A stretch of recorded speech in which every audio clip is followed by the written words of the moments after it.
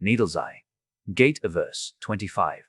Bathrooms across the hall, 3 doors down.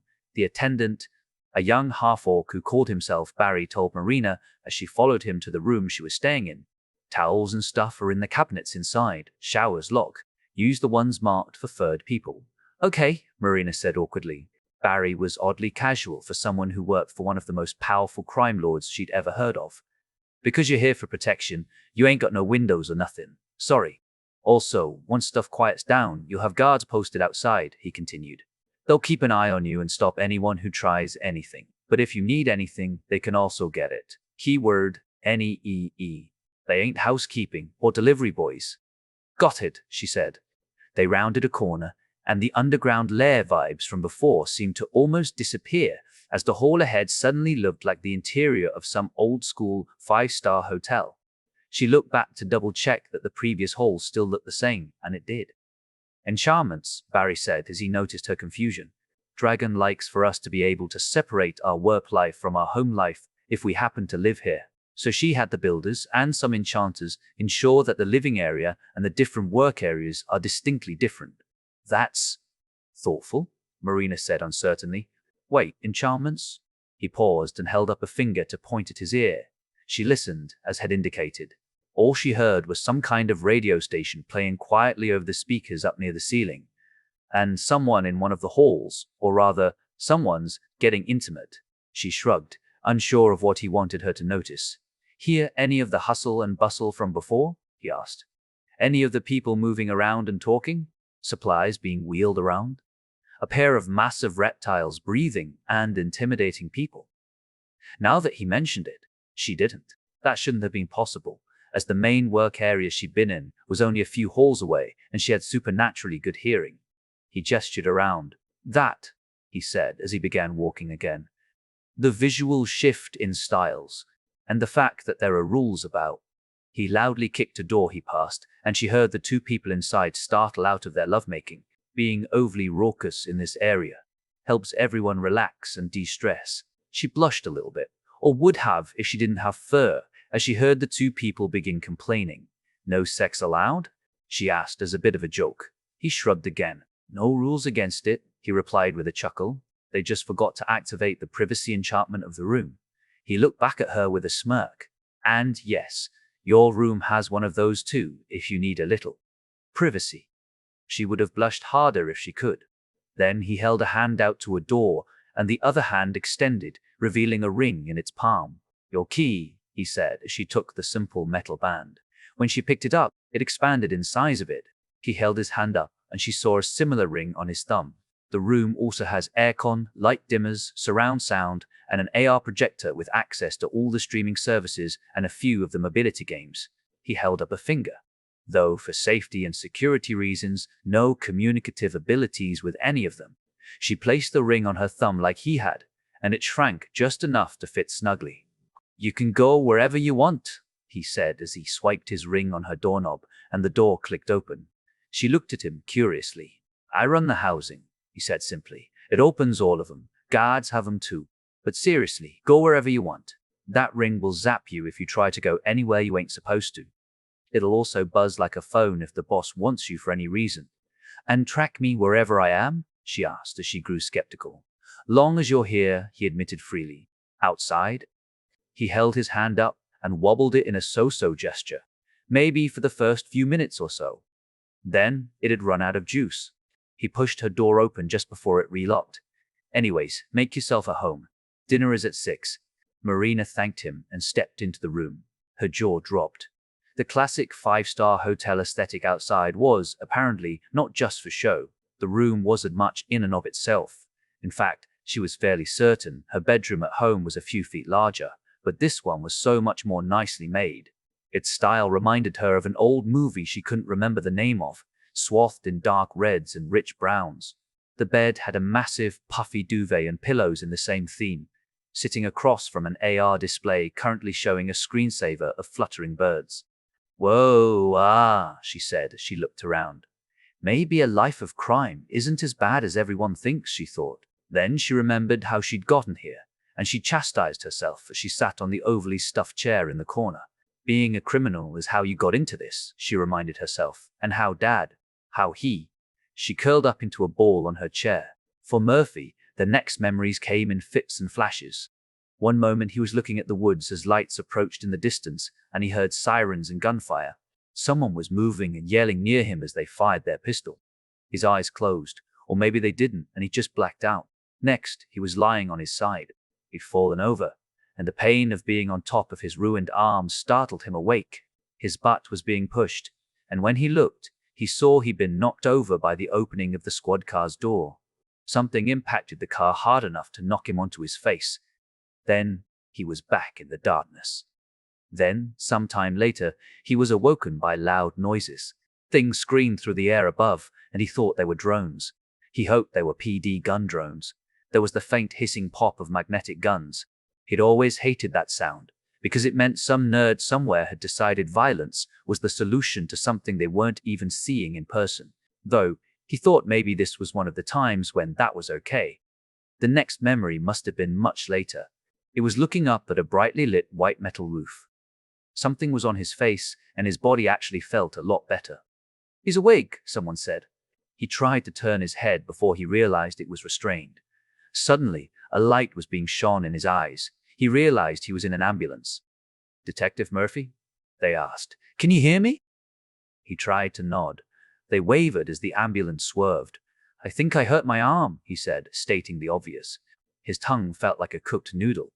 "Yeah, I'll say you did," the paramedic replied. "We've got it in a G-pod. We'll have that thing regrown in no time, detective. But first, we gotta get you to the hospital." They turned away for a moment. "Hey, what was that fucking thing?" the driver asked through the passage to the front. "Ask him what that was." The paramedic turned back, preparing an injection. "No Reg Tech," Murphy said, as he strained at his restraints. "What?" they asked. Murphy strained to see the G-pod, or green pod, as medical staff called them. "Take it off," he insisted. "No Reg Tech." "We gotta keep it on, boss," the para said.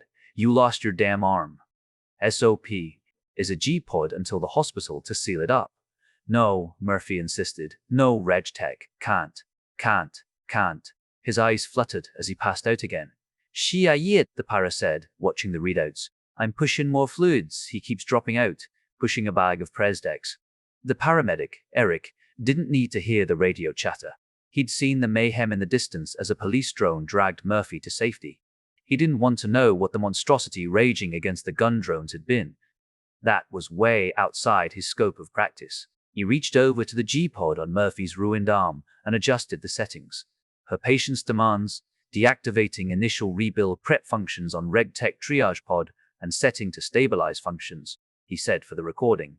Hospital staff can confirm once patient is more able-minded. He wondered why the detective was so against RegTech products. Eli grunted and groaned as he fell out of the crate and into the interior of the cargo bay. He'd been in there for almost 7 hours.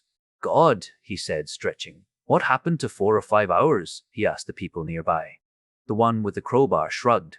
The other one, a tall man with tattoos running up the side of his face, spoke for him. "Checkpoints are stricter," he said in an Eastern European accent. "Things very difficult. What did you do to Box?" Eli tossed the bottle, now full of yellow liquid instead of its original blue, at the crowbar user. The man dropped it as soon as he realized what it was. "Improved it," Eli said. "Your enchantments were good, but they would have failed if the checkpoint used a multi-directional scanner." He watched the tattooed man's eyes widen. "Which, I'm guessing they did. Also, your haze blocker enchantments were weak on the left side. I buffed them up." "You are enchanter?" the large man asked. "Yeah," he replied. "Whole family is." He looked around. They were in a massive metal tube surrounded by crates. There was a loud humming noise. Then the whole thing shuddered, and his eyes went wide. "Where are we?" "We are in plane," the tattooed man said. "Is the fastest way. Plus, less checkpoints and politai." "Fair point," Eli said, bracing himself. "Now where's the bathroom?" He'd never been on a plane before. In fact, he didn't think many zoners ever had. He didn't like the idea of being thousands of feet in the air in a metal tube. As they led him into the main cabin, he froze every time the floor shuddered. "If people want to fly, they ought to use magic," he muttered as the plane took a dip so deep his stomach lurched. Needle's eye. GAT verse 26. Alexander Figueroa, or Fig to his friends, bounced up and down and swung his legs in tune to the music playing in his ear piercings as he sat on the edge of the roof.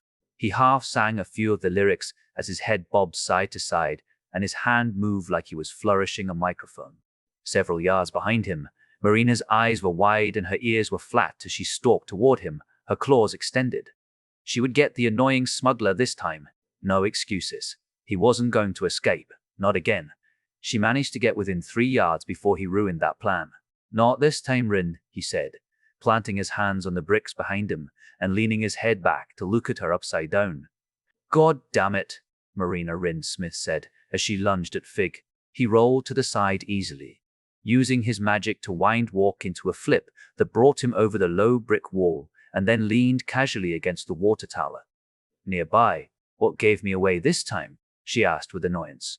I was suppressing my magic, and there's no way you heard me with those low blasters. Fig nodded with a grin. Yeah, you did suppress your magic pretty well, he agreed. Too well. A normie might not have noticed you coming, but for anyone with the glow, you were a walking void, an empty spot. Too easy to sense because it feels fucking weird, girl. She thought about that. It was good advice hidden within the light teasing. Damn it, she repeated. Then she sighed and held out her hand. You got the package? Fig held his hands up to show that they were empty. Do I? He asked as he spun around. She looked at him with an annoyed expression. Every runner in this city knows how good you are with the bags. Fig, she said flatly. Come on, man, just give me the weight. I gotta get through the wall and they close in 5. Fig looked sad that she wouldn't play along, but it was a playful, fake puppy dog kind of sad face. Then he nodded. Fair enough, he said. He unzipped his jacket and pulled his arm out of the sleeve. He paused halfway through the extrication and looked as though he was rummaging around inside the sleeve, but the fabric stayed flat. That's new, Marina said, moving closer to inspect the flat sleeve. It looked like only a third of his arm was in it, despite him still being almost elbow deep into the inner opening. A moment later, he pulled his hand out with a box wrapped in brown paper and taped over repeatedly. It was roughly the size of a shoebox. She inspected the bottom opening of the sleeve where a hand would normally emerge. Inside, she saw the telltale pink glow of bag magic. Ta-da, he said, holding the package out to her. You turned your sleeve into a door? She asked. How in the hell? He pressed the package into her hands. You don't play the game, he said with a snobby expression. You don't get the deets. She felt the sleeve up and found the trick. 2 metal rings and a couple pieces of W. She felt a bit more. W. Cardboard tubing? Plastic board, he said with a huff as he put his arm back into the sleeve. It makes the door and the illusion of a full arm. Now go on and get that to where it needs to go. She played along. Wow, Fig, she said in fake amazement as she began to walk backward toward the far side of the roof. That's such an amazing design. You are clearly a genius in all things smuggling related. Surely the governments and militaries of this world would kill to learn how to make such a devious creation. Fig mocked like he was accepting an award. Oh, darling, he said, pretending to wipe tears away. Your words, while accurate, are so kind and generous. Please. The two of them laughed. They'd gone through this routine every few weeks for the past few years. Hell, they probably would for the rest of their lives. Or until Fig's grandstanding eventually got him caught by the law or hired by the government. Tito's on Thursday? He asked as she stepped up onto the far side of the wall. She spun around to look at him. Block's still standing, right? She asked with a gesture at the buildings around them. I'll see you there, On, he said with a goofy salute. She returned it, then stepped off the building and fell the 10 floors to the street below. Her lion-like ears twitched as they heard him tease her one more time. Maybe you can finally get Vinny's number, he yelled after her. The taunt made her stumble a bit as she hit the ground. The landing startled a few people, mainly orcs, who'd been walking past. Yo, what's up, Rin? One of them called as she tucked the package into the hidden compartment Fig had inlaid for her, velcroing the enchanted flap over it to make a false bottom. Got any good stuff this time? Hey, Cag, she greeted back. Just a bunch of these, she said, pulling her hand out from the bag and flipping him off. The other orcs, whom she recognized as his usual friends and fellow rugby players, fell out laughing. Cag acted like he'd been shot in the heart.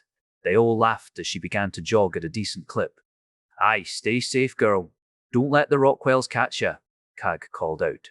She waved an arm over her head. Tell your dad I said thanks. She was already around the corner and heading toward the checkpoint in the wall. The checkpoint full of human quarantine zone officers, aka normies, aka Rockwells, aka QZs or Koozies, aka the bane of her and every other non-human's existence. But she knew how to handle them, and the heavily enchanted flap in her pack was the first part. Miss Smith, the first of them, greeted her as she got to the front of the line and held up her left arm. He scanned it with his tablet. Her identification chip gave him her details. Bit later than usual today, he said as he double-checked it. Always thorough, Sergeant Rogers, she said, handing her backpack to the officer next to him. Same as always, Odom, she said to that officer. Books and bullshit, she said in unison with the second officer as he peeked into her bag. He rifled through it lightly and then gave a thumbs up to Rogers, who hit the checkmark on his tablet. Odom handed her bag back as he waved her toward the door. No magical artifacts, otherworld food, plants, or animals on your person, right, Rin? Rogers asked, like he always did. Only in my stomach, she said, making the same joke as the 1,000 previous times. Give me 30 minutes, and I can give you a sample to inspect. She held her arms up as the scanner went over her. Haha, Rogers replied flatly as the scanner shone green. Someday, I'm gonna say yes to that just to make you uncomfortable. Maybe when we get that greenhorn next week. Make him grab one of the drug kits from the storeroom. Odom laughed. New guy? She asked, stepping through the far side of the scanner. He cute? The two officers looked at each other, then shrugged. Fuck would we know? Rogers asked. They ain't here yet. She shrugged back. Have a good one, guys. See you tomorrow. Have a good one, Rin, Odom said. Let your dad know he's got a steel shipment in the bay. Should be there tomorrow. She gave a thumbs up over her shoulder. Rogers was a bit of a hard ass, but she knew that, rigid or not, both officers were decent people. Unlike the QZ that stepped in front of her, halting her progress. She'd heard and smelled her coming from a mile away. Evening, Chief Barkhadi, she said, taking her bag off again and holding it at arm's length while spreading her legs and standing her tail out. Chief Barkhadi was not a normie. In fact, Rin wasn't even convinced the large, robotic-looking armored QZ was human. Some people called her a muck marcher, though Rin never knew why. Smith, Barkhadi said in a synthesized voice. Inspection. Rin looked down at her already spread-out form.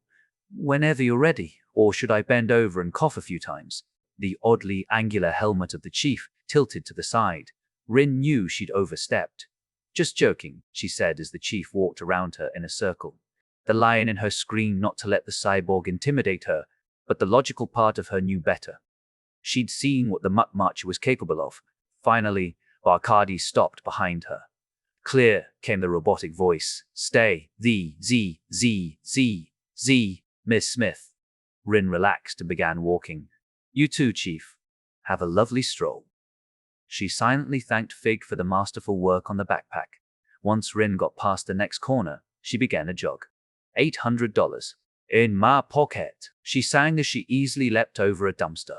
Then she rounded the corner into the park. In pre-diaspora times, the park would have been dangerous at night. But nowadays, it was full of deepborn who preferred the dark and city-enrolled druids tending to nocturnal plants. In fact, it was as she thought this that she realized just how quiet it currently was. She slowed to a stop. Where the hell is everybody? FSSSSHK. Something hit her in the sternum like a hammer. Her legs turned to jelly and she flopped onto the ground. She couldn't feel anything below her chest. Why does it smell like blood? Then she saw her fingers. Her night vision made it easy to see the red on them. Oh, she thought, that's why. Then, everything went dark. When Marina Smith awoke, it was to the stench and sight of death. She was naked, her midsection was sore, and she was not the only body she felt. Someone had thrown her into a pile of corpses. Naturally, she panicked. It took hours to extricate herself from the bodies. Each one was an otherworlder like herself. Many of them were fellow wearers. She threw up while panicking behind a crate, but stopped when she saw something in the vomit she definitely hadn't eaten. She hesitantly unfolded the wadded-up piece of sick-soaked paper. She recognized the neat handwriting immediately. I am so sorry, Rin. They have my Tia and Tio. I rigged their drops so they got fake silver, so you should be alive. But girl, you need to run. Don't trust any koozies. Don't trust your drop contact. Just run. Try to get through a gate if you can. I'm so sorry. Fig. Run. Voices approached the pile of bodies. Rin didn't stick around. She took her friend's advice and did what she was best at. In the middle of the night, naked, confused, and barely recovered from being killed, Marina Smith began to run. Needle's eye. GAT Averse 27. When Eli stepped out of the plane in Barstow, California, he did so while incredibly well dressed compared to his usual attire. Gone were the jeans and hoodie he had been wearing. They had been replaced in favor of a fresh off-the-rack blue suit with a black button-up shirt. And instead of a beanie, he now sported a set of Bluetooth hearing aids that wrapped around his upper ears. They weren't actually headphones, they once had been, but now they were simply vessels for minor enchantments that would redirect people's attention from his ears while also leaving a lingering illusion for a few minutes, should he remove them. His coat, oddly, fit remarkably well with the ensemble, and he was thankful for it, even if he knew that the dragon had likely arranged the outfit with his coat in mind. Oh, and he also had a magically grown beard, fake ID, and travel paperwork. The Eastern European henchman, whose name was Jason, said as he offered him a small envelope. Then he held up a small duffel bag, clothes for 3 days and paperwork for business venture with local Petravian merchant. He said with a smile and a nod, "Read on ride." Eli nodded. "Thanks, man," he said before offering his hand. Jason shook it but looked confused. Eli looked at him curiously. "I come with," Jason said, waving back at his comrade who was buttoning up the plane to take off again. "You do?" Eli asked. "Oh yes," Jason replied easily. "I am Fall Guy." "What?" Eli asked as they approached the two cars, one of which was much shabbier looking than the other. They hadn't mentioned anything like that. "We go through Fort Irwin Gate," Jason said. "Is open to public, but is still military base. Beard and headphones are good, but not perfect, so I go too. Get in line, few people ahead. Have drugs in bag, all legal, and if checked, prescribed by doctor. But not pre-approved." Eli nodded slowly. "And you have an accent, and will make a big fuss about it," he said as he understood the plan. Jason smiled as they finally got near the two cars. A driver opened the back door for Eli before tossing a set of keys to Jason. The last thing Eli saw before his door closed was the small shitbox burning rubber as classic pop from the 20s blared loud enough that his window vibrated from the bass. Then, as he pulled out the paperwork on his business venture, they began the short drive to the gate in the desert. Had never been to the place where every important revolution in the past century had started. DAM-023 scanned the area as it stepped onto soil for the first time. It was the first of its kind to transition through the RTI gateway and into the receiving area on the other side. Interdimensional translation successful, it reported, moving to designated standby area. As it stomped forward, a pair of RTI technicians waved it forward with a pair of ultraviolet wands. While it moved, it connected through a hidden back door to the local Petravian internet network. As it did, its location on the world was quickly triangulated and then linked to the satellites above. Local network connection established. It reported as two of its kind stepped into line beside it, determining optimal route to target location. RUS self-diagnostics was sent back and disseminated to its comrades. It complied and, after roughly 3 seconds, it determined that nothing had been affected by the trip through the gateway. 15 minutes and 27 other DAM units later, a single command was received by all of them. Proxy 2-word objective. Locate and secure. Indicated object. Return to gate for exfil. As the two techs who'd gone over their check stepped out of the way, the lot of them began walking out of the dank underground hideaway. As they emerged from the cellar, breaking the dual doors as they did, they emerged into darkness. DAM-023 sensors scanned west and saw the river nearby, confirming its location compared to what the satellites had shown. It scanned east toward its objective's suspected location. There it saw the Petravian Royal Castle. PR objected. Objective location visually acquired, it reported. Then, as the other units did the same, they began to lope into a run. Kenji kneeled as he set his tablet down on the ground, its screen deactivated. Then he bowed. It was a cultural affectation that his father had enjoyed about Japan. "Father," he said in his father's native language. Barnes has made his gamble. Yes, his father said as he sat and drank the tea that had been set for him. And you're here. I wish to report to you, Kenji said, and ask for guidance, or at least permission. His father, looking significantly grayer than when had first entered this world, raised an eyebrow. Permission, he mused. I was going to become more active. In the operation, Kenji answered. His father set the glass of tea down.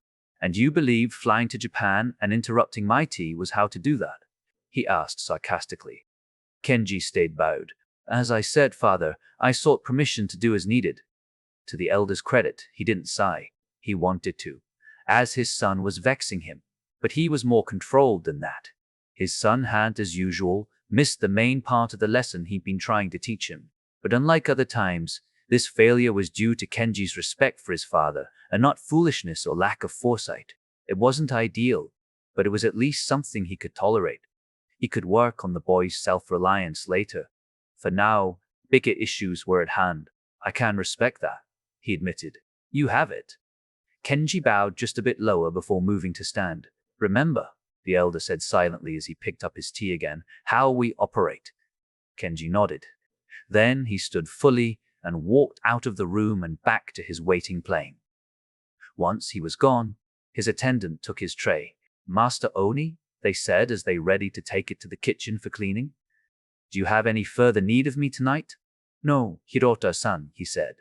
It is late. Please see yourself safely home. I'll see you tomorrow. She bowed, then left. He pulled out his cell phone. They were truly technological marvels that he would have killed to have centuries earlier in his life in the other world. He sent a message to his true right hand, the person who was actually in the position that his son thought he was in. Watch him. Stop him if he oversteps. A few moments later, he got the reply. Yes, sir. Marina awoke to the smell of bacon and lavender.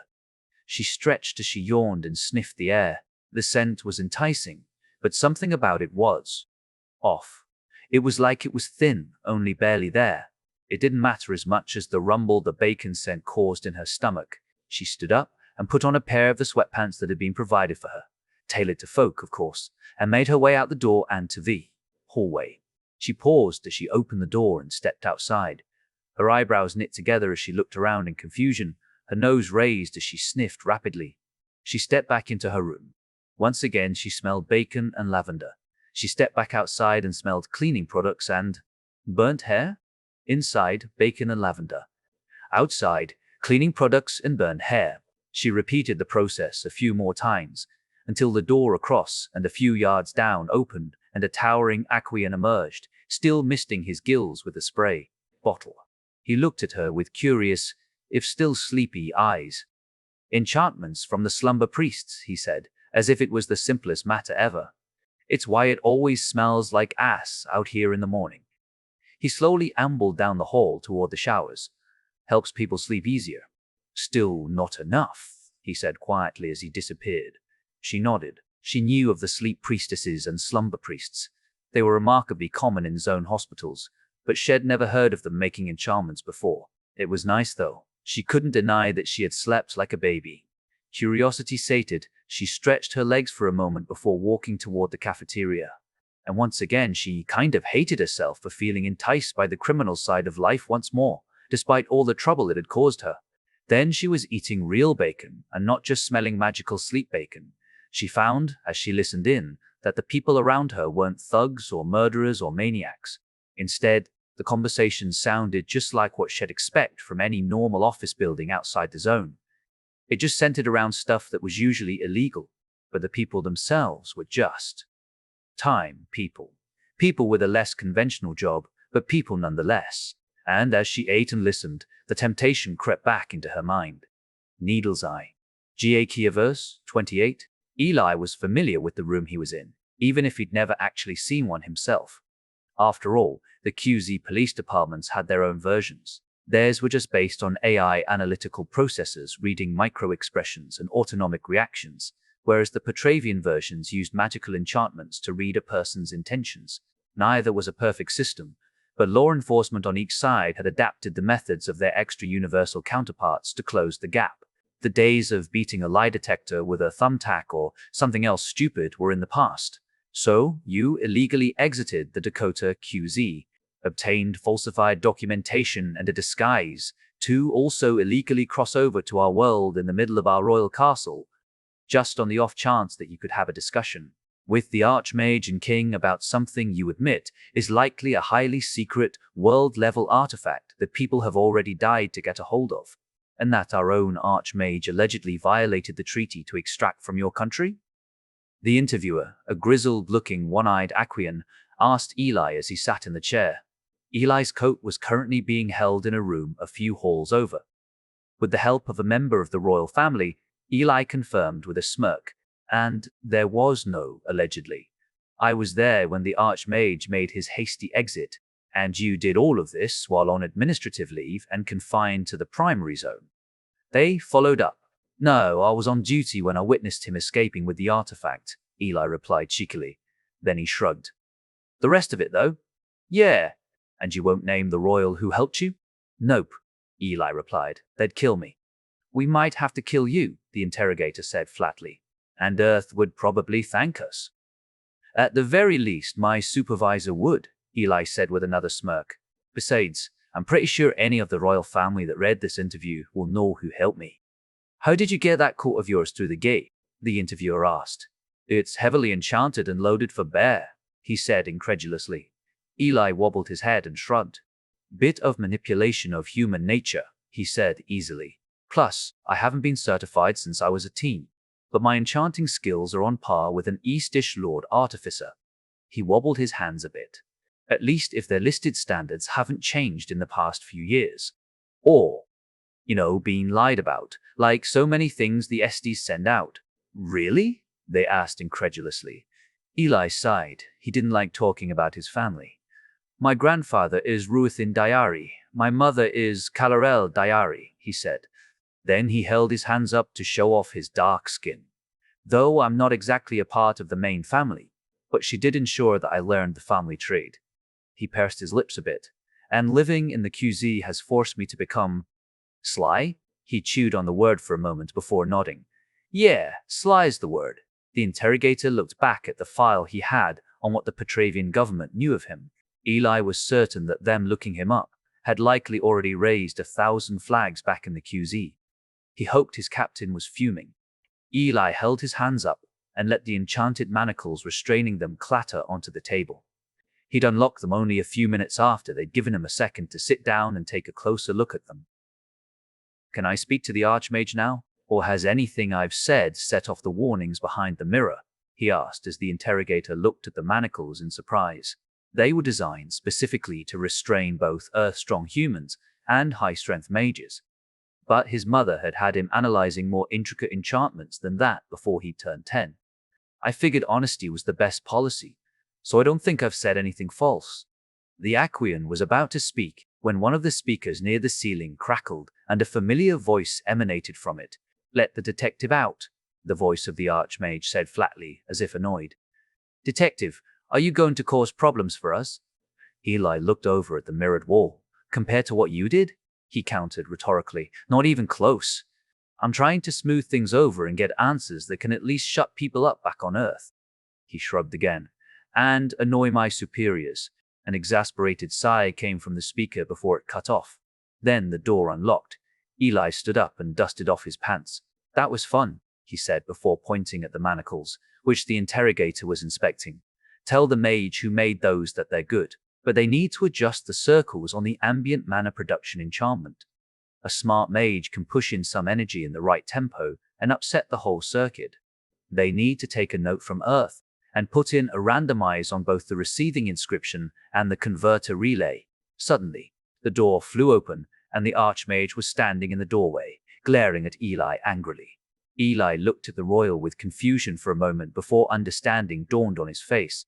He pointed at the manacles as he fought not to smile. Oh, that was you, he said smugly. In your defense, it's a common mistake on that kind of thing, and the ones my precinct has are way worse. He made an okay saying with his hand. Those were good. The Archmage took a deep breath before stepping aside and gesturing for Eli to exit. This way, suspended detective, the imposingly tall man said. Yes, Your Grace, Eli said earnestly. Marina had to yell to be heard over the biting wind. "Why on top of a mountain?" says, she asked, keeping her hands firmly pressed into her armpits as she hunched over. "First step of Adrian's training," Manara Choi said, circling as she walked. She held her arm up to point at a high peak in the distance. "That's Everest. Don't worry, you're not climbing it." Marina looked at the mountain in question before looking back at the seemingly unbothered crime lord. "Well, that's good to know," she replied with annoyance. "But why we're here?" Manara looked around in annoyance for a moment before waving her hand. As soon as she did, Marina felt a swell of magic. The wind died down almost immediately. "I told you," the tall, horned woman said as she walked forward. "This is the first part of Mr. Tieran's training." Marina looked at her with confusion. "Hanging out on mountains is going to teach me how to hide myself with my magic?" Manara Choi shook her head. "No, it's simply where Mr. Kalsang lives." "Who?" Marina asked. She just about leapt into the air, and potentially to her death, when a heavily accented voice replied from right next to her. "Hello." A smiling, hunched-over Tibetan man stood there with a wave of greeting. "Kalsang," Manara said with a beaming smile. Her form shifted into a smaller one as she held her arms up for a hug. "How are you? How are your children?" she asked in Tibetan that sounded almost naturally fluent, while the older man hugged her eagerly. "Very good, Miss Choi," he replied as they broke the embrace. "Choti goes to defend his thesis next week. Hopefully, it will be Dr. Choti when I see him after that." "Oh, he's such a smart young man," she replied. "He got that work ethic from his father." Kalsang's face reddened. "Oh, he gets that from his mother. I was never that smart." Manara laughed as she playfully slapped the older man's shoulder. "Nonsense." Marina was shivering as she watched the banter with mounting confusion. Manara noticed and halted the friendly conversation.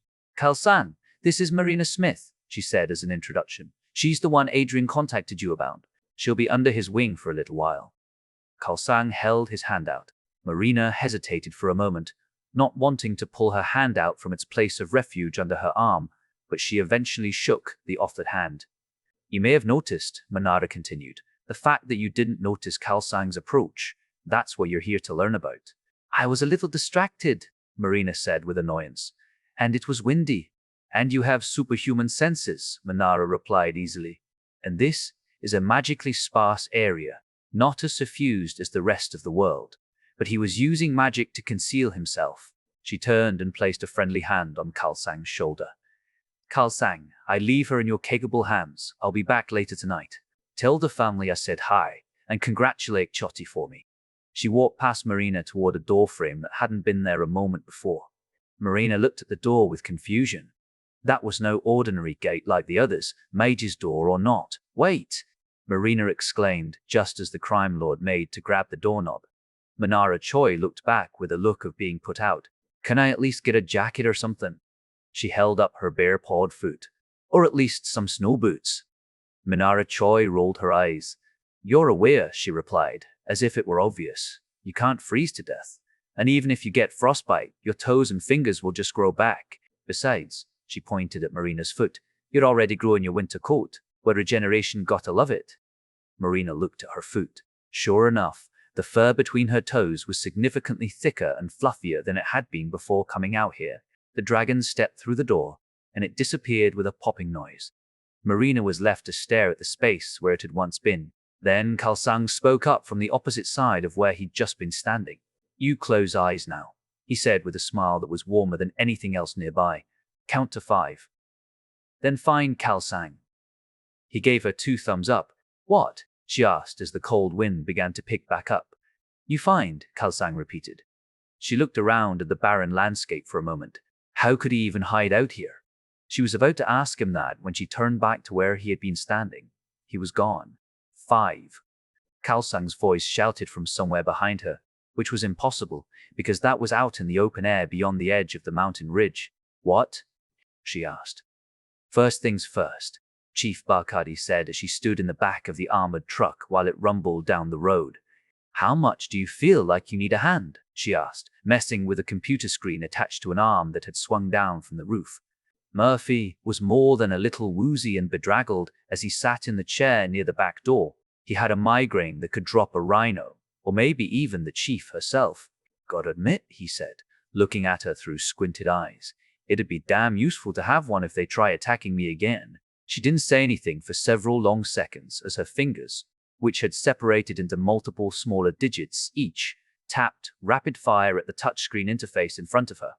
How good are you at handling pain? She asked after several seconds of him wondering if he'd hallucinated the conversation. He looked at her in mild concern. He said uncertainly.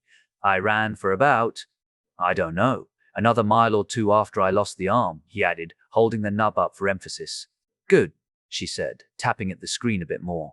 Then her hand retracted back into its normal five-fingered form, and she hit a final button on the screen. He watched her curiously as the cabinets in the side walls of the vehicle began making odd mechanical noises. She stepped over to a small receptacle, the kind that usually spat out magazines for weapons in vehicles like this. This is my personal duty vehicle, she said, as she retrieved a set of parts from the receptacle. Instead of the usual arms automata that most of these have, this one is uniquely equipped to assist me with my armor during interdictions that require me to adapt or repair my systems for different scenarios. As she spoke, her hands blurred as they assembled the parts she had retrieved. In the rare chance that my suit is compromised or I'm somehow damaged inside of it, it even has limited medical equipment to help me maintain combat effectiveness at least. Until I can get to a Thule, she continued, retrieving additional parts and continuing the assembly, including the tools and materials necessary to remap and reconnect my neurological sensors. Murphy watched the item grow with increasing fascination as he began to recognize the shape it was forming. He looked back at his ruined arm. I respect your choice to refuse treatment by an RTI asset, Barcady said. She began to slow down her construction. Small, finely crafted tools and implements extended from her forearms and began working in a spray of sparks and flame. Is that? Two? He wondered as he fumbled one-handed with his restraints. How was she doing all this while the truck was driving? Remain seated, detective, she said. I'm almost done with your new hand, but you're going to want to be strapped in when I attach it to you. He gulped. I'd also recommend removing your belt and using it to bite down, she said, holding up the wrist end of the newly crafted prosthetic to inspect its connectors and continue fine-tuning them. Suddenly her question about handling pain made a lot more sense. Well, you need a hand to fight, you idiot. Shouldn't have lost yours. When this is done, and you've had a chance to recover, she said, beginning to walk toward him, we'll discuss whatever that thing was that I killed. Needle's Eye. G.A. Kate Evers, 29. So, Chief Barcady began as she sprayed the area around Murphy's stump with medical disinfectant. What was that thing? W.S. kinda hoping you'd know, Murphy mumbled around the belt he had clamped between his teeth. With the RTI capsule removed from the end of his arm, he could feel the disinfectant and the cold air of the vehicle's interior on his damaged limb. It wasn't bleeding, as they'd regenerated a layer of skin over it, but the sensation was entirely alien to his mind. There wasn't supposed to be skin there. She set the spray bottle down and retrieved a trio of brass-colored, spike-like devices from where she'd magnetized them to her other arm. With a command he couldn't hear, the truck slowed to a halt. Brace yourself. This will only blunt it, she said as a needle extended from her pinky finger and injected a numbing agent into his stub. He winced at the slight pinch again, mostly because its location just felt wrong. It had elements of my kind in its design, she said. Deep-sea operative-style armor, though clearly not the same. He looked at her as he heard that. He'd had the same thought when he caught a few glimpses of the monster's full form. And of something that hasn't been seen in nearly, she began. Then her hand blurred, and Murphy's vision blurred with it. He almost bit through his belt as something stabbed his stump. His eyes went wide as he sucked in air through his nostrils. When he looked back down, one of the metal spikes had been driven into his arm. A century. And last time they were used, it was by an organization thought destroyed. She finished as she inspected the device. Humeral anchor-seated, she said before pressing a small injector tube into the small aperture in its back, which had begun oozing dark red blood. She squeezed, and Murphy felt like passing out. "Ah-ra-ra-ra-ra-ree," she said as she waited for a moment. Sealed, she looked up at him, her face visible through her visor. "Are you okay, detective?" Murphy groaned as he shook his head no. "Well, toughen up," she replied coldly. Then she held up the other two spikes. "That's the big one. These are the bad ones." "Bad ones?" he asked with tears in his eyes. Oh yeah, she replied. Then her hand blurred again and he felt 2 more stabs. At first it wasn't that bad, just a painful stabbing sensation. He'd been stabbed before, and this really wasn't that bad. Unlike the previous spike, they hadn't targeted a bone. But then he felt them spread out like some kind of mechanical octopi. He bit down harder as the pain intensified. The tendrils inside the spikes began writhing through his newly rearranged flesh. Infiltrating nervous system, she said as she watched something on her HUD. Bite down, detective. He did, but it didn't help. Harder than that. One of them finally found its objective as it touched a nerve. The pain spiked. Then Murphy screamed into his belt as, in his mind, his arm exploded into flames, and he passed out. W again. Told you, she said as she stood up and banged on the walls of the truck, causing it to rumble back into motion. She moved over to the workstation and began putting the finishing touches on his hand. When she did, she also put the RTI capsule into her material recycler and told it to process for reuse. She was glad she'd spoofed the signal of its tracker before they'd started driving. Even now, she was watching the feeds on the safe house they'd unknowingly been led to by her misdirection. Only a few minutes behind them were the squad she'd sent to meet them, heavily armed and armored, informed of the abomination she and her kind had fought in the woods, and fully authorized for the use of magic in combat. RTI was not as slick as they thought they were, and they were not going to be the ones with the advantage of surprise anymore. Despite being at the top of a Himalayan mountain range which was gorgeous now that she was paying more attention to it, Marina Smith was sweating. Khalsang was a goddamned ghost. She was sure of it. Or, if not a ghost, then some kind of magi tech-generated holographic image. Her ears flicked as she heard rocks tumble nearby. She sped in that direction, only to find a bank of soft, powdery, and very undisturbed snow. You not learning, Miss Marina? Khalsang's voice said from the snow. She knew he wasn't there, but she still had to make sure, so she swiped at the drift with her claws. Sure enough, it was just snow. What am I even supposed to be learning? She asked. A scent came on the wind, sweat, and some kind of meat dish that Khalsang must have eaten before they'd started. Or at least she hoped that was the case. It would be even more embarrassing if he was just sitting somewhere eating while she ran around like a chicken with her head cut off. Plus, all the activity was making her ravenously hungry. Tisk, tisk, he lamented as she ran upwind to try to follow him. You not learn. This is not hunting training, she snarled a bit. They'd been going at it like this for hours. This detection training, he said from somewhere up above. Mr. Tieran says you have good mana-blocking ability. But basic, he continued, his voice seeming to change position every few seconds. Too easy. You leave empty space where you are, instead of empty space where you want people to think you are. Like I do now with sounds, smell, and presence. She stood still, eyes darting around as her ears rotated like satellite dishes looking for a signal. Finding not lesson, he said. Doing is lesson. What? She asked, confused. What does that even mean? Where am I, Miss Smith? Khalsang asked, and from his tone he meant no offense by it. I don't know, she admitted. Isn't that the point? I'm supposed to find you?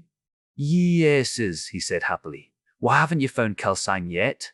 The sound of steps, tumbling stones and snapping branches, despite no trees being present, emanated from the area around her. The smell of food, sweat, flowers, and smoke seemed to flow on the wind. Yet despite that, there was no sign of a person anywhere. Because you're messing with me, she shouted, looking around to try to spot him. Khalsang let out a deep sigh. Do you see me, Miss Smith? He asked. No, she said uncertainly. So, do you think I can see you? He followed up. She looked around, ignoring the cacophony of overlapping sounds and intense scents. She didn't see how he could. They were on top of the ridge about 40 or 50 yards wide. There was no real cover anywhere save the occasional snowdrift or rock outcrop. No, she said with even less certainty. So how am I directing my illusions to confound you? He asked. She shook her head. It was a valid question with only one real answer. And just like that, it clicked. You're sensing my magic, she said softly, and I'm supposed to be learning how to hide my presence, she thought. There it is, Khalsang said from out in the open air. Now, Marina closed her eyes and focused. She drowned out the noises and scents, the fake sensations of the elusive mirage. She focused inward, toward her own magic. As she did, she began to hide it like she normally did. That's good, Kulsang said, though she ignored it. But I still sense you, Miss Smith. Shut up, she whispered as she continued disguising her manner, making it match the cold emptiness around her as best she could. From where he was crouched, hiding roughly 100 yards away, Kulsang smiled. Adrian was correct. She was quite good for a beginner. Are you aware of what godly artifacts are, Detective? Archmage and Prince Ernesta asked as the two of them walked, almost casually, through the castle. Only what they teach in school, Eli admitted. Tears, the sword of Kinesian, scales of the worldworm, things like that. The tears. Good, Ernesta said with a nod. Eli noticed how, when on his own, the prince walked with his hands clasped behind his back, almost like a soldier at ease. Moon goddess, right? What do you know about them? Yeah, Eli confirmed. As they walked, he noticed how the people they passed sounded muted and garbled. He assumed the prince had activated a bard's distortion field around them for privacy. Not a ton. Heard the story of Keller the mother. Even saw her statue one time when I came to the capital. That was decades ago, though. High school field trip? The prince wondered. We still called it youth lessons back then, Eli said. Youth lessons? The prince looked back curiously. That was nearly.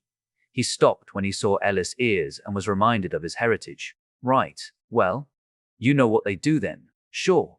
Though I don't presume to know everything about them, Eli replied easily. Few and foolish wizards ever would, Ernesta said with a tilt of his head. It's not the privilege of mortals to know the inner workings of divinity.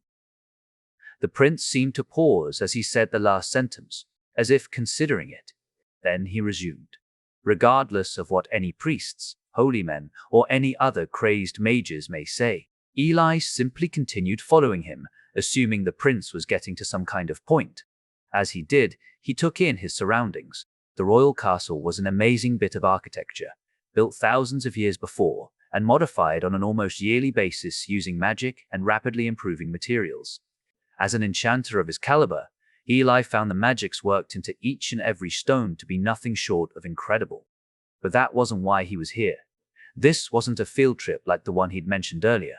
The artifact you recovered is one of them, Ernesta said, drawing Eli's wide-eyed gaze away from his inspection of the masonry. Or at least, we believe it was at one point in time. He stopped in front of a door with a set of eyes on it that stared at both of them. It was a mage's door, and heavily enchanted if Eli was any judge. He had never personally encountered one besides the one Manara owned. First, the prince said, if you tell anyone about anything you see, or about any of your passive observations about the castle's construction, he made a point to look at the parts of the building Eli had been gazing at as they walked. I'll be forced to track you down and kill you. Understood? You wouldn't be the first this week, Eli replied somewhat rebelliously, but he felt the prince drawing in energy passively and had no illusions as to how a fight with him might go, especially not after how he'd gotten back to this world. But yeah. Ernesta seemed to study him for a moment, then turned back to the door, which looked him in the eyes. Good, he said. Then he addressed the door. Vin, I'm temporarily authorizing the detective to accompany me to the newly crafted room. At no point is he to be in that room without me present. Should he attempt to access it without me, kill him. As you wish, Archmage. The door responded in a guttural tone before disappearing into the wall. The prince turned back to Eli with a slightly mischievous grin, noticing how uncomfortable Eli had become. Tell me what you know about the new god, he asked. Then he gestured for Eli to enter before him. Needle's Eye, GAT-averse 30, the new god? Eli wondered as he and the Archmage Prince walked through the mage's door and into the castle's most highly controlled area, aka the Silent God, the Eyeless God, the Blank God, the Nameless God, the one who watches. That's the one, Ernesta confirmed. Eli considered it. Gods were a difficult subject on Earth. Their existence had never been fully embraced by most Earth cultures, at least not openly.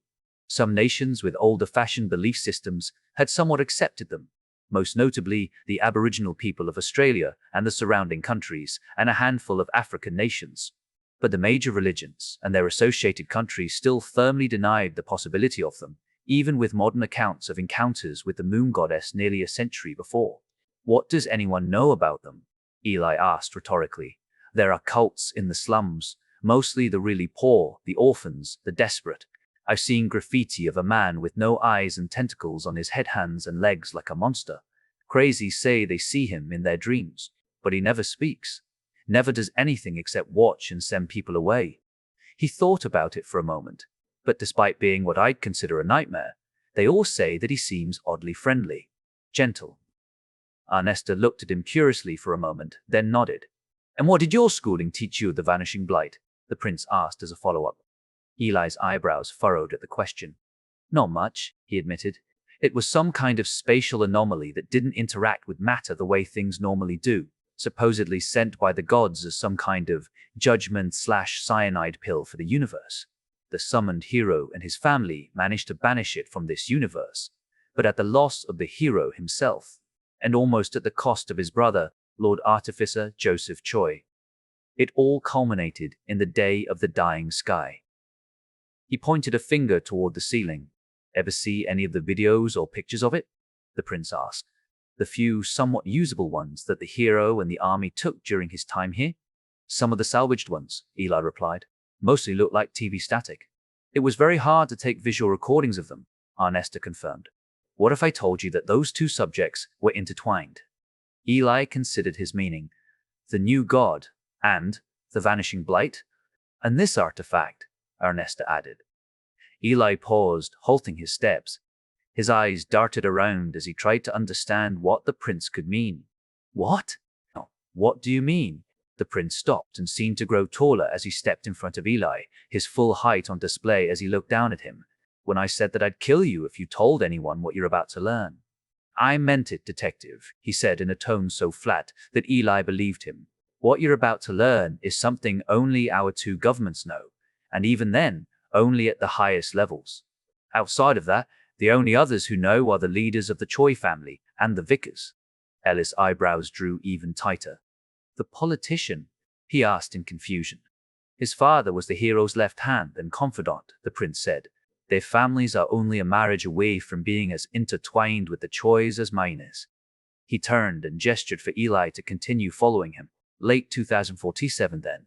Specialist James Choi gets summoned here through a ritual communing with the gods to save our universe," he said as he resumed his arms behind the back walk through the winding hallway. "He learns about the Vanishing Blight and learns that he's basically useless for handling it. Mid-2048, his brother, mother, and one other transit through what we all now call the Fort Irwin Gate, though not through the same method." "The early door knocker device," Eli chimed in, as if he were back in school. "Correct," Arnesta replied without missing a beat. "That same year, an entity tied to the blight known as the Cleanser destroys a massive swath of this country and attempts to do the same to the Druidic forest. The hero and everyone else respond, including my great-aunt, and the Lord Artificer Choi, though at the time he was just the apprentice to the Archmage and newfound lover. Though that's not as important." Ellis' eyebrow rose. He knew about Joseph Choi and the Green Lady Valeri. Their children were still making waves to this day, especially their granddaughter, Minara. "Joseph Choi died in that battle," the prince said. Eli almost halted again, but the prince didn't pause. "It doesn't take. 7 years later, he somehow comes back to life.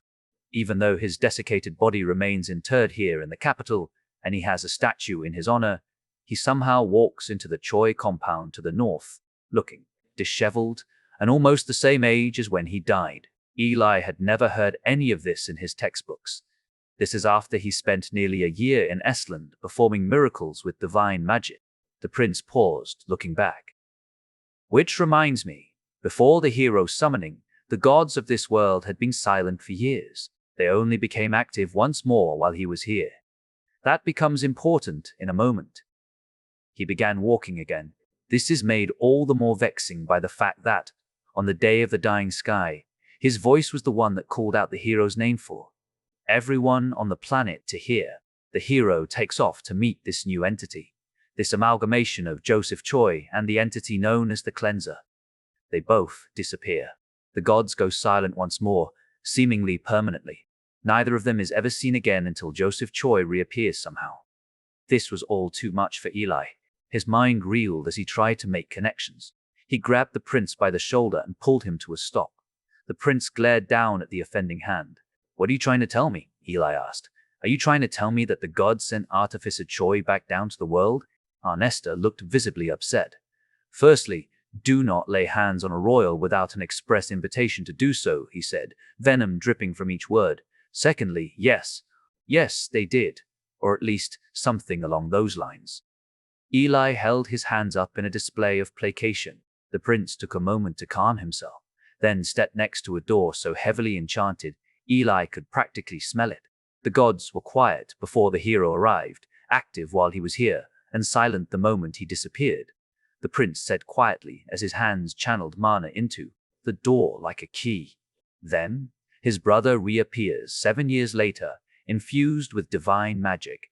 He spends the rest of his, admittedly tragically short life, telling our families that he thinks his brother might have become some kind of god. He took a deep breath as the enchantments deactivated, or at least something akin to a god. Eli listened with wide eyes. A god, the prince continued, turning the handle as the locks whirred, who he described as having empty, bottomless eyes, tendrils of similar emptiness for hair, and the arm and leg of a werewolf and his old Drake companion, respectively. He looked back at Eli as the door opened, just like a certain new god. Eli stepped forward to behold an armory the likes of which he'd only heard of in fairy tales, but the hairs on his neck stood up. He felt the enchantments in his coat stutter. His very soul felt as if it were being drained. Countless artifacts sat within. Every single one looked like the TV static images of the Blight. A sword had a blade of the stuff. A shield had a swirling, pulsating pattern of it. It was painful to look at. His eyes were drawn to a glowing orb set on a small stand above a familiar wooden box. The door slammed shut. The prince, sweating and bedraggled, panted as he reactivated the enchantments. Were those? Eli began. Holy artifacts of bygone eras, the prince confirmed, gathered over millennia, all corrupted somehow. All on the day of the dying sky. And the orb was a tear of the moon goddess. Formerly, Arnesta confirmed. We had 3, this makes 4. The running theory is that it symbolizes the death of the G. Eli grabbed the prince by the hem of his robes. You knew what it was before you even laid eyes upon it back on Earth, he accused. That's why you were willing to blast your way back here with it. What the hell did you people let fuck up my town? People are dying. Suddenly, his hand was clamped in a vice grip. The prince's larger hand crushed Eli's with ease. I warned you not to touch me, detective, the prince said, his eyes full of wrath. Secondly, you may have noticed that I said we had 3, and that this one makes the 4th. Eli realized the implication. This was a new addition, which was why it wasn't with the others. He was about to apologize when the lighting in the hallway switched to a flashing dark blue. What does that light mean? He asked. The prince's grip loosened. A siren wailed in the distance. The castle's under attack, Arnesta asked quietly. Before Eli could speak, a massive hand grabbed his jacket. The two of them moved in a blur. A split second later, they were back outside the major's door. Eli stumbled to his knees, catching his breath as the world became alive with the sound of battle. Murphy awoke once more to an unfamiliar upward view. Last time, it was the inside of a hospital. The time before that had been an ambulance. And now, he woke up in the back of an armored and customized police interdiction assault truck. It wasn't as enjoyable as it sounded. He groaned as he stirred to consciousness. Then, as he sat up, he braced himself with his hand. The first thing that alerted him to the difference was the sound of a metal clank as his hand hit the deck of the floor. This was further distinguished in his mind by a dull, throbbing ache in his upper arm, and by a nearly complete lack of tactile sensation from touching the floor of the vehicle. The only thing he felt was the sensation of pressure on something akin to his palm. He couldn't feel the metal, the rubberized grip pads, or even the air running across the back of his hand from the air conditioning. He startled as he remembered what had happened before he passed out. He held his hand up in front of him, his new hand. It was all sleek metal and polished plates with color-changing coatings on top. Basically a smaller version of the kind Barcady and other muck marchers had.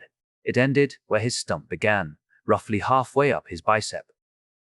Carbon nanotube reinforced titanium alloy with Kevlar-sheathed fiber optic cabling. High-density hybrid LED coatings, in case you need to change the color or use it to display information. Interface is on the inside of the wrist, Chief Barcady said from where she was sitting in front of a set of screens. Combination of a bottomless chamber microreactor for a power supply, but the battery can be charged via kinetic manipulation, or it can run on low power mode using biologically sourced electricity, or a simple plug that connects near the interface. The whole time she'd been speaking, Murphy had been inspecting the new prosthetic. It was sleeker than the armor she used, though it was also clearly not made solely for combat like hers was. It was also stronger than he expected. He had it grab his other arm and slowly increase the pressure. After only a few seconds, he'd had to release the grip as his arm began aching from the pressure. He hadn't even felt like it was close to its strength limit. That was another thing. While it didn't seem to have much sensation, moving it was as simple as moving his original arm had been. When he told it to splay wide, it splayed its fingers wide. When he told it to close, it closed. When he had it drum on the deck, it drummed like his old hand. It even had the fraction of a second delay that his pinky had possessed since it broke when he was a young beat cop. Its nervous system integration makes it mimic the same patterns as your body was always used to, she continued, as if reading his thoughts about the pinky. Or maybe her suit had noted the delay and compared it to some kind of diagnostic. Tics and habits will still be there. It's designed that way to make adjusting easier. She paused, and he didn't hear her as, inside her helmet, she spoke to herself. Maybe even too easy. Easy to get used to it. Thanks, he said uncertainly as he used it to pull himself up using one of the numerous support handles scattered around the inside of the cabin. How much am I going to owe you for this? He asked in jest. Curiously, she actually turned around as if to look at him, though he knew she could see him with her suits. HUD, just keep being one of the few good cops on the force, she said flatly. That's more than enough for me. Murphy walked over to where she was sitting, though as he got closer, he realized that she had no chair and was simply locked into a sitting position in her suit. What are ya? He began as he looked at the screens. What are you watching? Is that a firefight? Suddenly, he became aware that through the hull of the truck, he could faintly hear distant gunfire, though it was heavily muffled. It reminded him of his time in the Corps. You kind of passed out, she reminded him, so I didn't get to tell you. But RTI had a built-in tracker on the capsule they put on your arm. Nothing overly malicious. Records show that it was simply a recovery device meant for if the capsule got lost or stolen. But data logs on the device showed it being activated the second it was registered to you. RTI was tracking me? He asked, suddenly growing angry. This damned corporation was way too cocky. Oh yeah, she said, but I caught it and had a spoof signal in its place before we even got outside the hospital. He looked at the screen, where heavily armed and armored zone security officers were engaging in a fierce firefight with almost equally armed thugs. RTI. His goons, he had no doubt. Curiously, both sides were using magic to engage each other. And you led them into a trap? He asked. Oh yeah, she said again, and RTI took the whole damn hook too. You authorized magical force? He asked, surprised. She was not known for being fond of magic.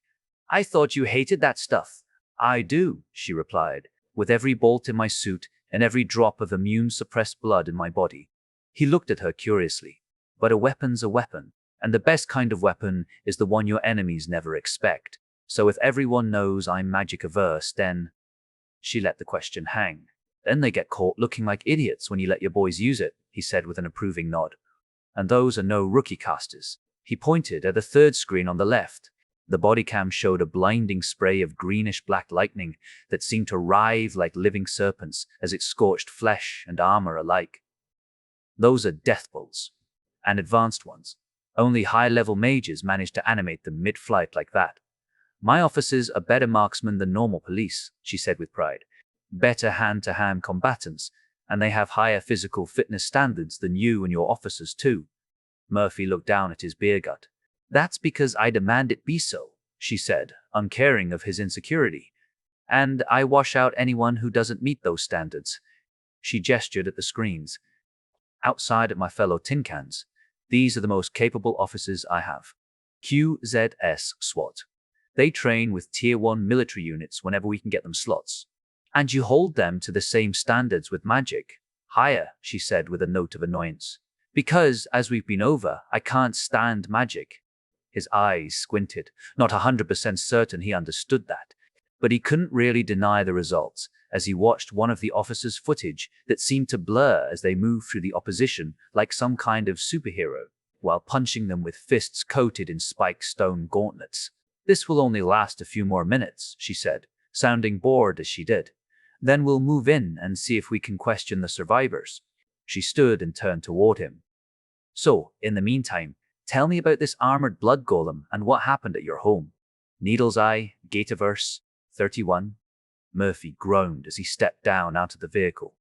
His new hand, or rather the connection to it, ached as he held onto the handle next to the rear door. It wasn't anywhere near as bad as it had been when Barcady had. Barcady inserted. Bark, the interface components. But it ached. There was a clunking noise behind him as the mutt marcher followed. Here, she said through her suit speaker, causing him to turn around. My men have the area secured. But that hasn't meant much to these assholes lately. If they try anything again, you'll need more than just that new hand. Murphy's eyes widened at the sight of the familiar firearm she was holding out. It was scratched to all hell and still dirty. Instead of the drum magazine it had featured before, it now had a seemingly new box magazine. In her other hand was a belt with a set of magazines magnetized to one side and a holstered service pistol on the other. Where the hell'd you get my Atty? He asked. One of my siblings found it about 20 yards before they intercepted the cyber golem, she replied. Figured you must have dropped it when you passed out or something. Can't blame you. Are these new mags? He asked as he inspected them. The metal's still shiny. She nodded. Fresh from the auto armory, she said, jerking a thumb over her shoulder. No frag rounds, unfortunately, but you've got 3 mags of buck and 2 of slugs. Make 'em last. Murphy checked the chamber and then slotted a round of buckshot home. Shit. Thanks, he said. You should be glad I'm already married, Chief, or that'd be proposal territory. Her helmet tilted like a curious dog's might. With the amount of recording devices just on my helmet, you should be glad I don't go for blackmail, she said flatly. Otherwise, that'd be a hell of a soundbite. Murphy blushed a little. Before he could say anything, she slammed a hand against the truck, and the door began closing on its own as she started walking. Now, let's go interview some of these ambushers, she said in a creepy tone that he wasn't sure he liked. He moved to follow. A few minutes later, they were approaching a group of heavily armed and armored QSEC officers, her personally chosen detachment for this kind of job. Behind the perimeter, a pair of officers were using magic to guide a set of I-beams and concrete slabs out of a bottomless compartment on the side of one of their vehicles. These were moved into place swiftly before being sprayed with Instacrete canisters that a third officer was using to secure the items. The result of the hasty construction was a temporary building as sturdy as any bunker, but one that could be sprayed with solvent and broken down almost as quickly as it had been set up. Already, a small group of restrained combatants was being herded into a portion of the building. A much larger group of enemy combatants was being carried out of the building Barcady had set her trap in, placed into bottomless coroner's bags. A drone flew over each one, snapping pictures of their faces and scanning their eyes before the officers sealed the bags. He'd seen similar systems used during his time in the military, though he'd never seen them put into effect with such efficiency. Barcady may have been a lot of things, but she was clearly not one to suffer any inefficiency in her officers. The first officer to greet them only spoke enough to say, "Detective," to Murphy with a nod. He only did so after holding up the tablet fastened to his forearm and swiping its data in Barcady's direction. Then he resumed his post, and the two of them continued past with no challenge. Apparently, RTI considers you quite a threat, Detective, she said a few moments later as they neared the temporary detention building. They sent a total of 37 of these thugs to come get you, even after they'd learned that you were maimed and drugged. Murphy looked over at the procession of bodies being removed, catalogued, and stored. Probably because they knew you were with me, he said. Her helmeted head shook. No, I ensured that none of their messages relayed that information, she said. They only knew that you had left. Once I got there, they only sent what I allowed. As far as they knew, you had a simple police cruiser and 2 officers pick you up and take you to a safe house. And they sent all this? He wondered. I guess that makes sense. Her head turned toward him. I escaped their initial ambush at my place, he explained. not only escaped their perimeter, but killed a handful of them and evaded that cyber golem. All in the middle of the night in my bathrobe. A guy who can do that has to at least register as being wily. She nodded in agreement as an officer opened the door for them. Inside, armed officers stood guard over a huddle of restrained thugs. Murphy gawked at the sight of them. They were strung up like they'd been wrestled by cowboys at a rodeo, and each of them had magical restraints and scramblers. There were at least a dozen in the room, though some appeared unconscious.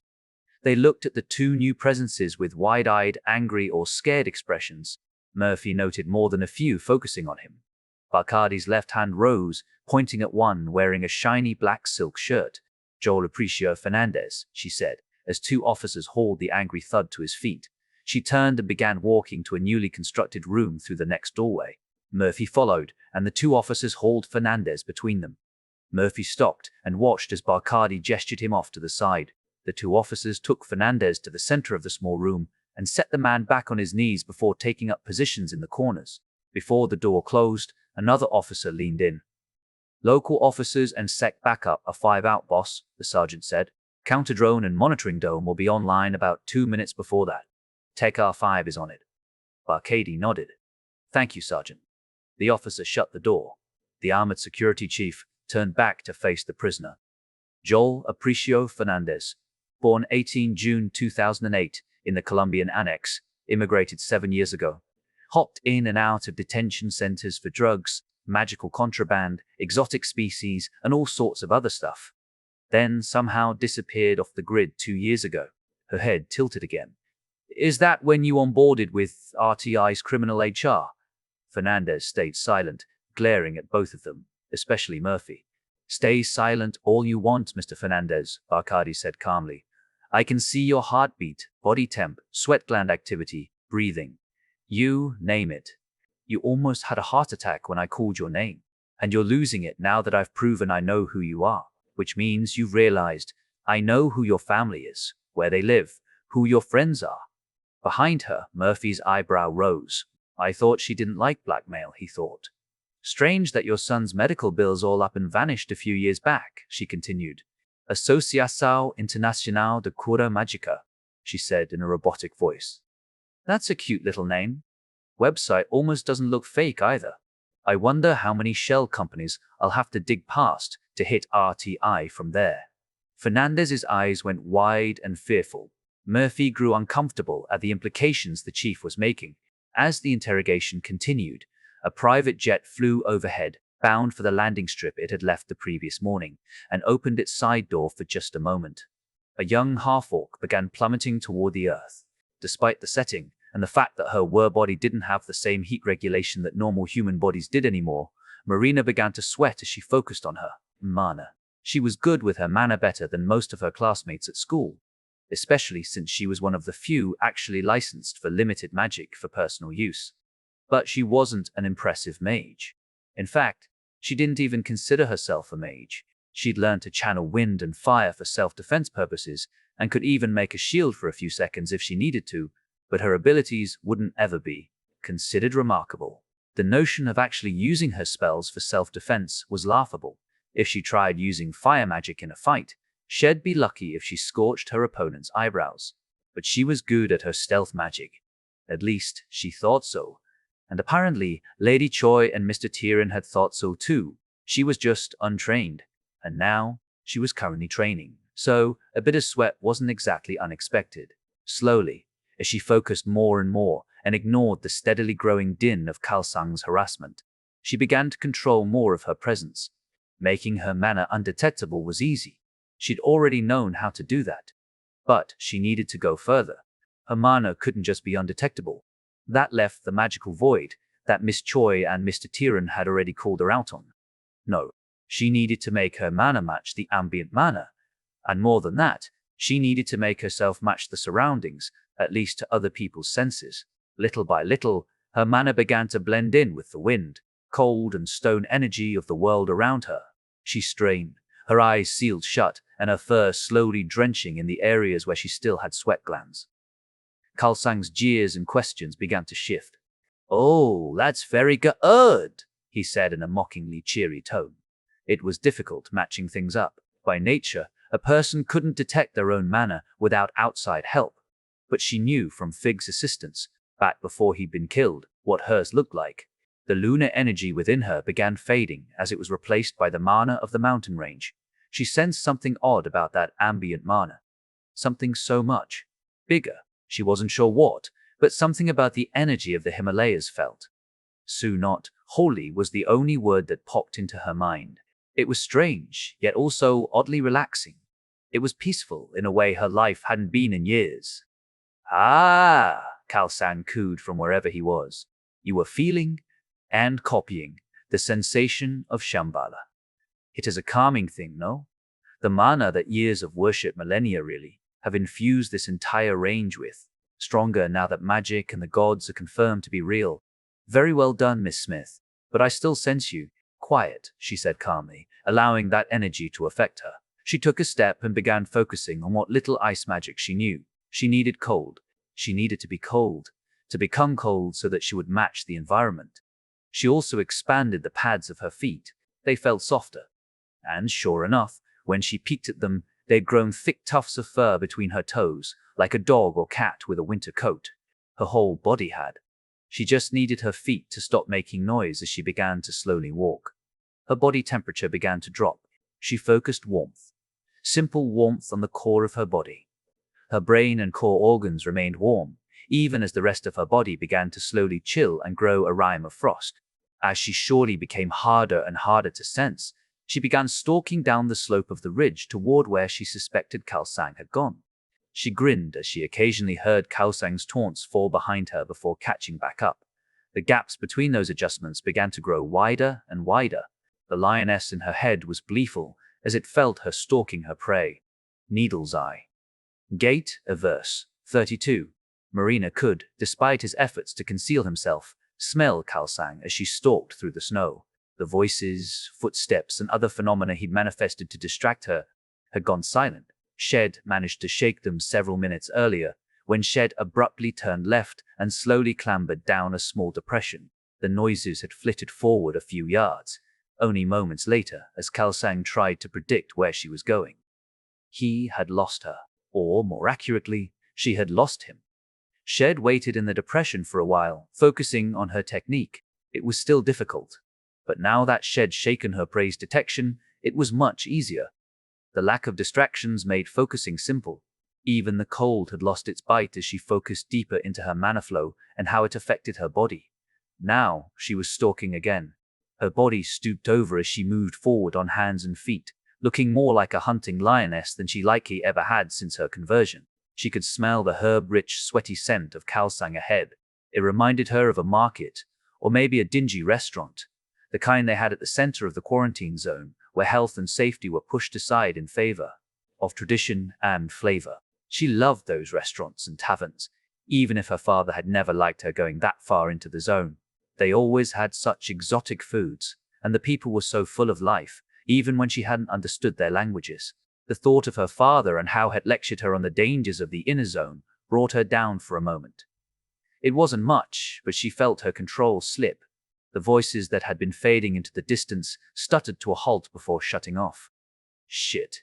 She quickly refocused and scampered along the ledge she had put herself on, desperate to avoid his detection. Once Shed moved some 50 yards from her previous position, she reacquired the spiced scent of Khalsang. She stalked forward for what felt like hours, pausing to catch the scent again as the wind shifted. Finally, as she crept around a large rock outcrop, she knew she was close. His scent was so thick in her nostrils, it felt like she was swimming in it. Her feet splayed wide, their tufted pads muffling the crunch of snow as her magic suppressed any noise except the wind. He is near, the other Marina said in her head. His gains will end. Like all the times over the years, she ignored that voice. For some, that voice was intrusive or seductively controlling, but for her, it had never been more than a mild annoyance. Yet, as she hunted, she let it guide her. He's right here, it said. She leaped over the small ridge and pounced on the source of the scent on Khalsang, and slammed face first into something soft, followed by hard-packed snow and ice. It took a moment to right herself as she skidded past her target. When she did, she looked around in confusion. There was nobody there. She looked down at the soft, Kal Sang scented source of her confusion. In her hand was a dark red, very worn-out scarf. "That's not bad," a voice said from behind her. Once again, it was coming from the open air where nobody could be. The second she heard the voice, she jolted. In her eagerness, Shed dropped her focus. She tossed the scarf aside and dove to get out of sight. "Stop, Miss Smith," Kal Sang's voice called out from the same place. "We're done." Marina skidded to a stop and slid on her butt for a moment before turning back. There stood Kal Sang, the real Kal Sang this time. He was actually in the spot his voice had come from. A small pair of snowy eddies swirled beneath his feet as he hovered in the open air. He held his hand out, and his scarf swirled through the freezing wind and into his grasp. "That was very good, Miss Smith," he called out as he moved closer and sat down on the ground. "I see why Madam Choi and Mr. Tiran find you interesting. You are a very fast learner. You will be very strong. And that's not an easy skill for a person, especially a were person to use. Hard to focus. You focus good." "Wait," she said, standing up and looking around. "Were you even on the mountain?" "Ha!" He laughed loudly. "Very good. You figure it out fast, just like the stealth." He pointed up. "I was up. Watched the whole time. You, very good." He produced a satellite phone from inside his jacket. "So I couldn't even find you? That's cheating." "No," he said casually as he dialed the number by memory. "But that is not the point. You learned. You changed. This is good."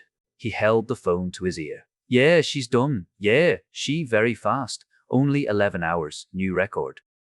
He listened for a few moments. "She need to learn visual redirect, but that's normal." "Yeah, open door. You have the location from the phone." Marina startled as she suddenly felt warmth from behind her. A magical energy vastly different from the ambient mana of the mountain. "This way, Miss Smith," the familiar voice of Miss Choi's mage door said. "You are suffering from severe hypothermia that is being magically disregarded. We need to warm you back up." She looked back at Kal Sang, who had a massive smile on his face as he gestured for her to step through.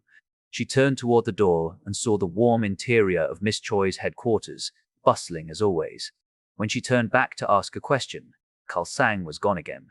Remembering what Head revealed, she looked into the sky, but he wasn't there either. "Mr. Kal Sang?" she wondered. "Step through, Miss Smith," his voice said from inside the door, despite the fact that he hadn't gone past her. "And good work today." She shook her head and stepped through. After a moment of vertigo, she immediately overheated. It was roasting in the gang headquarters. She felt faint before a set of strong hands caught her and wrapped a blanket around her. A large pair of scaled and clawed bare feet stepped in front of her. "Kal Sang speaks highly of you," Miss Choi said, looking down at Marina, who was curled up and shivering. "That's good. What is he?" Marina asked, her teeth chattering even though she felt like she was boiling alive. "Someone you really don't want to see in a dark alley," the dragoness said. "He's very sweet and friendly, but I would never make the mistake of saying he's a good man. Now come. Bring her to the healing ward. Her body's regenerative energy is all out of whack from the cold. We need immersion. That'll get her stabilized." Several large workers bundled her in the blanket and carried her, making her 7-foot frame feel tiny as they headed for the healers. This is a high-octane action sequence. The technical details of Ellis magic and the description of the flesh golems are very vivid. I have corrected the spelling, standardized the dialogue punctuation, specifically lowercase tags like 7T, he said, and organized the line breaks to ensure that new speakers and major shifts in action have their own paragraphs. The corrected narrative. As he and the small squad he was with reached the front line, Eli wasn't completely certain what he was looking at, but something told him that it was the thing Manara Choi had told him had attacked Murphy. More specifically, he was fairly certain that he was looking at several dozen of them. It was painfully obvious from the armor they seemed to be integrated with that these things were creations of Earth. He doubted they were military, but there were definitely some major similarities between their mechanical parts and Earth, specifically American muck marchers and special forces exosuits. On top of that, they were some kind of flesh golem. They looked like bloodstone golems, but there was something different and much more muscular about their construction. And boy, were they wreaking havoc. Each of them stood, at least in his estimations, 9 or 10 feet tall. Their limbs moved with a fluidity that was at odds with their rigid, segmented armor and could seemingly extend for several yards to nearly 15 feet. Each of them oozed magical energy in waves of varying types. Petravian castle guards, mages, and riflemen were fighting ferociously to keep them off the wall some 100 yards away, but nothing they did seemed to do much more than slow the things down. Bullets from the Petravian rifles either ricocheted harmlessly off the armor or punched through the flesh, only for it to knit back together almost instantly. Spells only seemed to have a lasting effect when they overwhelmed the creatures with massive amounts of force and destructive power. This usually required multiple mages to work together. Even then, it wasn't a sure thing. He watched as a mage used earth magic to pull a slab from the top of the wall, easily a few tons heavy, and slam it onto one of the monsters that had gotten over. It flattened the creature like an insect. Yet, even as Eli watched, the fleshy mess began to roil and bubble as it pulled back together, and the slab began to shift and rumble. He didn't have time to take notes, as he and his team were directed toward the wounded who had been pulled back from the fight to heal. He and his magical litter were sent to where a large were. Rilla was being attended to by several healers as they stabilized him. As he approached, he saw a guard in full plate get grabbed from the parapets and launched over the wall by a massive, writhing tendril. The man screamed as he flew off into the distance.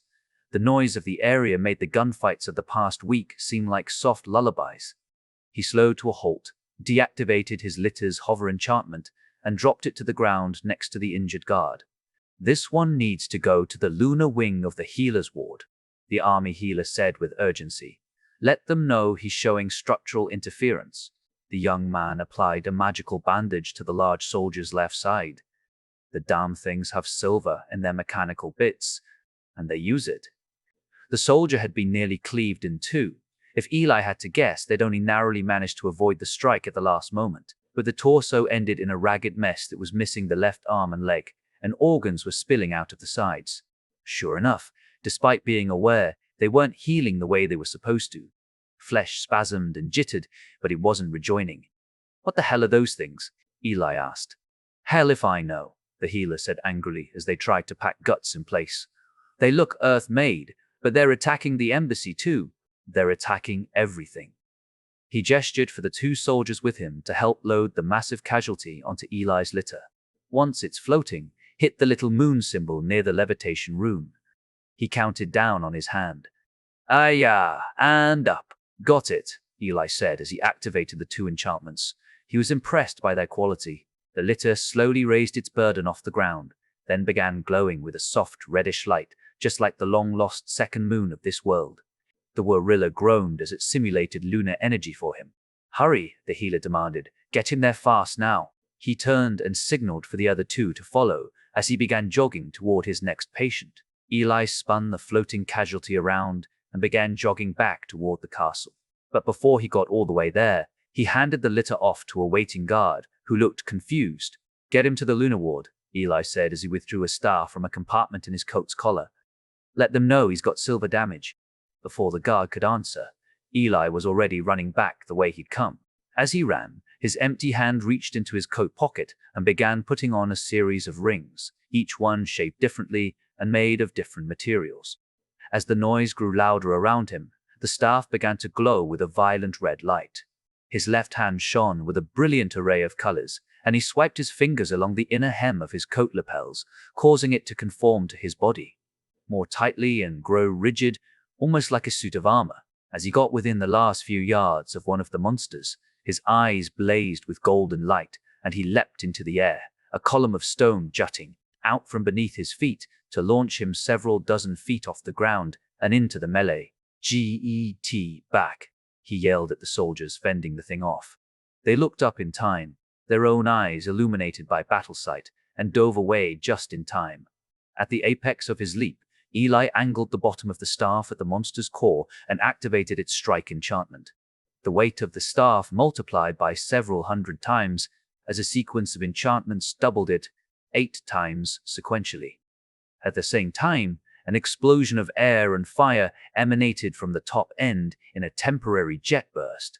On top of that, the bottom tip increased its hardness until it was something akin to diamond. Eli gripped the staff for his life as it rocketed downward at the monster, which looked up at the last second and moved to catch him. But for the abominable creature, it was too little, too late. The staff impacted like one of the orbital kinetic strikes that various superpowers had used over the past few centuries. Eli used the momentum to propel himself into a swinging pendulum that sent his magically empowered feet kicking into the monster like a flail. The impact pounded the beast into the ground hard enough to create a crater as the staff impaled it just to the left of its torso armor. Then Eli swung into it and kicked it with flame-empowered feet. They hit so hard that he regretted wearing the dress shoes he'd been supplied instead of his normal steel-toed boots. The monster's upper half spun from the secondary impact. Its fleshy core had been impaled, then crushed, then spun with a surprising amount of torsion. It tore at the midsection, and its upper half spun away several yards, even as Eli flipped over the detached half and slammed into the ground in a roll. His staff was still embedded in the ground. He rolled over and slowly sat up, his head spinning and every muscle aching. His left wrist made painful popping noises when he gripped and rotated it. There was an odd groaning noise from behind him, accompanied by mechanical whirring and the sound of several buzzes. He saw the monster's upper half was only a few feet away, causing him to scramble to his feet. It spasmed as tendrils from its ruined midsection tried to reach out to rejoin. Eli stood up and moved over to it as soldiers and mages moved closer. Now that he was up close, it was very obviously from Earth. Its helmet was almost identical to Chief Arcades, even if it was significantly larger. Curiously, it didn't seem to have any obvious weapons outside of its own form. No guns or blades, though its semi-liquid body seemed more than capable of acting as one. Several Petravian soldiers assisted him, and a combat healer doused him in light. "Thanks," he said as he felt his wrist repair. "Good hit," a guard sergeant said. He pointed at two nearby mages. "White heat and death bolts on that damaged section. Keep it from reattaching." He turned back to Eli. "Eartha? Q, Z, P, D," Eli said. "Was here on business." The sergeant nodded. "Probably shouldn't be here, but we'll take any help we can get," he grunted as he brought his axe down on the neck of the beast, working to sever it. "You and that staff of yours have any other tricks?" The buzzing tones in the helmet grew louder as it was separated from its host body. The sergeant kicked it like a ball to a soldier who caught it in an open, bottomless bag. "Not that one," Eli said. "It's spent, but I have more stuff like it." The sergeant sized him up, swiping a section of his helmet that caused a blue light to glow around his left eye. "How the hell did you get all that through customs?" Whatever. Are you going to keep fighting?" Eli nodded. The sergeant extended his hand, which Eli shook. "Sergeant Evator? But call me Tor. Stick with us. We're tasked with eliminating any who get past the wall. I ain't letting you front line." "Fair," Eli replied. "Eli, any idea why these things are attacking?" "Fuck if I know. That's why we've been instructed to keep the heads," Tor admitted. He pointed at a commotion nearby. "Another one! Let's go, boys!" Eli moved to follow.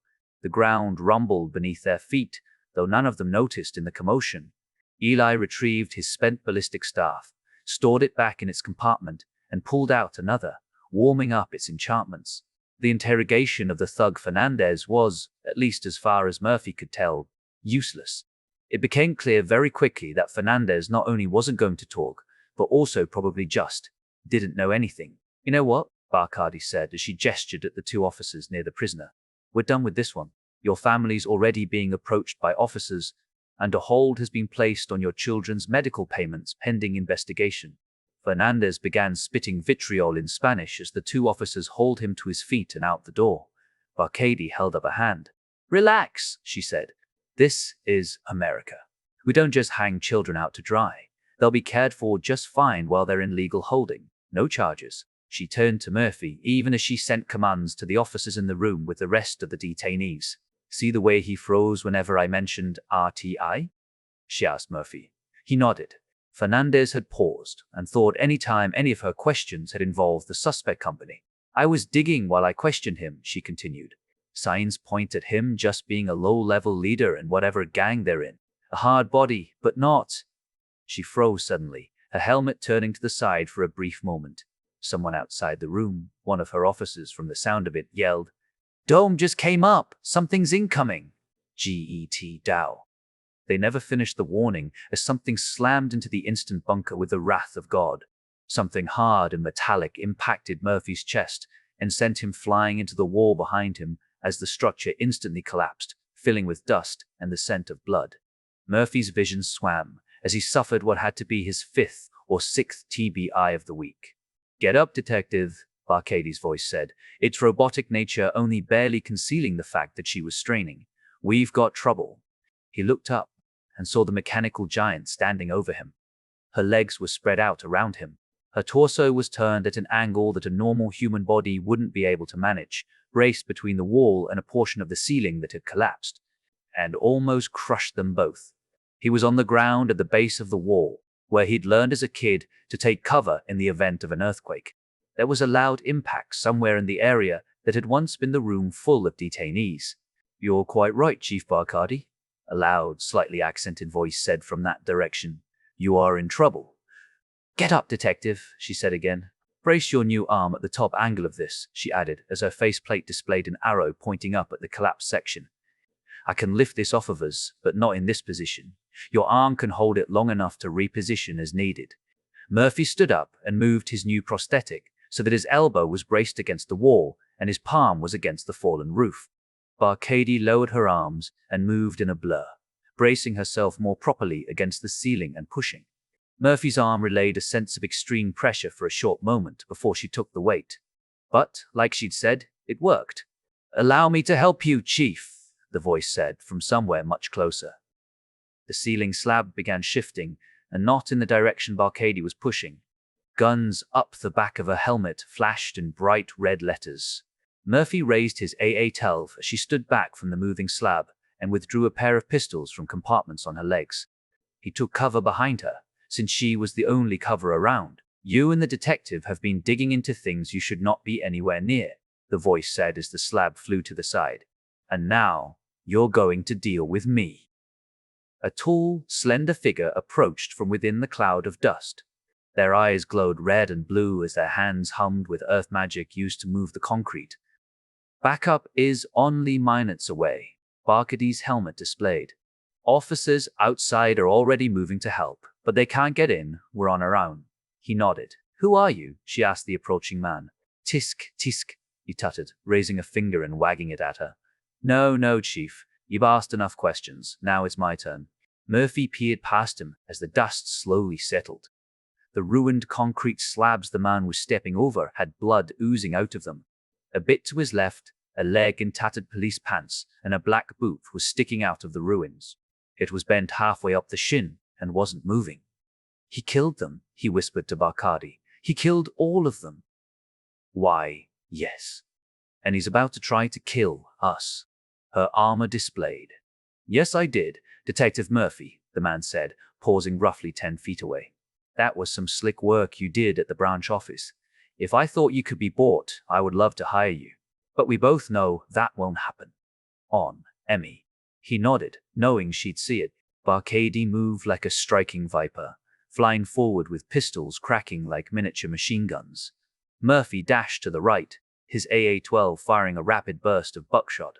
The man barely moved. He outright ignored Murphy's assault, one hand raising and flaring with magic. Whatever he did, Murphy's shot seemed to miss him despite how statistically impossible that should have been at this range.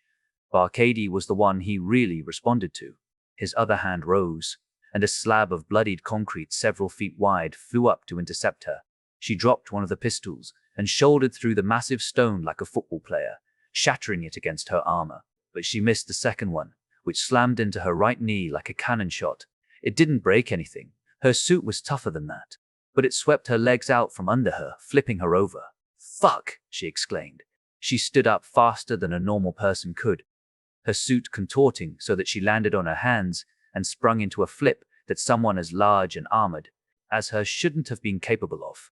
Murphy circled, continuing to spray at the man's back even as his shots diverted magically. He could see through the gunsmoke that the assailant wasn't human. He had a faintly olive tinge to his skin and a set of small tusks protruding slightly from his mouth. Otherwise, he could have been a stockbroker playboy in a tight-fitted suit. Murphy took cover behind some rubble to reload, startling when he realized he was standing on someone's scalp. Barcady yelled as she was sent flying again. You should stay back there, detective, the man said. I'll deal with you in a moment. Murphy peeked above the debris and saw Barcady slam into the wall.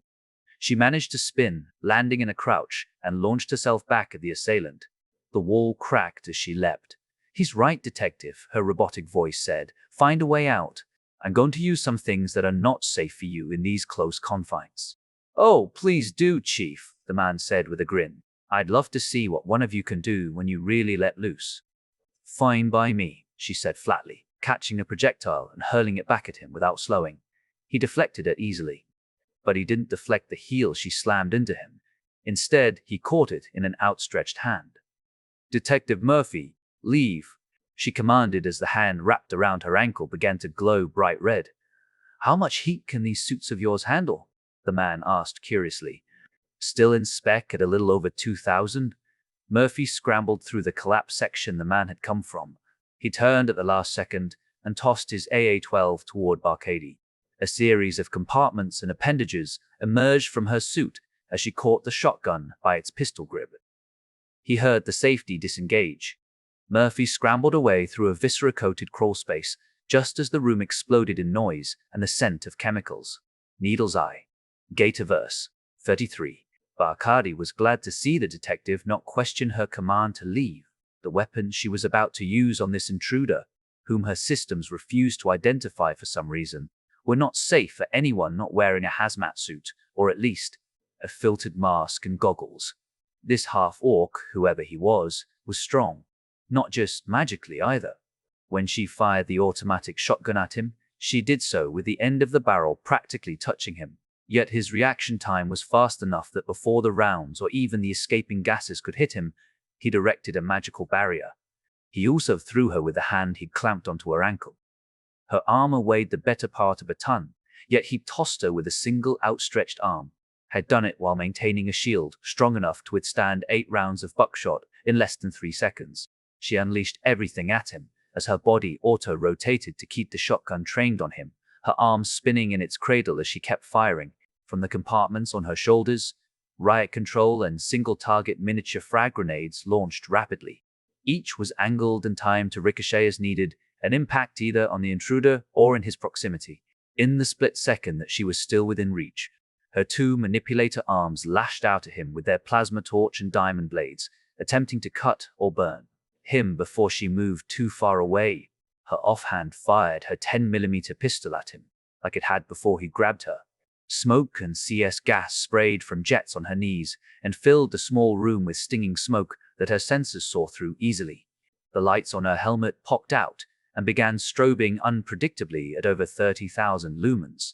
She landed and spun rapidly to re-engage in close combat, her right leg sweeping out in a blindingly fast roundhouse as her ice crampons extended from the bottom of her foot. It sliced through the air just as the grenades began to detonate in a thumping cacophony around her. Yet despite what had to be an overwhelming amount of stimuli, the man seemed to almost blink out of existence as he flitted out of his previous position and reappeared next to her. Her helmet tracked him, and a small window showed slow-motion footage of his movement even as it predicted his final position. Her pistol reloaded from her wrist as her right hand tossed the now empty shotgun like a hatchet at where he was going.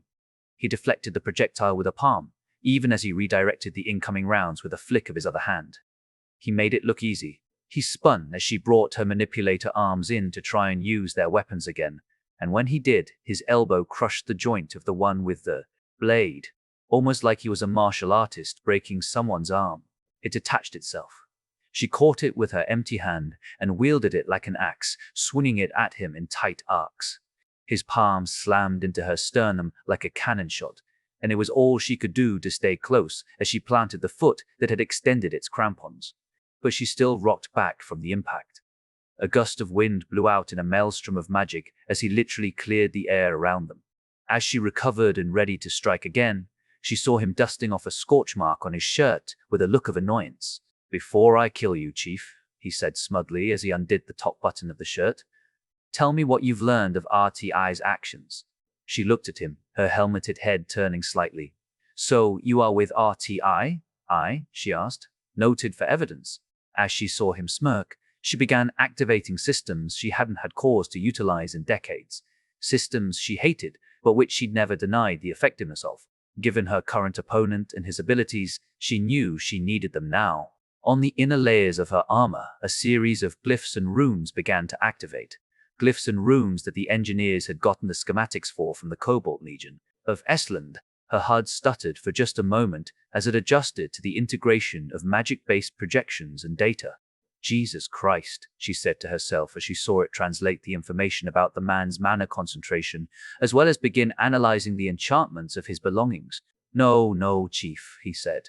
We already knew you were aware of who had done all this. I'm not worried about that. He flickered again, and she swung the diamond blade at where he was going. The enchantments in her armor activated as they began siphoning his magic away, albeit only to a minor degree, and began to empower themselves even more. He stumbled as he slowed down to just a fraction of his previous speed. Then he was forced to leap back to dodge her strike. More and more enchantments activated all throughout her body. Runes in her hands and feet, designed specifically to soften defensive magic, pulsed with light. He glared at her as he regained his footing several yards away. That one's a bit worse than a burned shirt, she quipped as she saw a line of dark blood seep down the side of his neck. He reached up and touched it with his thumb, looking at it with fury before licking the digit and spitting it away. You'll pay for that, he said, the playful, arrogant tone in his voice gone. You know how many criminals have said that to me in the past 40 years? She shot back. She pointed at her helmet. Not even this thing can count that high. She grinned in her helmet as she heard Murphy's voice on the radio. Chief, I've currently got one of the breaching harpoons ready for an entry, and one of your fellow tin cans waiting for his chance to get in there and back. You up? The detective's voice said. He's given you targeting data and has a plan. Copy that, detective, she said as she began analyzing the data. Tell him to give me 20 seconds and to activate his armor's blue mode before entry. Roger. She gripped the diamond saw blade in her offhand and ripped it from the mangled manipulator arm. Blade secured, she dropped the ruined mechanical arm and withdrew her service knife with the empty hand. She selected an option in her HUD, and her launcher switched from anti-personnel grenades to thermite and phosphorus. Maneuvering now, she said to Murphy and her fellow muck marcher, Captain DeMarco of Wedge 5. Mark 20. She flew forward in a flash at the same moment that the half-orc tried to blur toward her. Only now, her system was reading his movements and his magic. Eli panted as he took a knee. They'd just dispatched their fifth of the massive amalgamated monsters. He couldn't even begin to imagine how exhausted the Petravian guards on the walls were, since the squad had fallen in with was only dealing with the occasional straggler that got through. He took stock as he reloaded the wrist sling had been using to pepper the monsters with rune stones. Real ones this time. He'd run out of his kinetic strike staffs nearly an hour, and 2 monsters earlier. Every muscle in his body screamed. He hadn't been this active for this long in years. Even the rolling gunfight on the highway hadn't been this exhausting. On the upside, things were less noisy now. You good? He asked Tor, who was helping the group healer to their feet. I'm running low on tricks, he admitted. Yeah, Tor replied. And it's sound. They're falling back, one of the guards on the wall said, causing them to look over. Well, thank the gods, Tor said as his corporal, an avian, walked over and slammed his warhammer into the monster's spasming body until its helmeted head separated. He kicked it over to the soldier with the bottomless bag. Ellis' eyebrows furrowed at the news. They're just leaving? He asked quietly. But why do all they? He was interrupted as the windows of the castle's upper level exploded outward from a massive green-hued fireball. Everyone instinctively took cover or hit the ground from the sudden noise. Several of the monsters flew through the air on fire as they were blasted out by a spell of some kind. In the new opening behind them was the Archmage and Prince, waging a one-man battle against a small group of the creatures. The Prince! Someone among the guards yelled, using a spell to amplify their voice. Protect the castle. Protect the royal family. No! The Prince countered, even as he used a massive glowing staff to single-handedly fend off the lashing tendrils of 3 of the beasts simultaneously. Subterranean intel. Infiltration protocols, he shouted. They're escaping the way they came. They've sacked the royal DT treasury. Ella's eyes went wide at that. In that one sentence, his suspicions about the origin of these creatures were all but confirmed. The fight in the courtyard had been a simple distraction while they ransacked a room full of artifacts like the sphere. If RTI had been willing to wage war on the quarantine zone over a single corrupted relic, what would they do for an entire treasury of them? He moved before Tor could even ask if he was going with them to fight underground and pursue the creatures. He ripped his coat off and pulled open the zipper stitched into the inner spine seam. Tor's eyes widened as he saw the massive contraption Eli pulled out, not to mention the straps and belts that moved as if alive as they wrapped around Eli's waist, thighs, and shoulders. "Why the fuck do you have that?" the sergeant asked. "Go do your job, Sergeant," Eli said before putting the coat on over the harness and shouldering the massive weapon. "You had a fucking arbles," Tor started to follow up, but by the time he finished the sentence, Eli was already flying through the air toward the prince's battle, an enchanted weight round pulling him using the harness. He swiped the runes down the side of the massive, over-engineered, and extremely enchanted 8-round crossbow. It practically vibrated with power as he neared the apex of his arc through the air. A flip of another switch powered up the magnetic railhead, installed using online guides, and magically improved. Time seemed to slow, and only partly because of the magic in his eyes, as he raised the massive weapon to his shoulder and sighted it on a monster. The prince was already turning to blast out at the thing with a thickened braid of refined death bolts, but Eli beat him to the punch. There was a loud noise like the crack of a whip. Eli was slowed almost to half speed as the enchanted bolt was accelerated to almost hypersonic speeds. It passed through a series of rings as it left the weapon. The first ring increased its durability, making its wood and steel construction reach a hardness similar to low-grade titanium. The second gave it a layer of flowing wind that formed a bubble of calm air right at its tip, allowing it to fly with supernatural straightness. The third and last ring increased its mass 10 times right as it left its channel. He was thrown off kilter and his ears rang from the sound barrier breaking. Then the prince faltered for a split second, thrown off by the sight before him and the massive, almost instant spike of magical energy. It wasn't enough to disrupt his defense as he immediately spun to re-engage the others, but it still made him misstep as his eyes widened in shock. The creature had been about to blast with his beam of death had practically been vaporized from the waist up, splattered all over a painting of the royal family. Neither the painting nor the wall behind it were intact anymore. A massive indentation led into the next room. In fact, the prince could see a bit of that room through a small hole in the center of the splatter crater. Eli slotted a second bolt into the chamber while he pressed a second elementally charged crystal into the stock, the first one having been burned out by the shot. Then, his weight thrower pulled him fully into the castle. He landed in a roll as the weight retracted back into the bottom of the arbalist, bringing himself up into a firing crouch. "On your left," he shouted, causing the prince to roll to the right as he dodged a lashing tendril. Eli fired off a series of fire-enchanted bolts at normal speeds as the weapon recharged its main attack. The monster they struck reeled as it dealt with the damage and attempted to stop the flames. The prince spun his staff and battered away a tendril, striking out with wind magic that sliced the attacking appendage like a blade, then sent a floorstone flying into the owner's helmeted head. The prince's staff moved in a blinding dervish. Blades of wind and bolts of green lightning struck the monster like a whirlwind of razor blades, scorching flesh even as the wind carved out pieces of it. The prince stopped his whirling staff and sent a palm strike outward, despite being nearly 10 feet away. A massive slab of the stone floor slammed into the ruined beast like a fly's water and scattered its diced body. The prince turned to look at Eli as he felt the same sudden, overwhelming magical spike from the detective's weapon. "Shield up," Eli commanded. The royal didn't even question the command. He dove out of the way, magic forming a blue shield around him as he hit the ground and covered his ears. Eli pulled the trigger, aiming at the chest of the third and final monster. Another whip crack. The monster's head stayed where it was for just a moment.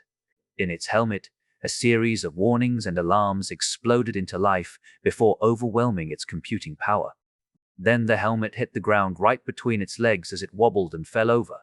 The rest of its body was splattered over the hallway behind it, resulting in a disgusting cone of gore, viscera, and biomechanical bits. Eli picked himself up from where it had been thrown by the recoil. The prince's usually composed decorum was set aside as he stared at the arbalist with awe. "What the fuck is that thing?" he asked as he stood up and dusted himself off. Eli let the weapon hang from its strap as he rotated his right shoulder, which made a series of snaps and cracks. "It's a pain in my ass," he said, then started reloading. "And also really painful on my wallet to use." He turned to the prince. "We cannot let them get to Earth with those relics." The prince's jaw clenched. No, we can't," he replied. "They tunneled right under the walls. On me, detective." Then he ran out of the newly destroyed wall and leapt into the open air. His hands waved, and the hole his soldiers had been making widened instantly.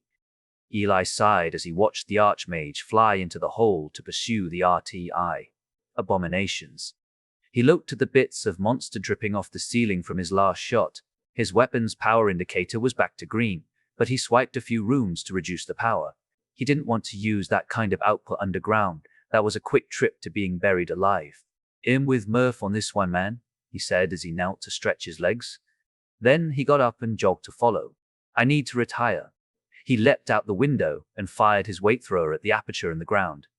Eli panted as he took a knee. They'd just dispatched their fifth of the massive amalgamated monsters.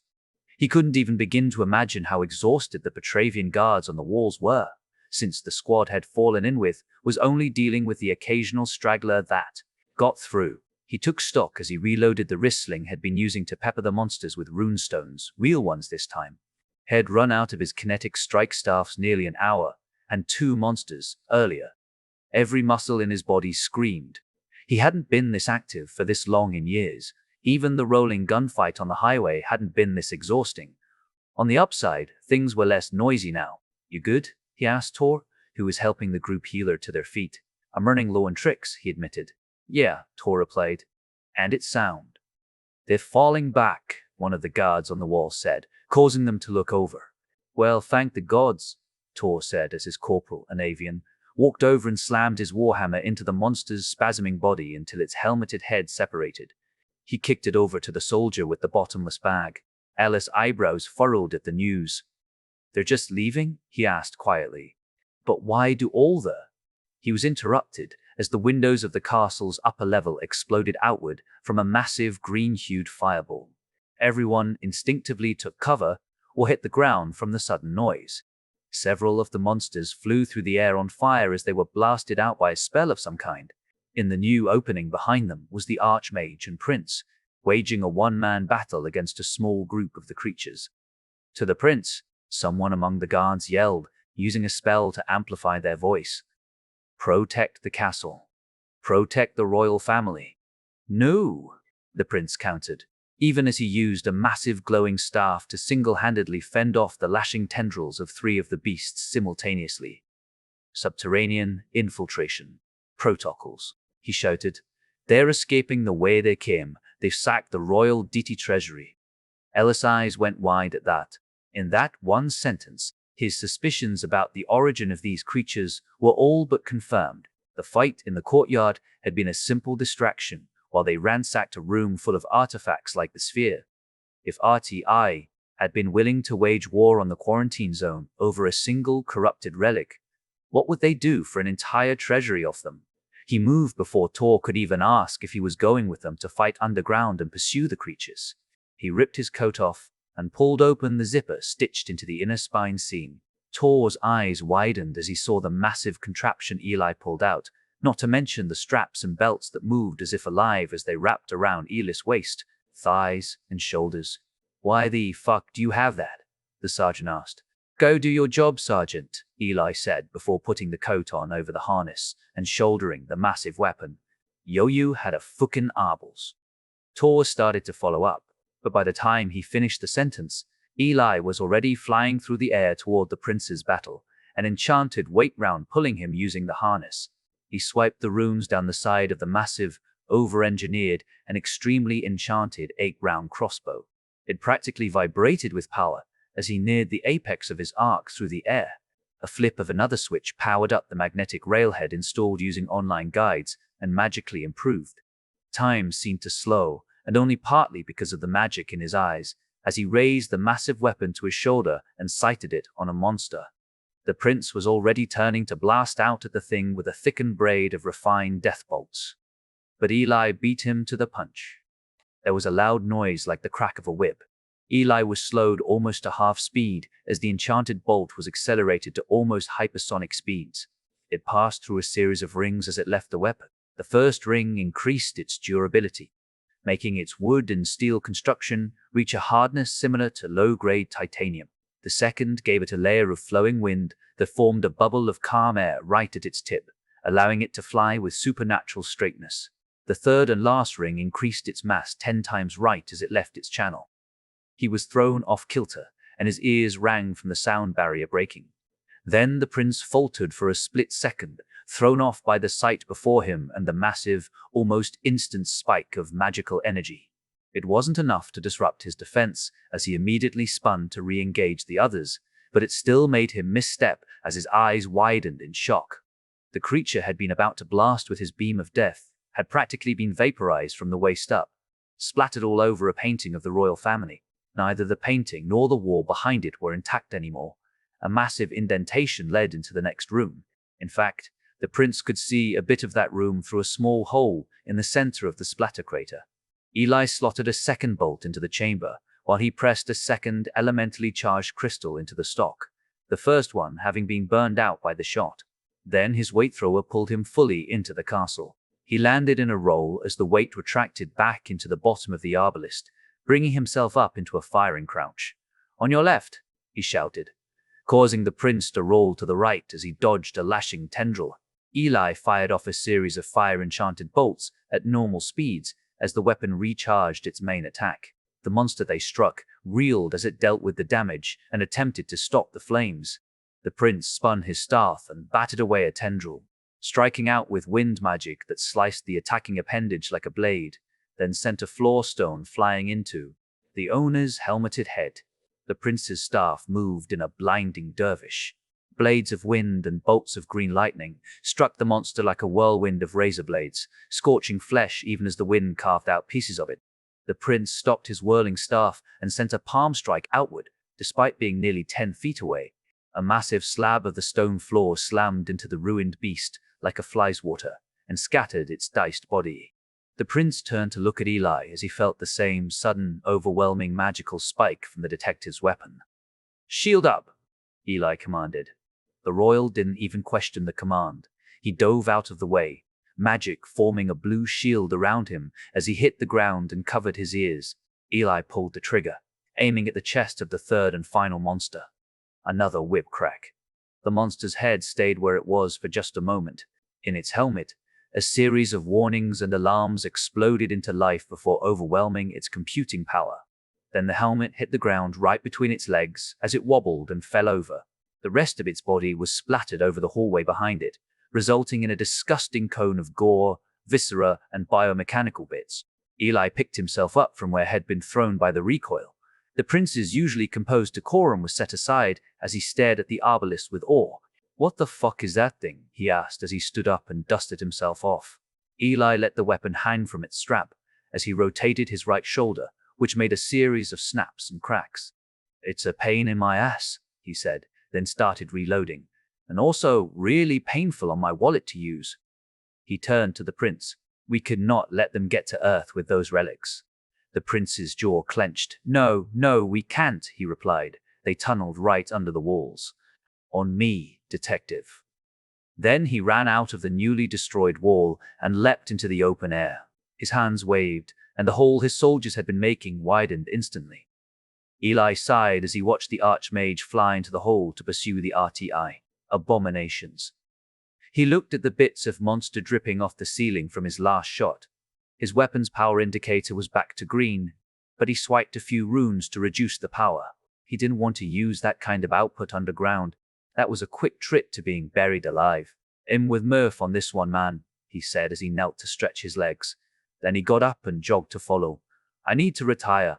He leapt out the window and fired his weight thrower at the aperture in the ground. Needle's eye. Gataverse 34.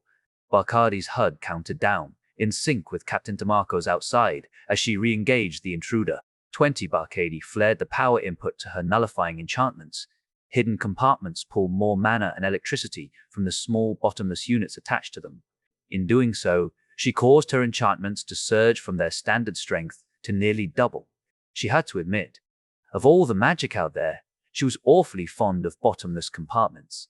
Her first step toward the half-orc attacker made the concrete beneath her foot crack in a spiderweb pattern, sending chips of stone flying into the air. A single thermite round popped out of her left shoulder and flew toward the ceiling, intended to ricochet down and forward at her target. It flared to life a foot into the air, sparks flying as its canister sprang open. She flew forward underneath it. 19. The half-orc snarled as he, for the first time in the fight, responded with actual aggression. He bared his teeth, massive tusks protruding like a vampire's fangs, as he crouched low and spread his arms. His right arm reached up as if he were wearing a baseball glove and trying to catch a fly ball. A bluish-green shimmer developed in front of his palm as he moved to deny the thermite round. Meanwhile, his left hand swelled with magical power, moving to intercept the diamond saw blade she gripped in her left hand. He charged forward, though he moved slower than before as her enchantments throttled the flow of magic through his body. 18. A phosphorus grenade popped out of her right shoulder, angled to bounce behind the man and fill the room with choking smoke. His hand intercepted hers and gripped her wrist with inhuman strength as he performed the classic Krav Maga-style wrist lock and tried to spin her. Unlike a normal mortal, he actually had some success and pulled her off balance. But that was partly by design. The thermite round detonated against his shield, and her enchantments flared again as she tried to disrupt it. She smiled as she saw him wince from several of the falling sparks getting through, as he tried to redirect her off her feet.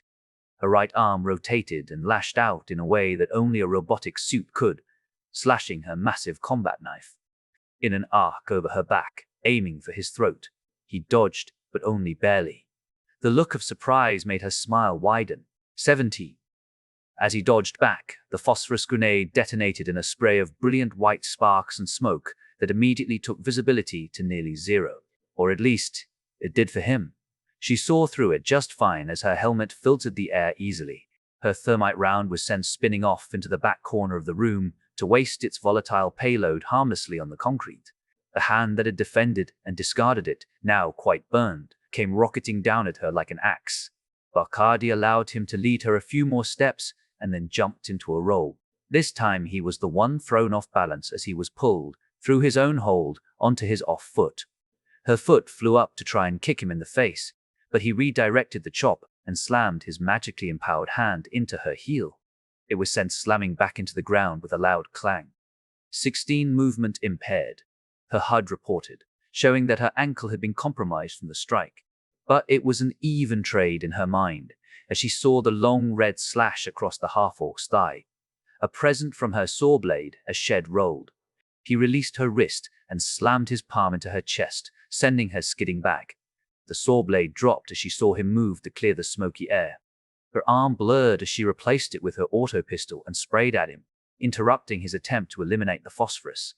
Instead, she launched a full salvo of thermite and phosphorus rounds at him, knowing that her enchantments had prevented him from fully avoiding the damage of both. "Gods damn it!" he cursed as she moved back in to engage. On her HUD, she saw power building up in him again. He's gonna try to clear the room again. 15. One of her anchoring cables flew past him as she leapt into the air. It sank into the wall, or what was left of it, just over his shoulder. As she left the ground, the cable rapidly retracted without releasing. She was pulled toward him, feet first, at a much faster rate than normal. It was good Shed done it that way, because just before she got halfway to him, a nova of wind magic burst from him in all directions.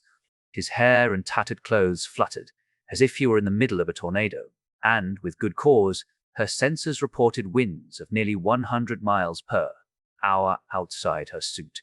Immediately, the phosphorus gas and all the still-traveling projectiles Shed launched were sent flying back to the remaining walls or out of the myriad gaps his initial entry had created. It didn't stop her from slamming into him like a missile, but his crossed arms did. 14. He blocked her attack like something from a comic book or anime, his arms forming an X in front of him as he halted her momentum like a brute. And why not? Something had changed within him. It became clear that the wind that had emptied the room hadn't been the only effect of the growing magic within him. He was larger now, and his eyes and body glowed with magical energy that swirled in an aurora of shifting colors. His once neat suit hung in tatters, and not just from the damage of her grenade rounds or blades. He bulged with massive, magically infused muscles as he threw her back. The force of the rebuff was so great that the warning about her ankle went from orange to red, and the cable that had pulled her toward him snapped. Those lions have stopped moving vehicles and kept submersibles from escaping. They can handle tens of thousands of pounds of load, and he just snapped it by throwing me. 13. Like before, she landed on the wall as if it were the floor.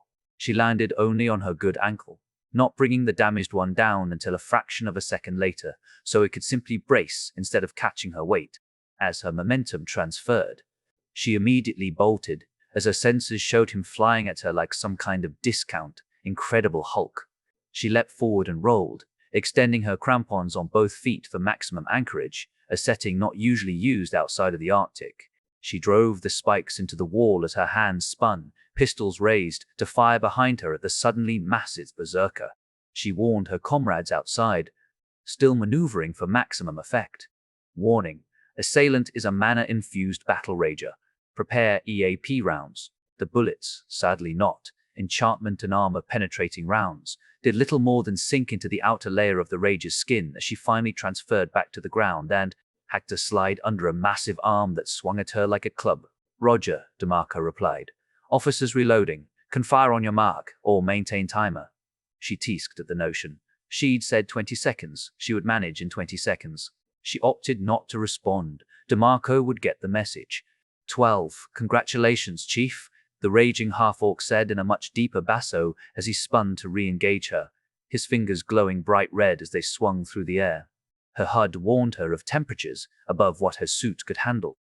"I haven't had cause to let loose like this in years." She met his striking hand with a stab of her combat knife, letting it go as the impact had already driven it deep into his palm. Her HUD warned her of damage to the arm around it, as his long fingers had left red-hot gashes in her armor. He snarled, and she had to dodge his follow-up attack. But as she did, she also slashed at the other arm with the crampons still extended from her foot. They did little more than scratch the blindingly fast and incredibly strong arm. "Glad I can entertain," she said as she flipped backward and away. 11. When she stood up, still favoring her damaged ankle, she watched as he pulled the knife out of his hand and crushed it in a glowing fist. Bits of melted slag splattered on the ground beneath him. "I like that knife," she said in annoyance. From compartments on her hips, she withdrew 2 long blades. They were made of the same materials as her armor and were modeled after bastard swords, but they were, like her suit, much more heavily enchanted than most things. Small cables extended from her wrists and attached to the hilts, empowering them with hidden power supplies. "That's more like it," he said. "Be a hypocrite. Fight like an otherworlder." She hated that he was right, but she'd fought mana ragers before. Anything other than ordnance heavier than her suit currently had would have little effect. However, mana-disrupting enchantments and bladed weapons always worked wonders. Amazingly, he was still composed enough to consciously use magic to fight, and a magical blue shield shimmered into life around him. They launched at each other once more. 10. This time, when he swung a massive glowing fist at her, she didn't dodge. Instead, she brought her blade up in a stabbing lunge and empowered every enchantment on it. The blade glowed with a brilliant, lime-green light for a moment before crackling with black lightning that oozed death energy. Simultaneously, the enchantments to disrupt mana on her armor flared as well, and she was happy to see the shimmering field around him, as well as the fiery glow around his hand falter. But he noticed it too, and at the last moment, he redirected his punch ever so slightly. She still pierced his shield and scored a damning wound on the massive half-orc. But instead of impaling his fist as she'd hoped, she instead created a long and terrible slice down the side of his hand, starting at the knuckle of his pinky finger and ending just below his elbow. The necrotic lightning, she'd never call them death bolts of the blade, also scored numerous strikes on his arm as they arced out from the sword into his flesh. She'd swung the other blade at his head, but due to the redirect, ended up only severing a chunk of his hair, which burned from the necrotic lightning. She took a blow to her already damaged ankle. his attack having been re-aimed at her injured appendage, and she had to leap back as her HUD reported the loss of the foot. She skidded to a lopsided halt, even as he thundered into the wall and spun to face her. 9.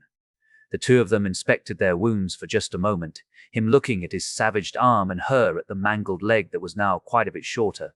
He held the arm up in front of him for her to see, and she was mildly shocked as she saw him flex it, and the bleeding slowed, then stopped. Entirely. The wound was still there, but it was as if he'd simply willed it to stop bleeding, and it had done so. Mana Raja may not be an accurate term for this one. Her leg extended nearly 3 inches, the joints at her knee and hips spreading out on the injured leg, even as her good one shrank down a little over an inch. It wouldn't be as good as having the foot again, but it would at least even out her stride a bit. Her computers could handle the footing for her. 8. Your armorers took notes from the Cobalt Legion, he said as he shook the blood off his arm. That's smart, but not enough. He cracked his neck, and the blue shimmer around his body faded. As it did, the red glow around his hands began to extend up his arms and change color. The ground around his feet rumbled as bits of concrete began to crack and shift. Well, she said to herself as she realized what he was on top of being a Mana Raja. Shit. The stone flowed over his legs like water, forming a makeshift armor she would need to get through to hurt him. His arms glowed up to the shoulders, and his sleeves finally gave up and burned away. Maybe DeMarco was right, she admitted finally. To prove this, she opened the channel to him just before saying the annoying confession. Prep for entry, she said. Be advised that assailant is also an elemental pugilist, currently using fire and earth. 7. He charged forward and she raised her blades as she also charged. W again, but this time they didn't clash. Instead, a massive spike slammed into the eastern wall. She continued charging, but the monstrous warrior in front of her faltered as his eyes turned toward it just in time to see its anchoring spikes extend. He turned back just as she thrust her left-hand blade forward. Her right arm swung, almost windmill style, in its housing and brought its sword down in a lightning-fast chop. He dodged the lunge and caught the chop in his left hand. The two opposing magics clashed even as she began rapidly stabbing out at him with her free blade. The wall exploded outward as the assault vehicle attached to the massive harpoon in the wall ripped it clean out. As the elemental rager was fending her off, light flooded into the room. I'll kill them too, he said, seemingly to himself. Curiously, her HUD told her he'd said it in Japanese. Not on my watch, she said, also in Japanese. He looked back at her with fury. Then her mangled legs swung up in a blur and slammed into his balls. He leaped up a bit, eyes wide at the surprise attack. 0! She shouted at him, still in Japanese. Then, as she dove out of the way, EAP rounds began striking him in a flurry. Finally, she smiled as she saw something have an actual lasting effect on the mysterious attacker. Needle's Eye. GAT verse 35. Blood pounded in Eli's ears as he ran down the long, dark tunnel. His arms ached as he held the oversized, heavily enchanted crossbow while he ran. A few paces behind him, the first of the Betravian guards ran, likely even more tired than he was due to their armor. Ahead of him, the Archmage Prince flew with his magic. Eli shot his weight thrower past the prince and gave his legs a few moments of relief as he was pulled through the air for several dozen yards. Ahead of them, though who knew how far, were the monstrous cyber golems. It was a lucky thing the prince was leading. The golems knew they were being followed and had frequently initiated cave-ins with slashes of their arms, but Arnesta cleared the barricades with simple swipes of his hand and flares of his mana. Eli had sent potshots their way whenever he'd seen one, but seeing them have little effect and not wanting to use full power. Yet he'd stopped trying and simply kept the weapon ready.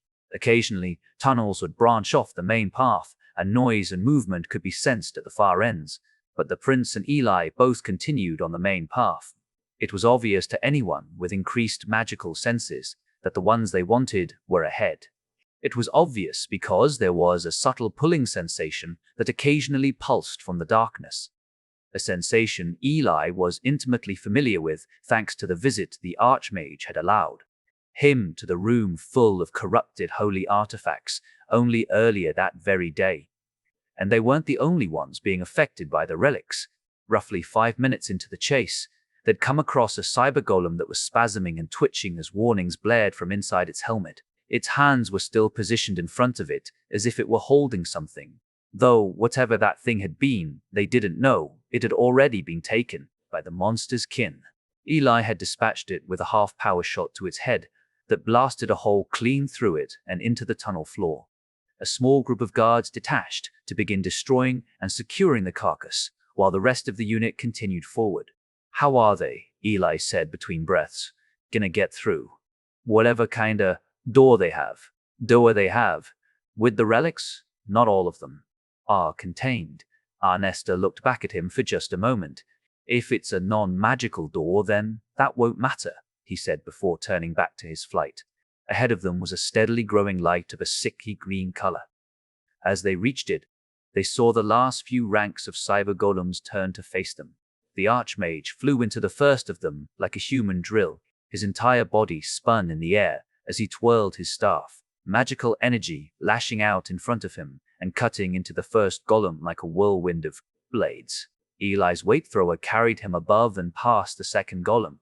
As it lashed out at him, he ignored it, waiting for his simplified sights to align with its head beneath him. There was a loud crack, though not as loud as the two had unleashed in the castle, and the monster was thrown into its comrade as its head was obliterated. Eli let the weight thrower bring him to the ground as the Petravian guards who'd been able to keep up joined the fray. He rolled to the side to avoid a lashing arm tendril and fired off a salvo of differently elemented bolts at the offending monster. An orc guard slammed a massive cudgel into the monster's limb where Eli had frozen it. "Push! Thrush!" the prince commanded. "They mustn't escape." There was a loud, clattering rush as the cramped tunnel filled with a surge of bodies that swept Eli toward the next monster. He had time to reload and get one last charge shot off before he was pushed over the body of a fallen golem and into a large room that looked to be a cellar. He threw the arbalist to the side, wincing as he saw the prodigiously expensive weapon clatter against a stone wall and some shelves. Just as the throng was pushing him toward the next rank of monsters, he reached into his sleeves and withdrew two curved, mid-length sabers. His family's blades hadn't seen use in decades. His eyes widened as he rushed the nearest monster, his gaze blazing with golden light. Behind the enemies was a massive green tear in the fabric of reality. It sat within a doorframe like a normal gate, but something about it was inherently wrong. Worse still, a small group of humans was accepting items from the golems before stepping into the tier and disappearing. They do have a door of their own, he thought, just before deflecting a bladed limb and spinning underneath it to strike out at its owner with the aid of a sword and shield-bearing guard. "Get to the gate," he yelled, slicing into the leg of his opponent and pushing through the ranks to try to follow his own command. But there were dozens of the monsters between him and the glowing portal. Eli's coat glowed with a dazzling display of lights as he activated more and more enchantments, more than he had ever had need of on Earth. And then he stepped into the blender. Barcady saw the change in tempo as the massive half-orc began to slowly regain his footing. DeMarco, Murphy, and the other reinforcements were doing a fantastic job of maintaining a steady stream of fire on the interloper. They were following the standard three-man suppression cycle that law enforcement the world over had practiced for decades, ensuring that he had no breathing room. But EAP rounds were both finite and expensive. She didn't really care about the latter, but she knew the former was an issue. She'd be surprised if the officers had more than a few magazines each, and even if they had bottomless magazines, the openings to use them would be few and far between. That was to say nothing of how the half-orc slowly stood to his full height, while rounds zipped around him in wildly curving paths, resulting in them impacting or detonating near the walls around him instead of hurting him. His head jerked to look at her in surprise, as he was abruptly reminded of her presence. He noticed her because she launched every remaining explosive ordnance she had at him, all with different trajectories and paths, and also because she charged at him, ignoring even the damage of the friendly rounds that began impacting her suit. They were, after all, designed to pierce armor on par with hers.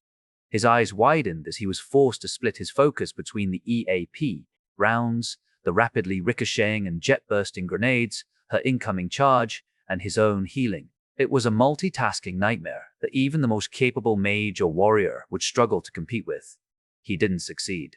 Barcades saw the numerous warnings in her HUD just as her shoulder slammed into his midsection, sandwiching a thermite round between her faceplate and his chest. She drove him toward the nearby wall and into the path of more of her incoming ricochet shots, ignoring the pop-ups.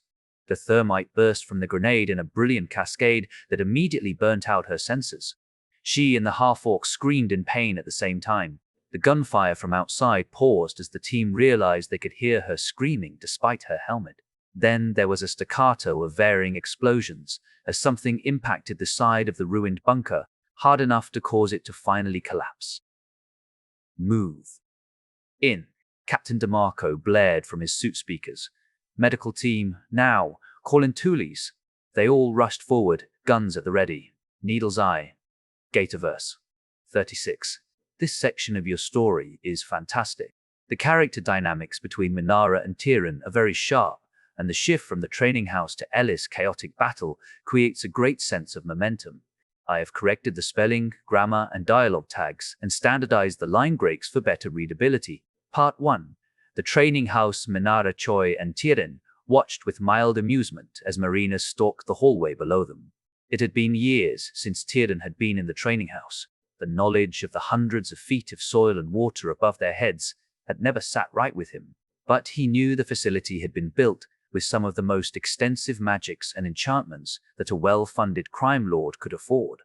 This place, like most of her properties, was all but undetectable, and would likely survive even if the world above was nuked into a wasteland. Still, the knowledge of how deep they were in the earth always made him feel claustrophobic.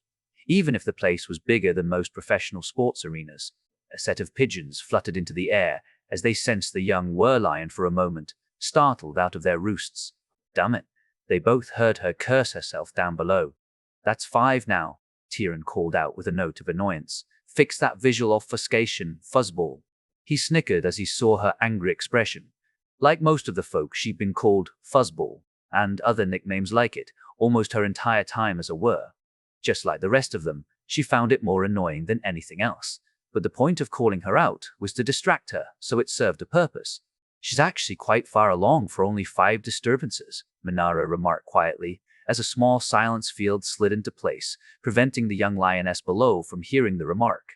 With her enhanced senses. Yeah, but she doesn't know that, Tyrion replied. You and Cal are right, she's talented, and a quick learner too. Yes, she's quite talented, Minara said easily as she sipped at the tea she had brought out. The two of them stood and watched as Marina continued making her way through the repurposed kill house below, unaware that the halls moved every few minutes if they didn't sense anyone in them. Essentially, she was in an endless maze that would keep resetting. It was partly to train her stealth skills, as the pigeons that roosted in it were remarkably vigilant and skittish, and also a test of her attention to detail. She'd already failed to notice the first loop she'd been through, despite the massive H5 painted on the concrete floor below a few of the halls. That didn't move. Yet she hadn't noticed it. Attention to detail was important in the world of stealth, and she was a touch lacking there. Tyrion turned to his former boss, rolling his eyes as he heard wings flutter below. So, why are you doing this? He asked. She looked at him with a raised eyebrow. Not many people challenged the dragon's decisions, but he wasn't exactly most people. Besides, they'd discussed before who would win in a fight. While the current setting put the odds heavily in her favor, he was still a notoriously difficult person to pin down. You're aware of who she is and what's happened to her recently? She asked, though she already knew the answer. Tyrion didn't just work with any random person off the street. He always did his research. He nodded. What if I told you that what happened to her was our fault? She asked as she leaned over the railing of the observation catwalk. That we're the reason she and the detective are in the situation they're in. Tyrion barely even reacted. She nodded, biting her lip. Of course he wasn't surprised. Of all the people out there, he, more than most, knew the kind of work her organization did. He'd done his fair share of it. Right, she said, instead of waiting for a response. Getting people killed isn't exactly new in our circles. But this is different. Tyrion simply tilted his head, leaning his good ear toward her. You know what she was transporting? She asked. He shrugged lightly. Had an idea. Didn't realize it was such a big deal. He bobbed his head. Now, I kinda wonder why you didn't hire one of my kids. She tilted her head down toward Marina. I did, she said, just preemptively. Say what you will about her current abilities. When it came to zone hoppers, she was one of the best, and her partner in crime was even better. He nodded. Her handler partner supplier had been a well-known talent as an enchanter, if a bit carefree. Then, as he was thinking of that and watching Miss Smith again, the dragon's voice hardened. We fucked up, T, she said quietly. We followed all our standard procedures without realizing that our client wasn't doing the same. We knew it was something big, but not what it was. We let the old ways of doing things, and money, prevent us from seeing the new dangers. She pointed a finger down at the young Werline below, who'd apparently just noticed the odd nature of the kill house. And that young girl lost her friend, her future, her home, and the only family she had left, and they've continued to try killing her. He pursed his lips. That was all true. Least we can do is give her a place to stay and maybe improve her odds of surviving once she's out in the wild again, she finished. Tyrion quirked an eyebrow at that. Then, as he faced forward again, he gestured at the massive underground structure around him. Yeah, 'cause a dragon's underground lair definitely ain't the wilds, he remarked sarcastically. She was about to respond when Marina piped up from below. Hey, is this whole place making me chase my tail? She asked, disregarding the silence rules of the training. About goddammit time, Tyrion said as he leaned over the railing. WHO said you could make all that racket. The name of the game is stealth. You told me I'd be done once I got to the end of the path, she shot back. She pointed at one of the pigeons. That's definitely the same bird from earlier. This is bullshit. Tyrion rolled his eyes. I still don't even know how pigeons got down here, Manara said from beside him. Part 2, the battle. Eli was exhausted, as he, along with numerous guards, battled against the cyber golem he was currently engaged with. It dawned on him that he hadn't had much sleep over the past week, least not without severe physical trauma being the primary cause. In his opinion, that didn't really count, especially since those incidents had caused more than their fair share of lasting soreness. That soreness was now being drastically exacerbated by this extended battle. He was thankful for the presence of the guards, who were being reinforced consistently as more of them made their way down the tunnel. He could also, in the dreadfully short respites, hear a battle occurring somewhere above them. He assumed city guards were attempting to secure whatever building sat over this cellar, but that wasn't as important as the fact that more and more of the relics and their golem couriers were disappearing into the portal, and with them, the disruptive feeling the corrupted relics emanated. He slid under a lashing tendril and spun up into a slash intended to cut the limb off. The tendril flowed out of his way. A soldier's short sword intercepted it, though their blade didn't bite as deeply as hoped. They were getting harder and harder to fight. He had a suspicion, one that their resemblance to muck marchers only reinforced that they were learning as they fought. He'd never seen or heard of creations like these before. If they had existed before now, they'd been kept top secret. He wondered if they were brand new technology. If so, it might explain how they were seemingly getting better at dodging, countering, and fighting in general as the battle progressed. He had to jump into a spin, blades lashing out to avoid a pair of tendrils. One of them skidded off his magically reinforced coat. He felt the magic in the air pulse as it was affected by the nearby stolen relics. He winced as he saw the blade on the tendril slice a piece of the cloth. Its enchantments flared around the tear. It would repair itself over time, but until it did, the protection in that area would be drastically reduced. He felt the armor soften around his thigh, and that portion went slack, off on the other side of the room. Prince Arnesta was a maelstrom of cyber golem fluid and cutting magical blades that danced around him. They spun and dove for strikes, occasionally dipping from the relic interference, but the Archmage supplemented them with strikes from his staff and a bastard sword in his offhand. Yet, what little ground they were making was slow and littered with both golem and Petravian bodies. Eli's sabers whirled in flashes of blue-tinged elvish steel. They cut through flesh, metal, and circuitry with the ease of a razor blade through paper, and each cut, each bit of damage and spilled fluid, made them feel lighter, sharper, and yet somehow more impactful. These blades had been passed down through the Diari family for nearly 10,000 years. Each owner had imparted their own improvements, even if they were relegated to the fourth child of their generation. As Eli was, despite the rest of the family's protests, they were still valuable beyond calculation. Sweat beaded down his forehead as he sliced a leg off a golem, sending it tumbling to be mobbed by Petravian soldiers. He got a few more paces closer to the gate before being accosted by another.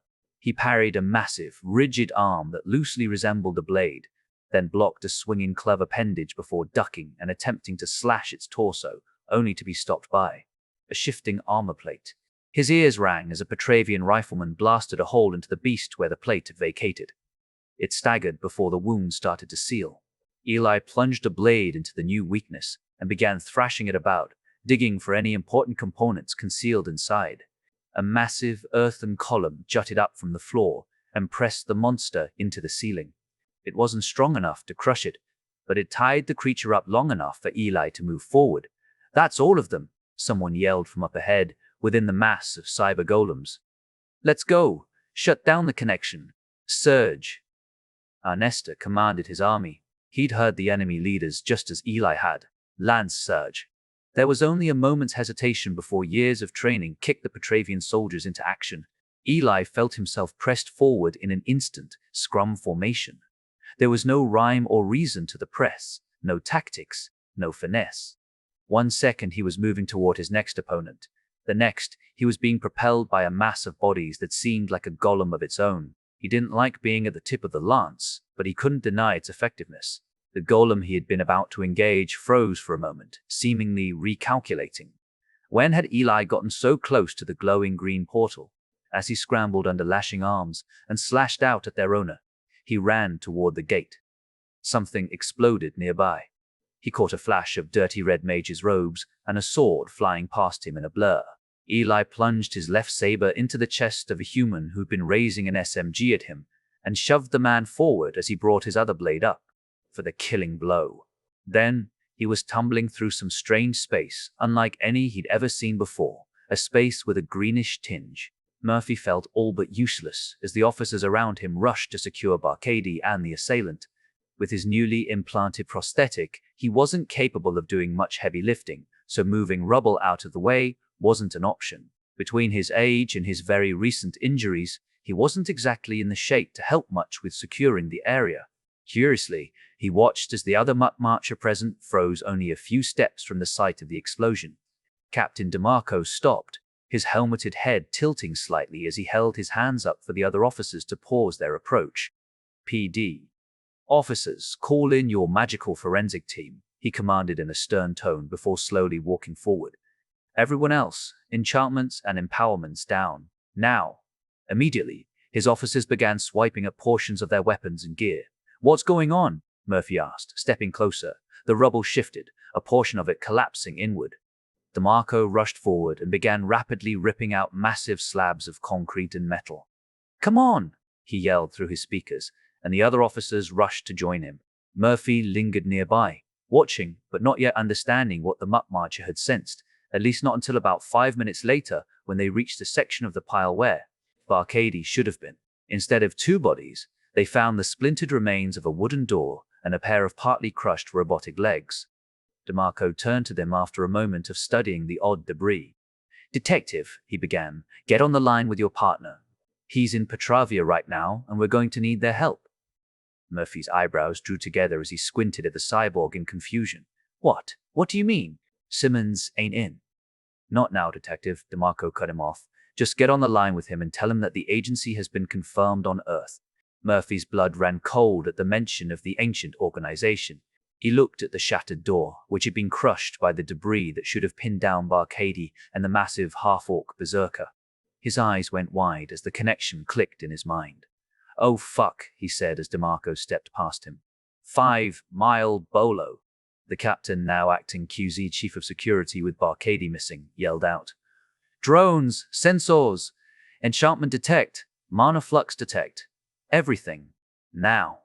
Murphy ran to one of the nearby patrol cars and logged into its computer. "Eli, how the fuck are you on the flip side?" he muttered as he waited for the system to connect. Needle's eye. GAT-averse 37. Eli's world was chaos.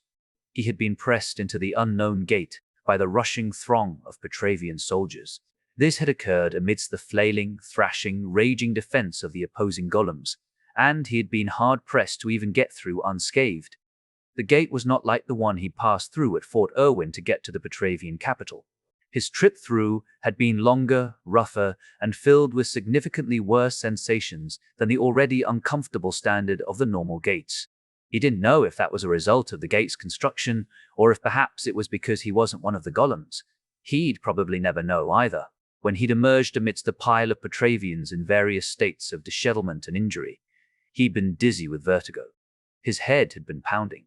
It was virtually pitch black, even compared to the darkness of the tunnels from before. Then, one of the soldiers with a light staff emerged and illuminated their surroundings as he scurried to his feet to grab his weapons from the ground nearby. It happened just in time for him to watch a nearby soldier's head explode as a golem arm slammed into it with the force of a cannonball. The body stood for a second before tilting back and falling to the ground. "On your feet!" someone nearby yelled, snapping them all out of their stupor at the sight. The fight's still on. Eli looked past the newly dead casualty, and his eyes went wide. The facility they were in, which did have some lighting, distantly and high above, was massive. And only yards away, there were legions of golems. His blades flashed as he instinctively parried and lacerated a tendril that had tried to impale him. Even as he fought, he couldn't help but glance at his surroundings in mounting horror.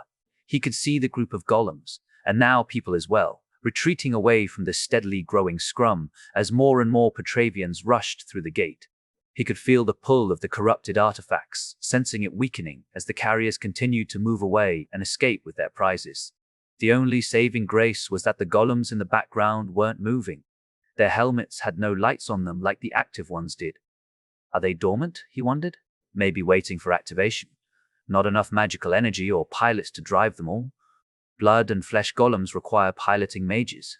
His hope of an easier fight was dashed as he cut the arm off his current opponent and spun to engage another with a small squad of spearmen. As he maneuvered, he noticed a flaring and fading of light and looked toward its source. "The gate's closing," someone yelled, beating him to his own thoughts. "Fall back." Another Eli thought it might have been the prince replied. "No, the relics must be secured," they shouted, their voice sounding pained and exhausted. Eli could relate. We must press on. Eli dispatched his golem with a dual-bladed stab through its abdomen, his blades sinking into the flesh around its chest armor. Death bolts exploded from the blades in a storm that fried the golem from the inside out. They couldn't stay here. They didn't even know where here was. If those other golems began to activate, they would be even more outnumbered than they were now. And that was assuming those were the only reinforcements their enemies brought to bear. He saw the RTI emblem on what appeared to be a server rack. TI had plenty of resources at its beck and call, and they were now in their territory. They could not stay here. The relics were a lost cause, and if the gate closed, then so were they. He turned back to retreat, to try and get the prince and himself to safety. Just as a pair of soldiers attempted to push their way back through, the light of the gate snapped off, and it disappeared. One of them left their legs behind. The other was bisected just above the waist. Their lower half fell through the now vacant doorframe, along with the bottom third of their shield. The soldiers around them screamed and scrambled away from the unexpected gore. Eli sidestepped, dodging a tendril before lopping it off, and turned to look back outward. The lights in the room, more of a hangar, really, began turning on more brightly. In the distance, he saw people in black fatigues begin streaming in through a door, weapons drawn. He looked to where the prince was scorching a pair of golems with magical fire. He saw the royal archmage look past them, at the retreating relic robbers, at the incoming security forces, and at the slumbering monstrosities. He heard the soldiers cry out about the gate and scream in pain and confusion as they continued fighting. The prince looked over at him for but a moment as they both continued their separate fights. Eli didn't have the mobility or power of the prince. He didn't have the casting talent. The prince could and should escape to get back to his home universe and report on what had happened, to get knowledge of this theft and battle to whoever he could. But he, Eli, and all these soldiers, they had no choice. This would be their place. Eli mouthed, "Go," before turning back to his fight. The prince looked back at the battle around him, at his confused, scared, angry, and injured men, and the battle they would lose shortly. He nodded. He had, over the years as a prince and leader, grown accustomed to difficult choices. He stopped pressing forward as he finished destroying 2 of the golems. His men surged past him and engaged the next ones. He drew in power for a moment. That was all it took for him, and he took flight. He would have a repeat of his performance at the QZ police department days before. He would have to blast his way through this place and out into the open air until he could get home. Eli watched as the mage took flight. A tendril lashed out at him and was intercepted by lightning from a nearby royal mage, the loyal caster protecting their prince even as he made to abandon them. He watched as the royal accelerated toward the high ceiling, energy growing in his hands as he prepared to blast through to the outside. Eli re-engaged in the fight. If he was going to die here, he planned on running up the bill on damaging RTI's assets. Barcady jolted to consciousness with a start. Everything hurt. And there were 2 things wrong with what she saw. First, she couldn't see anything on her left side, and that side of her face was numb. Second, she couldn't see her HUD. More worryingly, she couldn't see the fiber optic panels that made up the interior of her helmet or the 2 transparent eye holes meant for when her suit lost power. She was out of her suit. All her pain evaporated as the danger of that fact overwhelmed her. She hadn't been fully out of her suit in years. Decades, even. Her immune system couldn't handle the outside world. She looked down and saw the pale, bare skin of her abdomen, the ports where her suit interfaced with her to keep her alive, the scars where her breasts had been, the silicone band that marked the border of her containment unit, and the thin nubs of her arms before they ended in their interface caps. Despite her mind being conditioned to keep her calm, she began to hyperventilate. A terrible thing, since breathing faster would only speed up the rate at which she took in the deadly bacteria and viruses of the open air. "Yes, Chief," a gravelly voice said from somewhere out of view. "Now you're as vulnerable as all the other mortals of this world." She craned her neck and winced as it ached from bearing the weight of her head for the first time in ages. Hell, more so. "Who's there?" she asked, panic evident in her voice. She turned to look around, scanning the dark room. "Who is that? Where's my armor?" "Gone," they replied coldly. "Removed and slagged before it could ever transmit a single signal. Not that any would escape this place anyway." Her mouth opened and closed rapidly as her remaining good eye darted around, looking for any sign of where she was or who was talking. This was impossible. Her suit was capable of handling temperatures just shy of 3,000 degrees. The thermite grenade, which she was certain was the cause of her half-blind state, had only gone through because it was designed to do so, burning much hotter than that. Footsteps approached. She looked down past her sickly body toward their source. As they drew near, overhead lights came on, illuminating a tall and imposing figure in what looked like Japanese robes. He dragged a limp form in one hand. After a moment, she recognized the body as that of the half-orc that had attacked them. Behind him by a few steps were 2 people. One was massive, even compared to the man dragging the orc. The other looked to be a small woman in a kimono. She couldn't see their faces as the lights extinguished each time the man in front exited the area they illuminated. "Who are you?" she asked, her voice rasping as her lungs began to strain. They weren't used to unregulated air, and she was panicking. "I've had many names over the millennium," he said as he came within 10 feet of her. The lights switched places, and in both worlds. He drew up just past the small platform where she'd been set. He stopped there, just inside the circle of light. He was backlit, so she couldn't see his face clearly, but she saw the long tusks protruding from his mouth, the ring dangling from the top of his left ear, and the gray hair on top of his head. His eyes were backlit by swirling eddies of magical energy that seemed to shift with every passing second as he studied her. It's him, she thought, doing what she could to take in every detail. He's the one the Petravians have been hunting for centuries. He's the leader, the elder, the ancient one. He held up the limp half-orc, his son apparently, by the back of his neck and studied him. A large portion of the youth's torso was coated in thickly wrapped bandages that glowed with healing magic, and his entire body was pockmarked with bullet holes that had somehow already scabbed over. "You show great resolve, Miss Barcady," he said before shaking his head. "I'll say many things about this fool, but I can't say I've ever been unimpressed by his combat prowess, and you did a number on him. Plus, I saw that footage from the highway last week. You are a most impressive warrior, even by the standards of your kind." He He dropped the body on the floor at his feet, then kicked it away as if disgusted to be near it. "Take him away," he said. The woman behind him bowed slightly, then moved to drag the unconscious half-orc away into the unlit darkness. "What do you want from me?" she asked, all pain set aside in favor of gaining information. His head cocked to the side as he studied her. "Bold," he said simply as he began to walk around her, studying her. She turned to follow him. The last remaining member of his group, a werewolf of some variety, remained stationary. Even when their location darkened, the creature didn't move. And why would it? Folk could see perfectly fine in the dark. "Your kind has always impressed me," the leader of the agency admitted, "ever since I met one for the first time over a century ago." He ran a gnarled and leathery finger across her bared shoulder, causing her to cringe back. Such grim determination and resolve. Willing to give up your humanity to stay alive.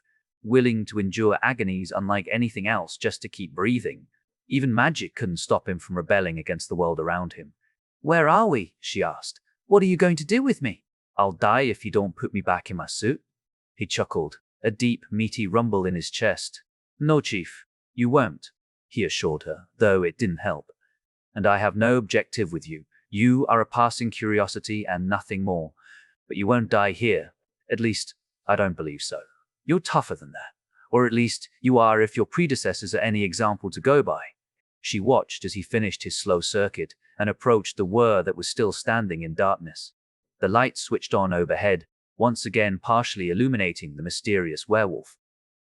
"But with my son out of commission for the time being, I need a new weapon. And what better than a rabid animal with a broken mind," he said, placing his hand on the werewolf's shoulder. He looked back at her as they both smiled, his own teeth nearly flawless, while the wolf's smile revealed a line of jagged silver-capped razors. The wolf's eyes gleamed in the darkness as he grinned wickedly at her. "She'll need to be broken before you do it," the agency leader said, patting the wolf's shoulder and walking past them. "And if she retains any sanity afterward, kill her." The lights switched off again as the old orc left. She was left in darkness and fear as the silver-fanged wolf approached, his clawed hand reaching for her abdomen. "No!" she cried out. "Needle's Eye, Gate-averse, 38. Eli had been on the losing side of fights before. As a young child moving through the QZ's first school program, the school having just opened, he'd been bullied for being a half-earther. He hadn't been the only one. As a teen, he'd been harassed by his own elvish cousins, partly because of his mixed blood, but also because his cousins were jealous of his private tutelage under their family's patriarch. It had been an acknowledgement of his skill in the family craft, but because of his nature, he'd never been allowed to retaliate. As an adult, he'd become first an officer of the law, albeit only for the QZ. Then he'd become one of the QZ's first non-human detectives. And every cop, human or otherwise, eventually got involved in a fight they couldn't win. But those were different.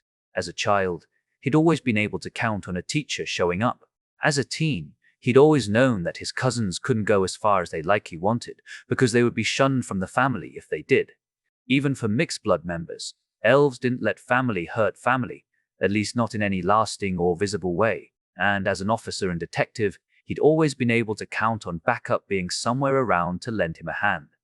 They'd always managed to come through in time. He'd been lucky that way. But when the Petravian Prince Archmage rebounded off an invisible barrier just before blasting his way out of the facility, Eli knew.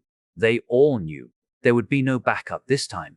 No adults to break up the schoolyard brawl, no aunts or uncles to pull the offending parties apart, no partner or EMTs or a nearby patrol car to ride in like the cavalry.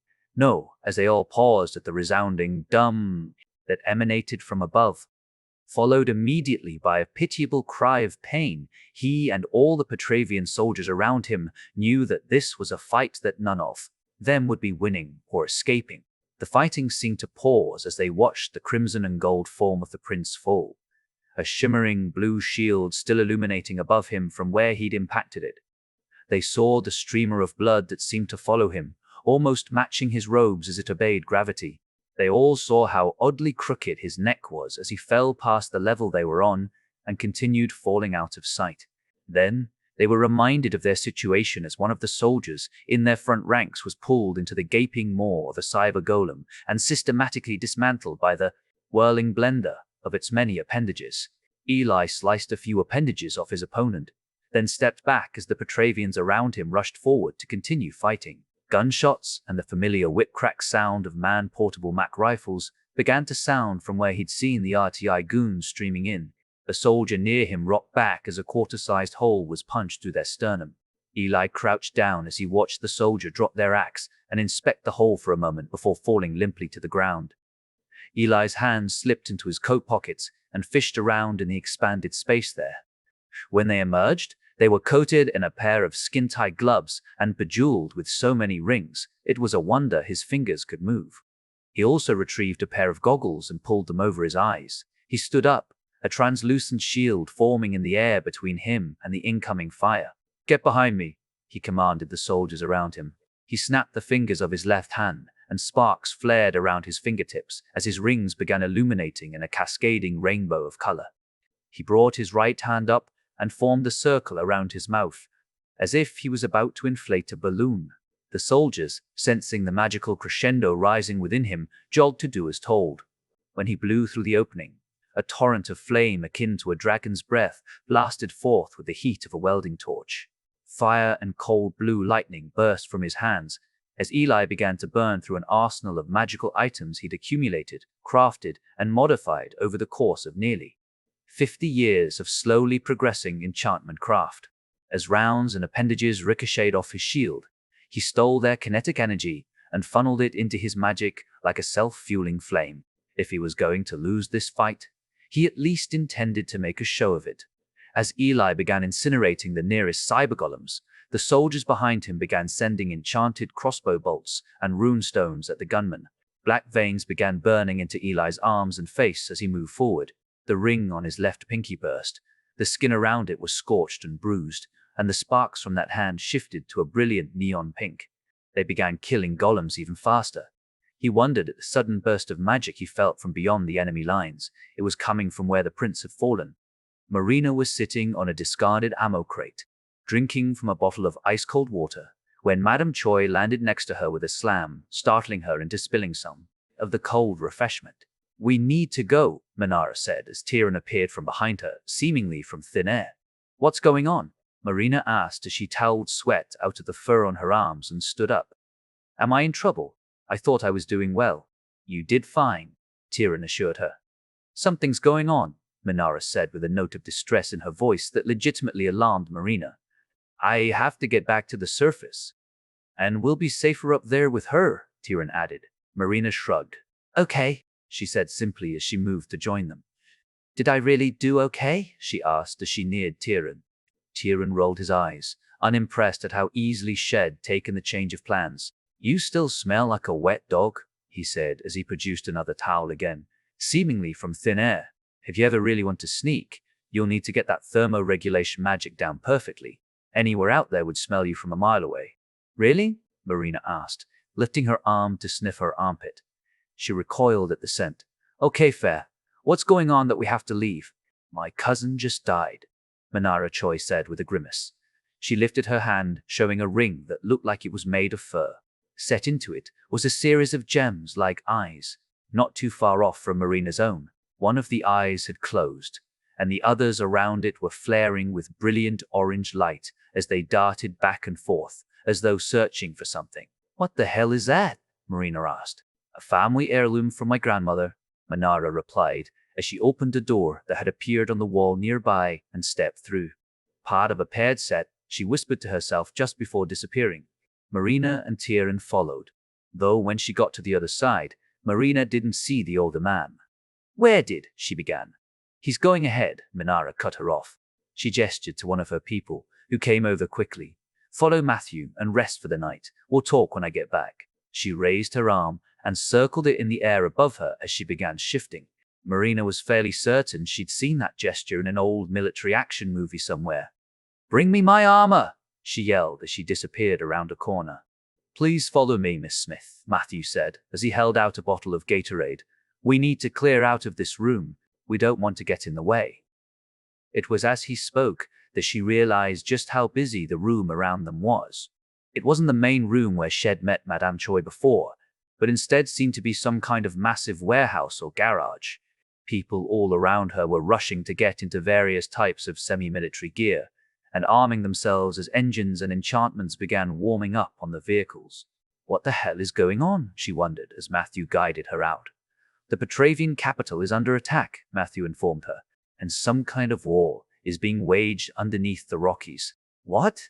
Marina asked in confusion as they finally left the room and headed toward more familiar ground. She didn't see the massive armored red dragon that flew past one of the windows she passed, which meant she also missed the massive spear it was clutching in its talons, the head of which was actually a massive missile. Arkady came to consciousness in a blaze of amber light as she was healed again. "Stop it," she said quietly. She struggled to breathe. "Stop. Just kill me." "Oh, I will," the silver-capped was said as he ran a claw across her torso. His nails dug into her flesh like razor blades. Her skin was sallow, sunken, and pale, the result of decades of confinement in her suit. And while the suit kept it moisturized, the skin was still only barely functional. It parted around the claws like parchment, and she screamed as she felt her blood flow from the wound.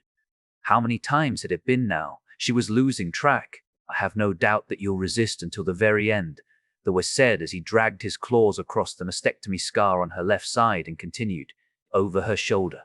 "You tin cans are so hardy." He smiled with a monstrous silver grin. "Every one of you who's turned has managed to survive the trip and maintain your minds. I'm sure you'll do the same." She hated him, and as she whimpered in pain, she hated herself too. She wasn't supposed to be this weak. She knew why she was, though. The suit had been her power, not her rank or combat experience. Those were just modifiers. No, for her, the suit was the source of her strength. Outside of it, she was vulnerable. She was dying even as he tortured her. If he wasn't fast about this, a compromised immune system would kill her for him. But she knew that wouldn't buy her an ounce of mercy from this monster or his boss. She was going to die. Or, even worse, she was going to be broken. And, once broken, turned into a monster like the one torturing her. As an armless, legless, powerless lump of meat on a table, she could do nothing. She passed out, and moments later, she was brought back in another blinding display of healing magic. "No. Stop. Stop. Stay." Stay pitifully, but she knew better. She'd known the second the Wur had stepped into the light in front of her. She'd seen it in his eyes. He had been branded by the Lunar Council, imprinted with silver teeth for a reason. And it wasn't because he'd succumbed to the animal inside his head. It was because he was the animal inside his head. And that animal was enjoying what it was doing to her. One of his dagger-like claws sank in between her ribs and began violating her lungs. She tried to scream despite the disruption to her airways, and her night of torture continued. Needle's Eye. Gate of Verse 39. Manara Choi ignored the chill wind as she flew. She ignored the barrier and anti-flight defenses as she exited the QZ's airspace.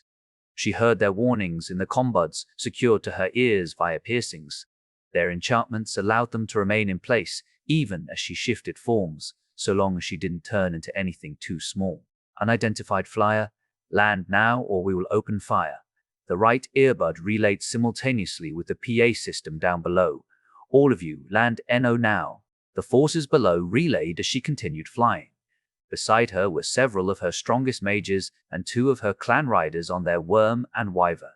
Behind them, by about 100 yards, were two enchanted craft transporting a combination of people and arms. In her left ear, her personal super hacker codename, Tambo, relayed his team's progress. "Should be good, boss," he said in his thick Irish accent. "They'll probably fire, but they won't hit shit."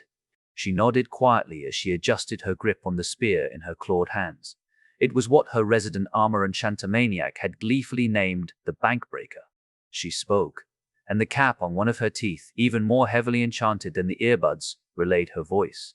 "Make sure you scramble," she began in the deep voice of her dragon form. "Visuals," Tambo cut her off. "I know, boss. You know I'm good." She just nodded again. To her left, Ranulph, riding Gummy the Worm, hand-signaled readiness. She turned and saw Stefan atop the inaccurately named Ancalagon match the signal. She rolled, trusting the riders on her own back to be strapped in, or at least to catch themselves with their magic, and looked back at the flyers and the two transports behind her. Down below, magnetic cannons and disabling DEW, directed energy weapon lasers fired.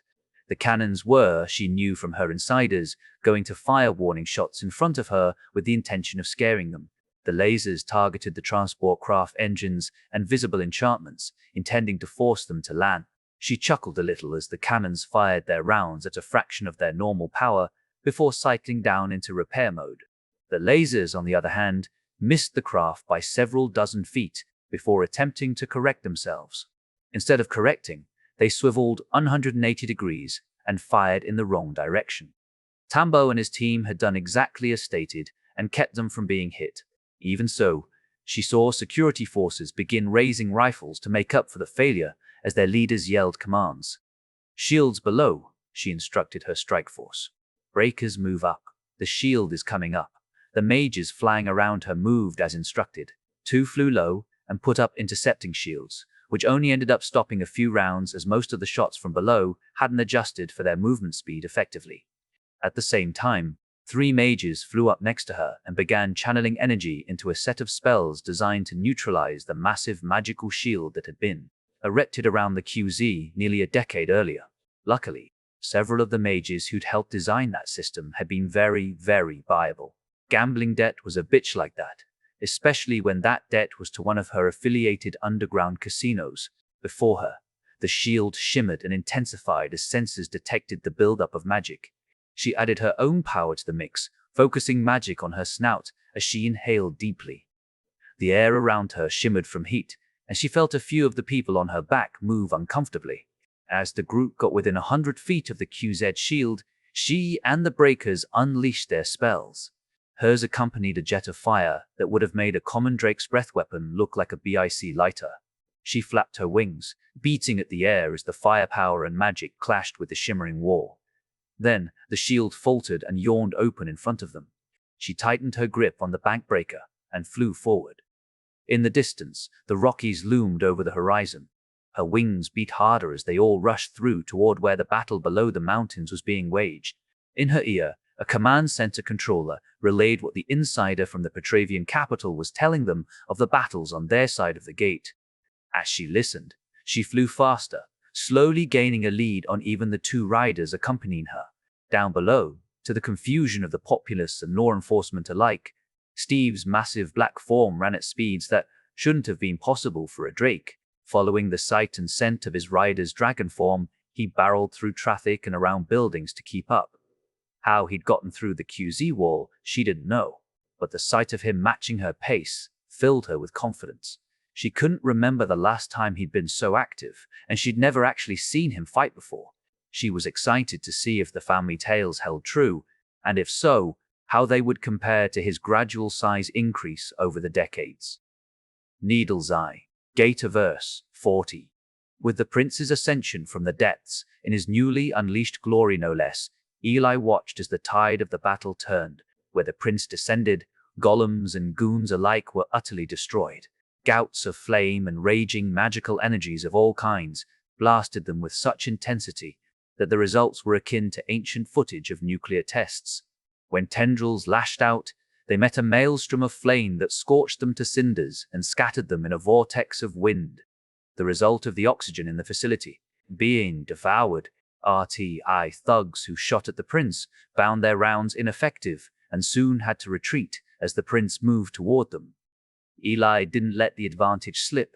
He and the remaining Petravian soldiers rallied and charged forward, hacking, slashing, and blasting at the golems and their human comrades with gusto as they took more ground than they had any right to. Despite the sudden surge in power and destruction, he held no illusions about their odds. The enemy's numbers seemed almost limitless here in their base, and despite the prince's excessive display of power, Eli noticed that the shield around the facility didn't seem to be faltering even a bit. Now that it was being blasted by the prince's power, a large portion of it was visible as it resisted the contesting magic. It wasn't even flickering or flaring in response. It only illuminated as it was interacted with. It made sense to him. RTI was powerful. They were basically an unofficial part of the government, and not just in America. It made sense that they would have access to enchanters and magical engineers that were second to none, especially for a top-secret base full of monsters and performing interdimensional theft. of royal artifacts. That's gotta be a new crime, Eli thought, as he considered the shield for a brief moment. I wonder if the discoverer of a new crime gets to name it, like a mountain or animal species or something. Then he ducked a tendril that snagged on a soldier's shield, and he was back in the battle. The vision in his left eye blurred as magical overuse caused damage, dropping him out of his magical sight. He winced in pain as he pressed the eye shut and reduced the power in the other. He still needed to see the battle in the slow motion the magic provided, but he couldn't afford to go blind for it. He turned, slowly, as he felt something familiar approaching. He wondered at it as he tried to place where he'd felt that sensation before. Despite the sweat caused by the flame and heat in the facility, he broke out in goosebumps. The ancient stepped through the door and into the facility with a confidence that only someone as old and as powerful as he could possibly possess. Jamie Carpenter lowered his gaze from the eyes of the old orc as he held out the box that had caused so much mayhem for the past few weeks. He had never interacted with the ancient before, and he knew that he wasn't really interacting with him now. To this all-powerful man, Jamie was simply a delivery system for the artifact concealed within the box. "You needn't fear me, young one," the old orc said, his voice gravelly and low. It was loud, even though his volume was barely discernible over the gunfire and spell noise from only a few hundred yards away. "You're right that I will not remember you after this, but that does not make you unique," he said as he took the offered box and stepped past Jamie toward the railing nearby. The ancient smiled as he watched the golems below rush past with countless stolen artifacts in their hands. Every now and then, one would falter and fall, its inner magics disabled by the corrupted nature of the artifact in its possession, its flesh losing cohesion. When they did, other golems or RTI workers would pick up the artifact and continue to the nearby doorways that led to other facilities around the globe, and not just RTI sites. This had worked better than he'd ever expected. He'd known the Petravians had more artifacts like the one he now held, but the amount he was seeing below was mind-boggling even for him. "You killed all of them, didn't you, Mr. Choi?" he said with a grin. Something shook the facility, and he looked up toward the ceiling, where bits of concrete shook loose and pattered off the magical shield dome overhead. He turned, and the door he'd come through opened once more. From it emerged his werewolf subordinate, Derek. She die? He wondered. "She maintained her sanity to the bitter end," Derek said, licking blood from his lips and shining fangs. "She's lying in a pool of her own gore, silvered and dying." The ancient pursed his lips. He'd hoped to use her for this, but he wasn't surprised. He casually glanced up as another impact rocked the facility. Those damned Chois always had to interfere with his affairs. He held the box up toward the renegade wolf. "Then you know what must happen," he said as the wolf hesitantly took the offered box. "Wait for me to leave." Derek looked at the box with trepidation. Inside was the ultimate power a whir like him could possess, and his damnation. It was a guaranteed guardian statue in the lunar cities, no matter how much they despised him. The ancient smirked as he moved to follow the artifacts below through one of the doors. Derek moved toward the nearby battle. As he did, he slowly opened the box and placed his hand on the sphere within. He could feel the lunar energy inside that had been perverted by whatever had happened on the day of Dying Sky. It felt.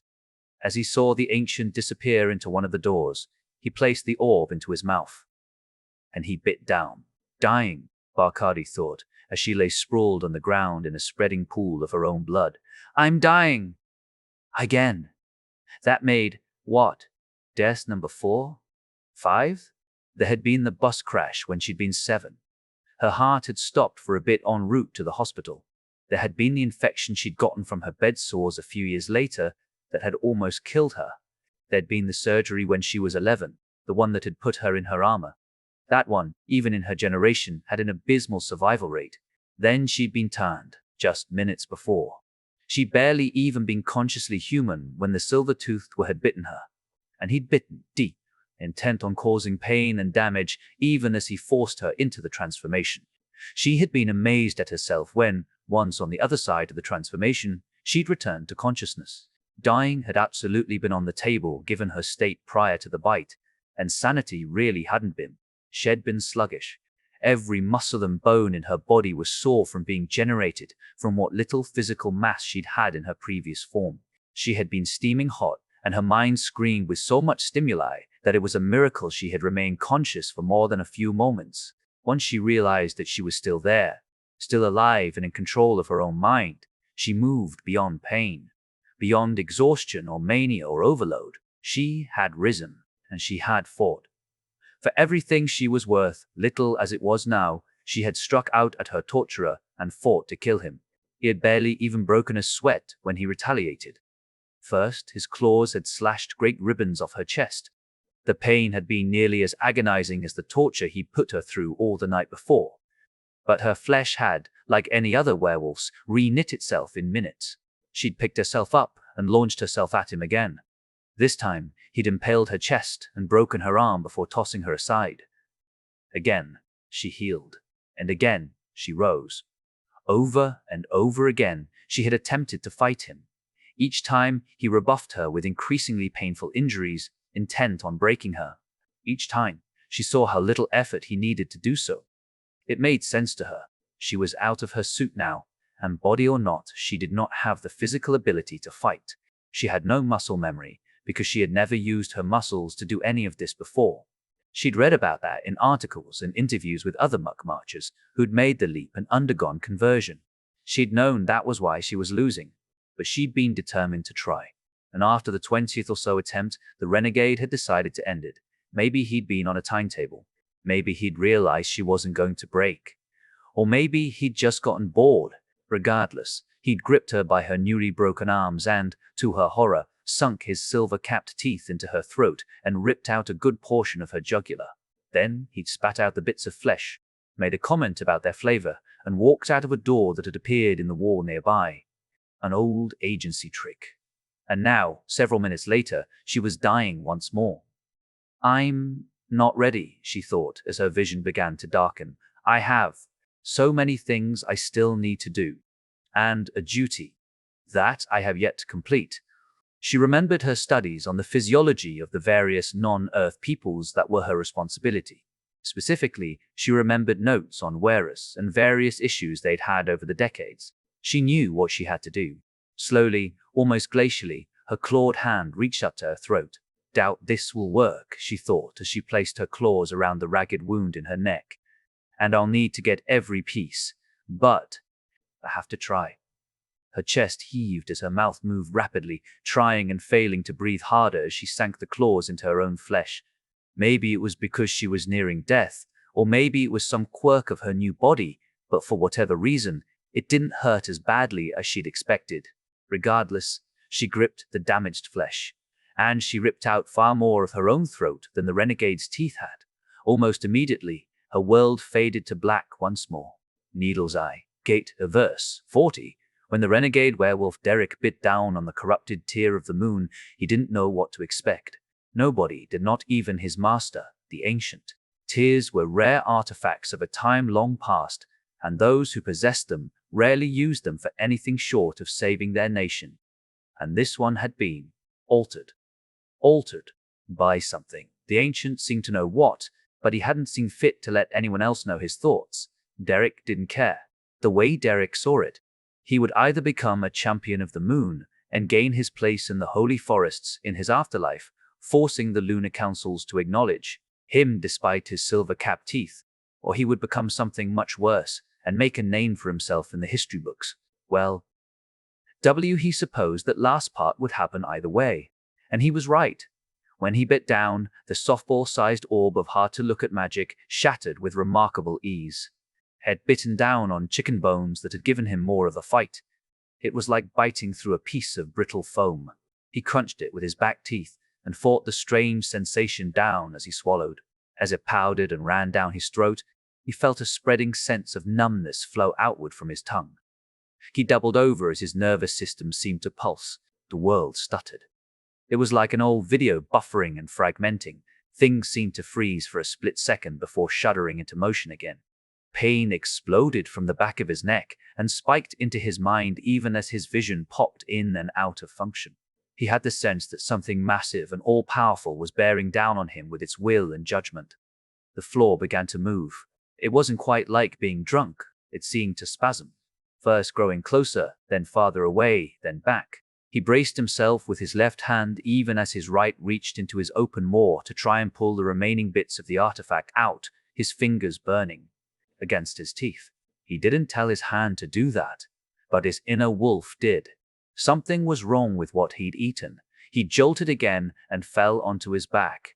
His eyes widened as he looked up and, in brief flashes, saw a strange interstellar plane where the facility's ceiling should have been. He reached up and saw that his claws now looked like the Tear had.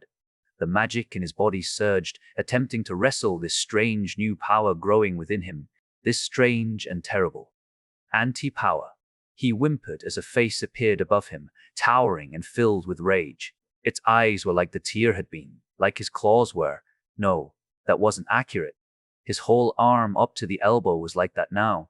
The face staring down at him was surrounded by tendrils of the same nothingness as the eyes and his arm.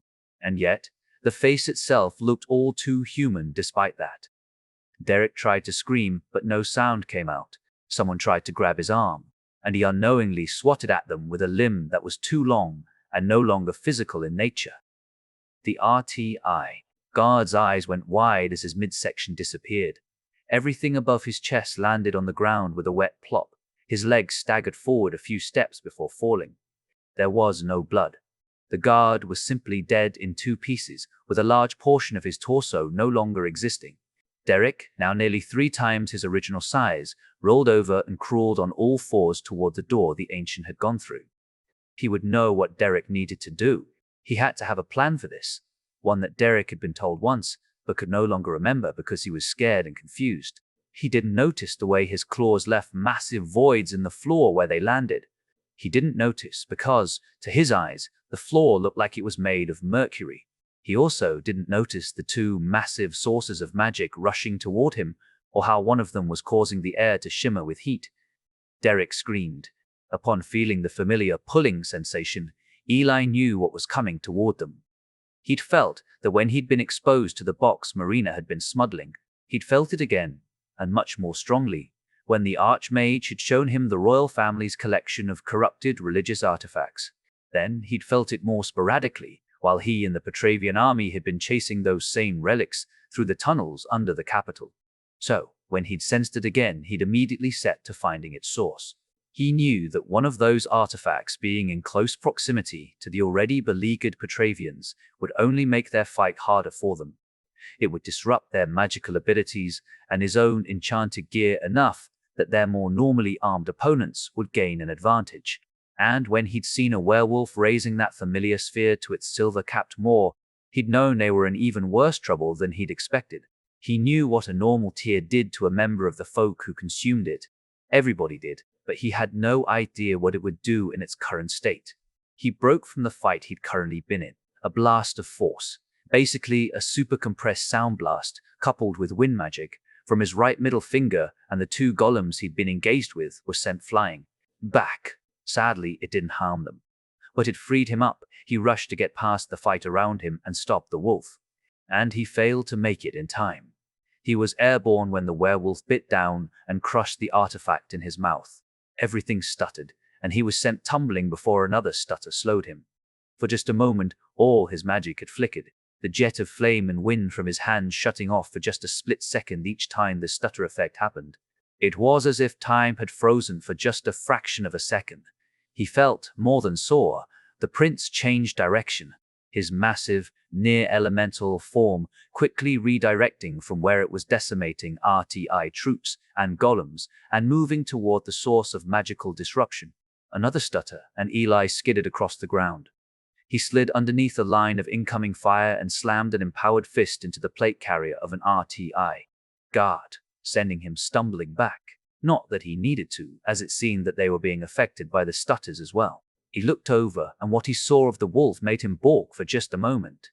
The werewolf was pulsating, with some strange energy, but he was also slowly growing in size with each stutter. An RTI worker of some kind tried to help him to his feet, and the wolf swiped at them. It wasn't like werewolf-related injuries Eli had seen at crime scenes before. There was no blood for starters. One moment the young man had been trying to help the werewolf up. The next second his midsection simply stopped existing, and the werewolf's hands, feet, and most of his face seemed to be made of the same kind of nothingness the artifact had. The wolf was being remade into a being of vanishing blight material, whatever that was. Eli raised a shield on his right side as the prince landed in a crash of flame several dozen yards away on that side, sending a spray of elemental flame out in a wave to destroy any enemies nearby. The two of them rushed forward to face the new threat. Barcady gasped as her eyes flew open. The fact that she could gasp was a good sign. She sat up groggily. As she did, her newly manifested fur made a wet sucking sound as it peeled itself out of the nearly congealed puddle of blood she had been lying in. "I'm alive," she said curiously, clumsily crawling forward out of the mess. She slipped and fell several times, still unused to having actual limbs again, much less limbs so long and gangly. But after a few minutes, she was able to roll onto her backside on the floor, which she now saw was covered in some kind of tatami matting. Asia? She wondered at the odd choice of material. She was only a little amused by the fact that her blood had likely ruined the floor and would cost whoever owned this place, presumably the agency, a good chunk of money, to repair and clean. Though if she had her choice, the whole building would be destroyed.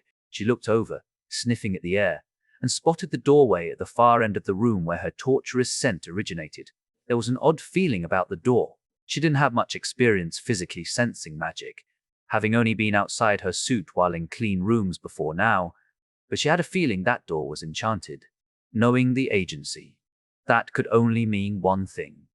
She stood up, her new legs shaking and trembling the entire way, and took a deep breath. Even in a room as empty and mostly clean as this one, it was far too loud and far too smelly. Still, she couldn't deny the novelty of smelling the outside world for the first time in 30+ years. She was terrified by it. But she had a job to do. She started toward the door, first with a few quick steps, then a few small hops.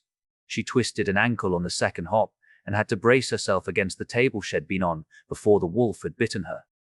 Then she began jogging. By the time she reached the door, she was awkwardly sprinting as fast as her inexperienced movement would allow. It wasn't as fast as a lifelong werewolf would run, and nowhere near as fast as her suit had been able to move. Yet, when she hit the door with her shoulder, she did so with enough force to burst through it in a shower of splinters. She and those splinters were transported thousands of miles, landing in a sprawl on a hard concrete floor amid a cacophony of gunfire, screams, spells, and explosions. The scent of her torturer wafted through the air, much stronger now. She lifted her head and saw him. She didn't care that he was now nearly 30 feet tall, or that his limbs and heads were some weird color that was hard to look at. She didn't care that the world seemed to be frame spiking every few seconds. She picked herself up off the ground and began sprinting toward him again, new claws extended, new fangs wide. She charged her torturer. Needle's eye. Gataverse 42? Oh. This was the thought that pervaded Ellis' mind as he attempted to engage the not stack.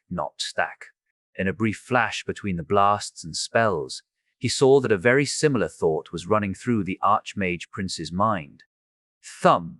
The facility rumbled as something impacted it again from somewhere outside. Eli wasn't using his magic or his enchanted items. He wanted to. He really, really wanted to. He felt Chashan BS's lacking without them, especially given their mutual opponent. But when he'd tried to use his empowered magic earlier, it had. Well, he didn't really know what had happened. It hadn't fizzled, or been redirected, or blocked. It was like it had disappeared. A massive blast of flame and death bolts mixed together had gotten within a few feet of the monster, which was continuing to spasmodically grow. And then his spell had simply, ceased. It was as if it had entered an invisibility field of some kind, only it hadn't burned or scorched the beast. It had simply stopped existing. The prince's even more powerful spells had similar effects. The cyber golems near the monster had fallen, their magics interrupted by whatever the field was, and gone limp as if they were dead. Their cybernetic components flailed, letting out alert sounds that left the massive amalgamations of flesh and metal twitching and jerking on the ground around the former werewolf. And as if that wasn't enough, the world seemed to be stuttering. He thought he knew what that might be, or at least he had an idea, based on what he'd learned in school as a kid reading up on Petravian history. Regardless, the frequent stutters in time were throwing off everyone's rhythm as they attempted to fight in the massive facility. Eli leapt over a massive swipe of the war-creature's arm. He leapt as far as his enchanted gear would let him, before the monster's proximity made the magic in them falter. As he moved, he watched a Petravian guard approaching, unaware of what was coming. It was too late for Eli to warn him. Suddenly, it was as if the soldier had never existed, or at least most of him. All that remained were the last few inches of his feet and the top few inches of the crimson feathered crest from his helmet. Those feathers drifted slowly to the ground where the man had just been standing. Thump! The world stuttered again just as Eli was mid-roll, his hands busy reloading silver-jacketed rounds into his pistol. Poor lieutenant. He thought for a split second as he resumed moving, landing in a slide that took him just under the next swipe of a massive, hard-to-look-at Wolfenclaw. Above and behind him, the prince was drawing in magic nearly as fast as the corrupted champion, focusing it on the ground around the vile monster. And beyond the beast, a bedraggled werewolf charged at the thing that had ruined her. Minara was glad that Steve was as smart as he was. Her mother and grandmother had always insisted that he was smarter than the average Drake, that he had been even before his change during the dying sky. As she lobbed the bankbreaker spears at the mountain, inside which she could sense the structure RTI had placed, he moved out of their way instinctively. She launched one of the spears, already reaching for another as the first flew, and watched as its burners sparked into life. The spear accelerated toward the mountain. Below, Steve broke off from his digging and blasting efforts and darted out of the crater. Only a moment after it had cleared its crest, the spear impacted, spinning like a drill as it tunneled into the rock. A few seconds later, it detonated. Steve rushed back in to dig and blast again. His massive claws moved the fractured and pulverized bits of mountain like giant shovels, and his fire breath baked them into place so they wouldn't fall back in. Then he darted back out. Again, just as the next spear impacted. The world stuttered again, and Minara's eyes twitched. The only thing she knew of that could cause something like that was a god. The only times it had ever happened before were during great calamities or at the time of a champion's empowerment. And as far as she or anyone else in the know could tell, the gods were gone. So what the hell was happening? "Ma'am, we've got incoming," one of her people said over her earpiece. "QZS called in the military. We've got fighters on the way." "I'm guessing they're loaded for me," she mused. The explosion from below sounded different this time. She looked down and was happy to see Steve clawing at a steel superstructure of some kind. "Doesn't matter," she added. "We're at breach. Entry teams, dive, riders, off." The people saddled on her back leapt off, using their own gear and magic to descend as she pulled a suit of enchanted armor from her bag and dropped it. She shifted first to her human form, free-falling for a few seconds as she grabbed the armor and positioned herself against it. Then she shifted into a small horned marsupial and clambered inside the suit. Once inside, she shifted back to her human form to fill the plating. A second later, she slammed into the ground next to the crater and immediately leapt onto Steve's back, no saddle. Several of her people landed moments later and began cracking the defensive enchantments as she and her family's Drake began melting metal. Overhead, the sound of several FA-27 fighters, or rather, the delayed noise of their stealth-enabled thrusters, screamed past. They were, presumably, wondering where their dragon target had just gone. They likely wouldn't get an answer for another minute or so as satellite and drone tracking updated once the data was processed. "We've only got a minute or two," she said to her crew. "Get us inside now." Her team redoubled their efforts. Above them, those thrusters screamed again as the jets changed direction. Murphy shuddered as the world did that. Dasn thing. Again, the time-stop thing. He didn't like the way it felt when it did that. And he liked it doing that even less while he was riding in the back of a helicopter. He looked around at the officers riding with him. Sure enough, the sergeant across from him looked green around the gills, even in the red light of the compartment. The two muck marchers nearby barely even budged as the world continued halting repeatedly, though they were both looking at readouts on their wrists as they did. Captain DeMarco was near the two of them, with a cable leading from his chest to the comm panel on the wall. Fuck, I hate that, the green-faced sergeant said as the world stuttered again. Ain't right. Murphy couldn't help but agree with him. 5 minutes? One of the pilots informed them over the intercom. Heads up. Air Force has fighters scrambled. Something about a dragon. Whatever's going on is causing a lot of noise. We might have to make some interesting maneuvers to land, or be forced to wait in line. Oh, great, the sergeant chimed in. Now we got fucking dragons to worry about. Awesome. Murphy couldn't exactly disagree with his complaining. That's Marina Choi, DeMarco said into the earpiece that Murphy was wearing. Based on the lack of reaction from the officers around him, Murphy guessed he was the only one the muck marcher was talking to, along with her fellow gang members. Murphy looked over at the captain, who hadn't moved from where he was clearly watching surveillance of the situation. He knew that Eli had spoken to the crime lord, had, in fact, entrusted the protection of Miss Smith to her, despite how sketchy that was.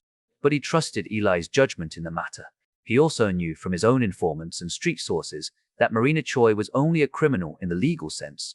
She was something more of an entrepreneurial Robin Hood character to most people in the QZ. Still, he wondered at her involvement. She rarely even made public appearances, much less showed up at active battle scenes, to say nothing of battles that involved unsanctioned interdimensional travel. Why is she involved? He asked quietly into his mic. Also, do you three have any idea about this whole buffering thing? I was about to ask you that, DeMarco replied. Your partner's had dealings with her recently. Any idea why she's here? So they knew that Eli had met with Miss Choi. That was interesting. What was also interesting was that nobody had arrested him for it, though Murphy likely wouldn't be informed if they were investigating his partner. His bet was on the government knowing that the criminal element of the Choi's was a necessary evil, that her back-alley dealings let the QZ actually function and likely reduced government costs at the same time. But that was above his pay grade, and he hoped it stayed that way. I'm still not even 100% sure why we're here, he admitted, and he wasn't. Because sensors recognized a faint magical signature that matched the one from the chief's disappearance with the half-orc, DeMarco answered. Faint. Very faint, but repetitive over the last day, and they matched those that occurred in Petravia. In short, the agency has been using its doors a bit more actively over the past few days. Murphy watched as the captain's helmeted head turned ever so slightly. It was as if he was looking back, even though Murphy knew the suit had enough cameras and sensors to make that unnecessary, as well as anomalous signatures similar to the artifact that the Archmage stole. And this is a known RTI, research facility with magic-enhanced construction, Murphy remembered from the brief before they'd taken flight. Emphasis on the word brief. DeMarco's helmet made a point of nodding slightly. Hang on, everyone, the pilot chimed in again. Landing's gonna be rough and very slanted. Prepare to move, one of the other mutt marchers, named Johnson, announced. We're landing only 50 yards or so from where a group of known gang members are attempting to break and enter into the facility. WE will handle them first. Then we'll use the entrance they're making as OUR entrance. He began moving toward the rear hatch as it opened, letting in gusts of frigid Rockies wind. But prepare for them to resist us, potentially violently. The world buffered again just before the helicopter landed at a very rough angle. The mutt marchers stepped out into the frigid wind and immediately began jogging to the left. Murphy and the handful of officers in the helicopter moved to follow. Needle's eye. Gate averse. 43. If Murphy, or any of the officers around him, had expected gunfire as they approached Minara Choi and her party, they were quite incorrect about what Captain DeMarco had meant by handling them. Instead of gunfire or spells, the two QZ-Sec cyborgs approached the crime lord in an almost casual manner. To her credit, she approached them with equal casualness. Chills ran down Murphy's spine. It was in equal parts from the cutting cold of the mountainside wind, still being whipped against them by their transport, and from the seemingly lessening time stops. Minara Choi slid down the side of the gargantuan black drake, as if it were a ramp, landing with a thud as her armored form nodded at DeMarco. She peered at him for a moment before grinning. Captain, she greeted. Long time no see. I assume you want to be the first ones through the breach? Miss Choi, DeMarco replied with a similar nod. I'm afraid I'll have to insist that that's the case. Your people are civilians and shouldn't even be here. He made a show of turning his helmet to look in the direction of the QZ miles away. To say nothing of the show you've just put on. She nodded again. As a member of the extended royal family of Petravius, I gained knowledge that a member of the main branch of the family was in danger and had even used a charge of a high-level familial survival relic, meaning they've been killed, albeit temporarily, she said, holding up a hand to show him the ring there.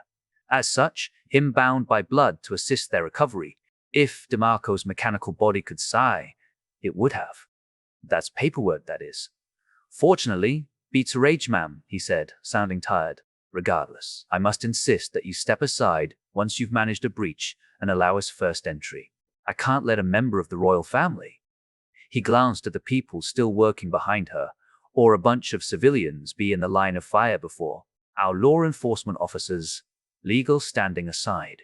She gestured for the officers to proceed even as she said, "That'll only be a matter of moments." Then she clambered back up the side of her familial drake and began riding back toward the widening hole.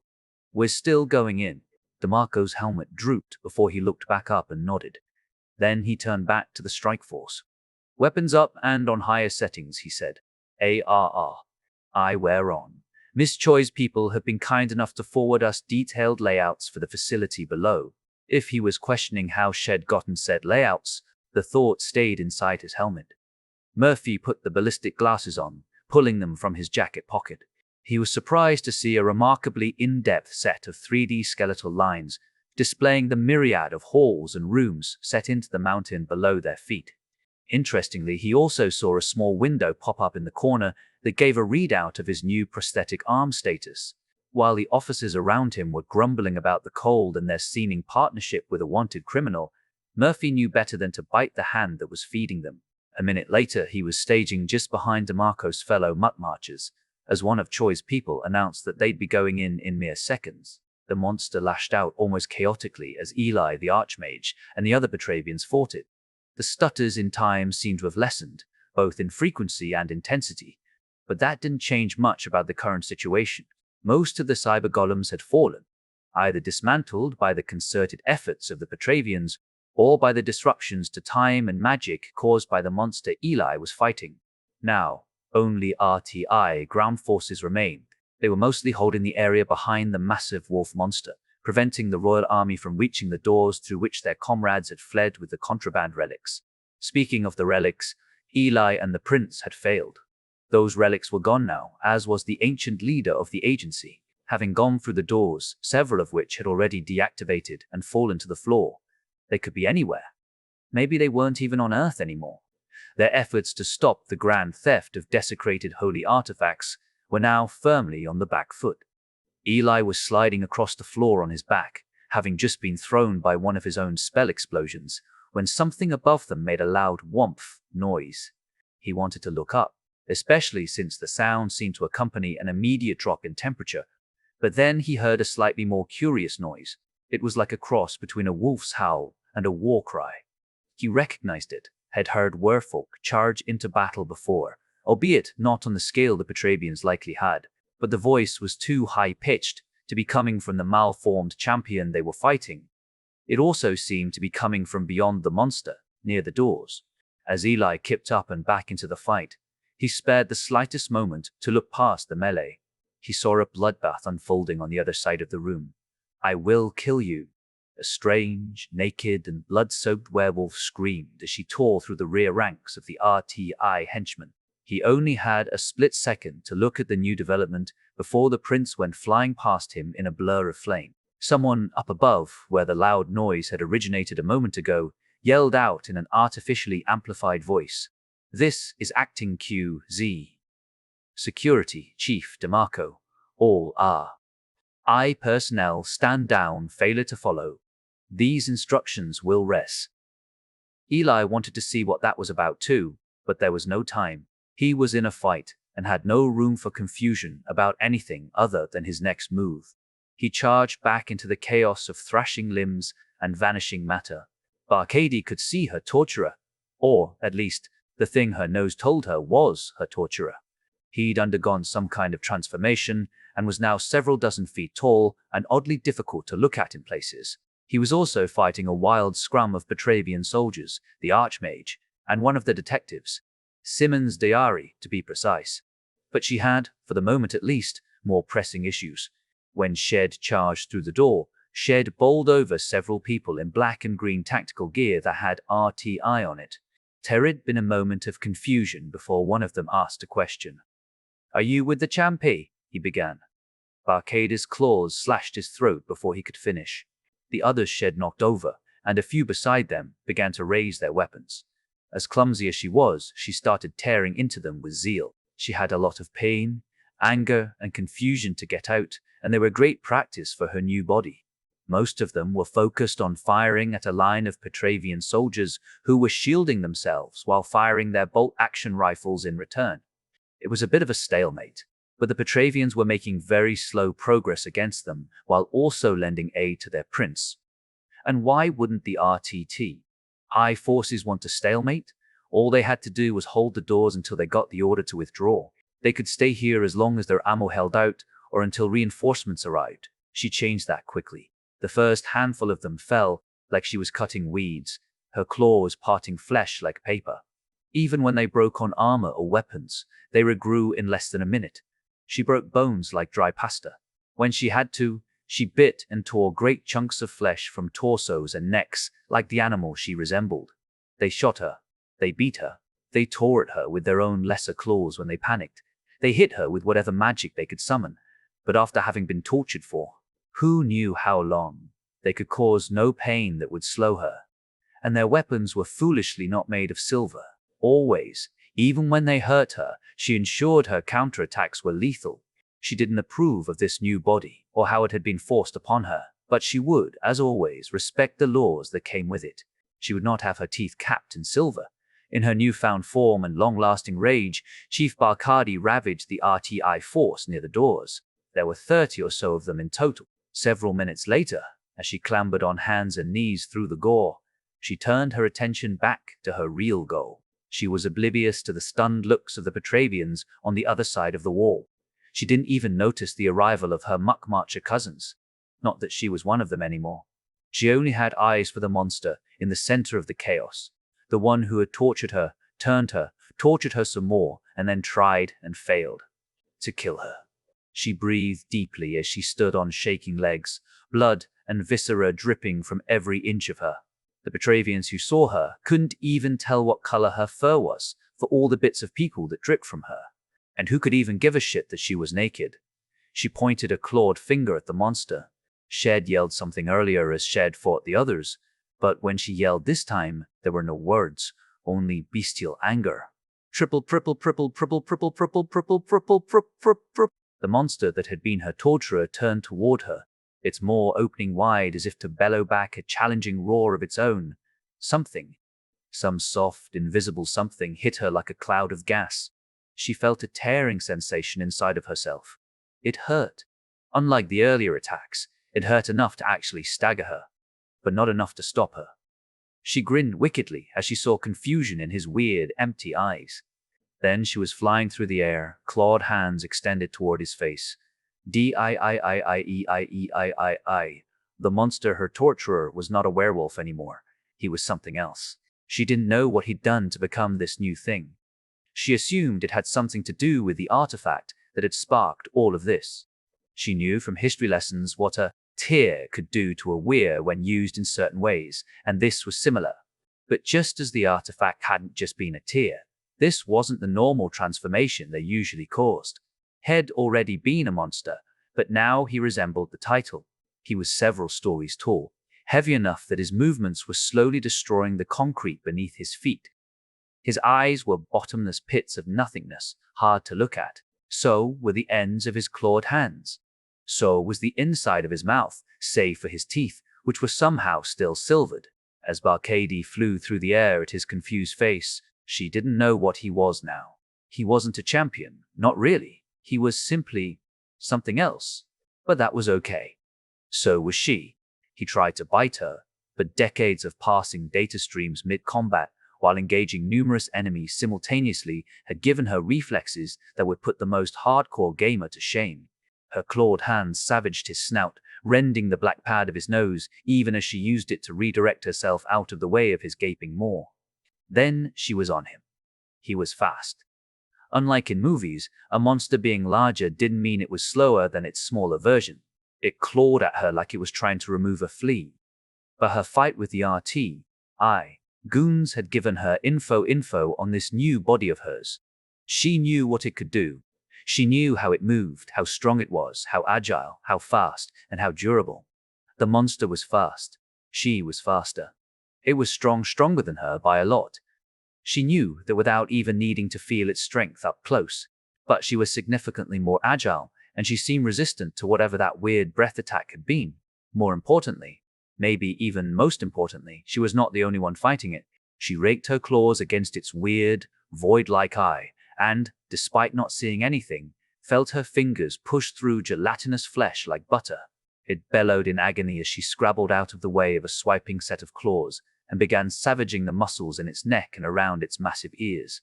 Down below, she heard shouting and gunfire and felt heat building around her.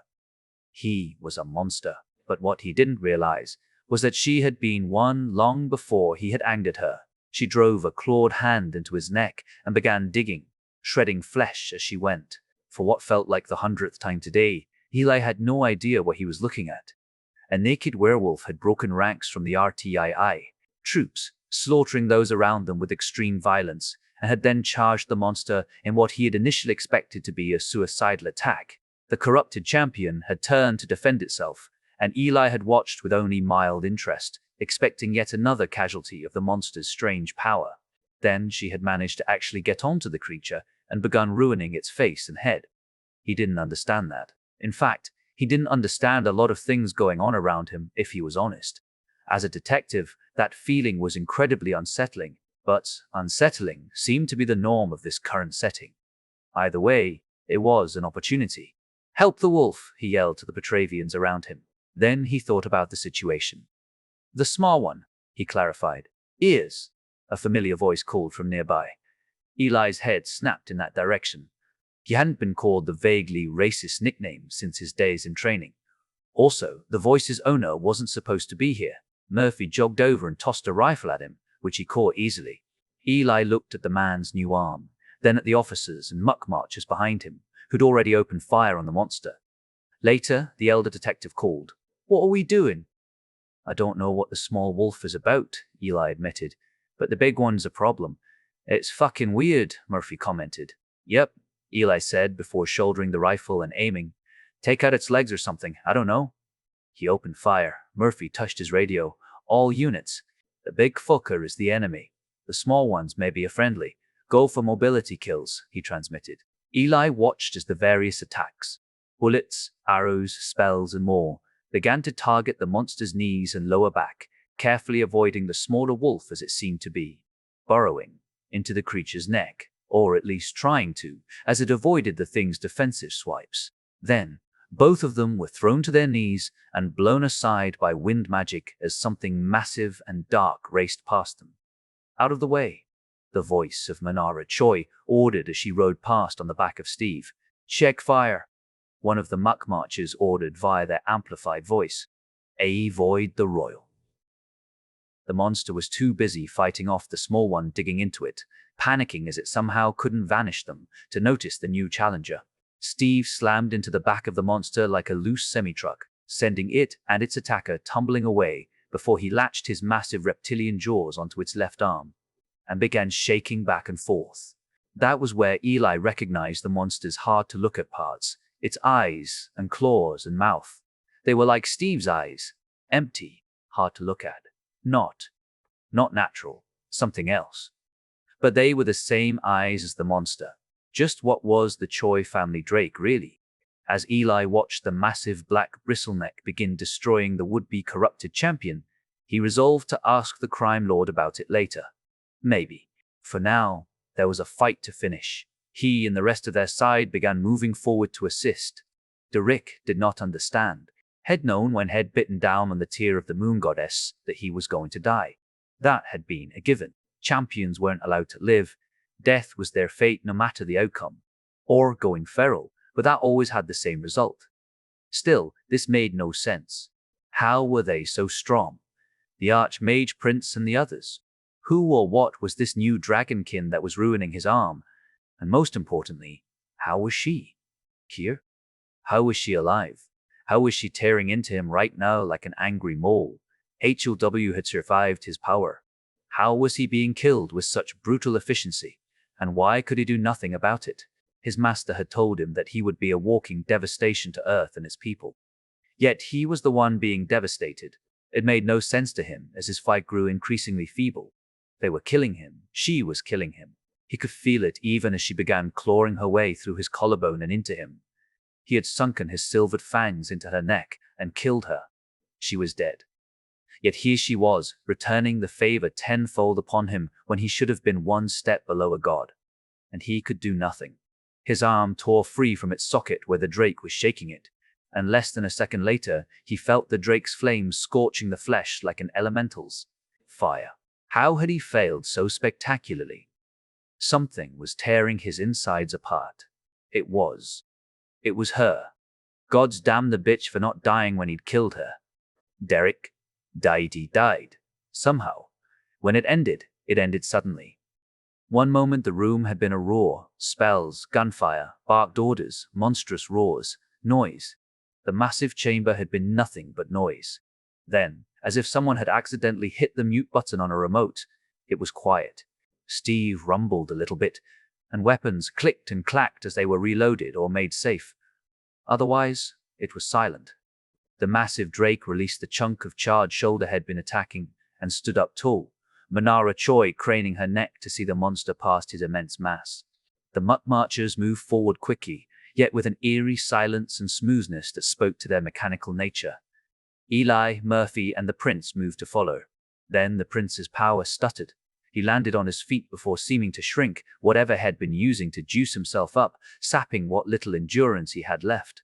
Petravians moved to support him as he took a knee. Eli looked at him, and the prince simply nodded. The muck marchers raised their weapons as the monster's abdomen moved, shaking a bit as if it were breathing. Eli and Murphy matched them, along with everyone else, as they all questioned the thing's death. DeMarco raised a fist as he magnetized his weapon to his leg and moved forward.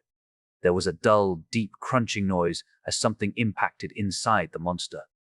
That was when Eli realized who was missing from the quiet and strange scene. A clawed hand punched through the ribs of the dead monster and emerged covered in gore. Even as it clenched, several of its fingers made popping noises as they healed broken bones. Another set of clawed fingers snaked out of the hole the other arm had made in the ribcage. Then they began pulling and widening the opening. Eli grimaced as the flesh tore with wet, bone-breaking noises. He wasn't the only one feeling uncomfortable as the smaller wolf tore its way out of the massive monster. Some weapons raised as the werewolf. A woman emerged, slick with gore. She stepped out onto the chest of the thing and slipped to the floor, sprawling awkwardly next to her kill. "Identify yourself," DeMarco said, as Manara Choi guided Steve over to potentially fight the violent newcomer. The other muck marcher casually aimed their rifle at the werewolf. She looked up at the cyborg as if she was annoyed, spat out a chunk of flesh, and then slowly stood. "What's wrong, DeMarco?" she asked. "Don't recognize your CO?" She laughed, a deep, rumbling, slightly unhinged laugh as she wiped her mouth. DeMarco's helmeted head tilted ever so slightly. "Bar Cady." 0839, she said, before taking a deep breath and looking up at a sky that couldn't be seen from inside the facility. "Reporting unauthorized conversion Victi." Steve sniffed the back of her head curiously as she talked. Then, mid-sentence, he licked her, and, like a tree that had finally been cut into just enough, she fell over. DeMarco moved as fast as a muck marcher could, closing the 5 yards between them in a blur, catching her as gently as if he thought the action might break. "Her!" He stayed there, frozen for a moment, as she collapsed against him. Then his head turned, and his comrade took control of the scene. "Secure this facility," the other muck marcher commanded. "Petravians, secure your wounded and fallen." He turned to the nearest police officers. "Secure the exits, guards on those doors there." Eli watched as Murphy moved forward next to the werewolf and DeMarco. "Chief?" he asked. Then Eli looked up at Manara Choi, who looked as concerned as he was confused. "What the hell happened here?" he asked. She slid down and began inspecting the dead monster, ignoring his question. Eli's sense of discomforting confusion only grew.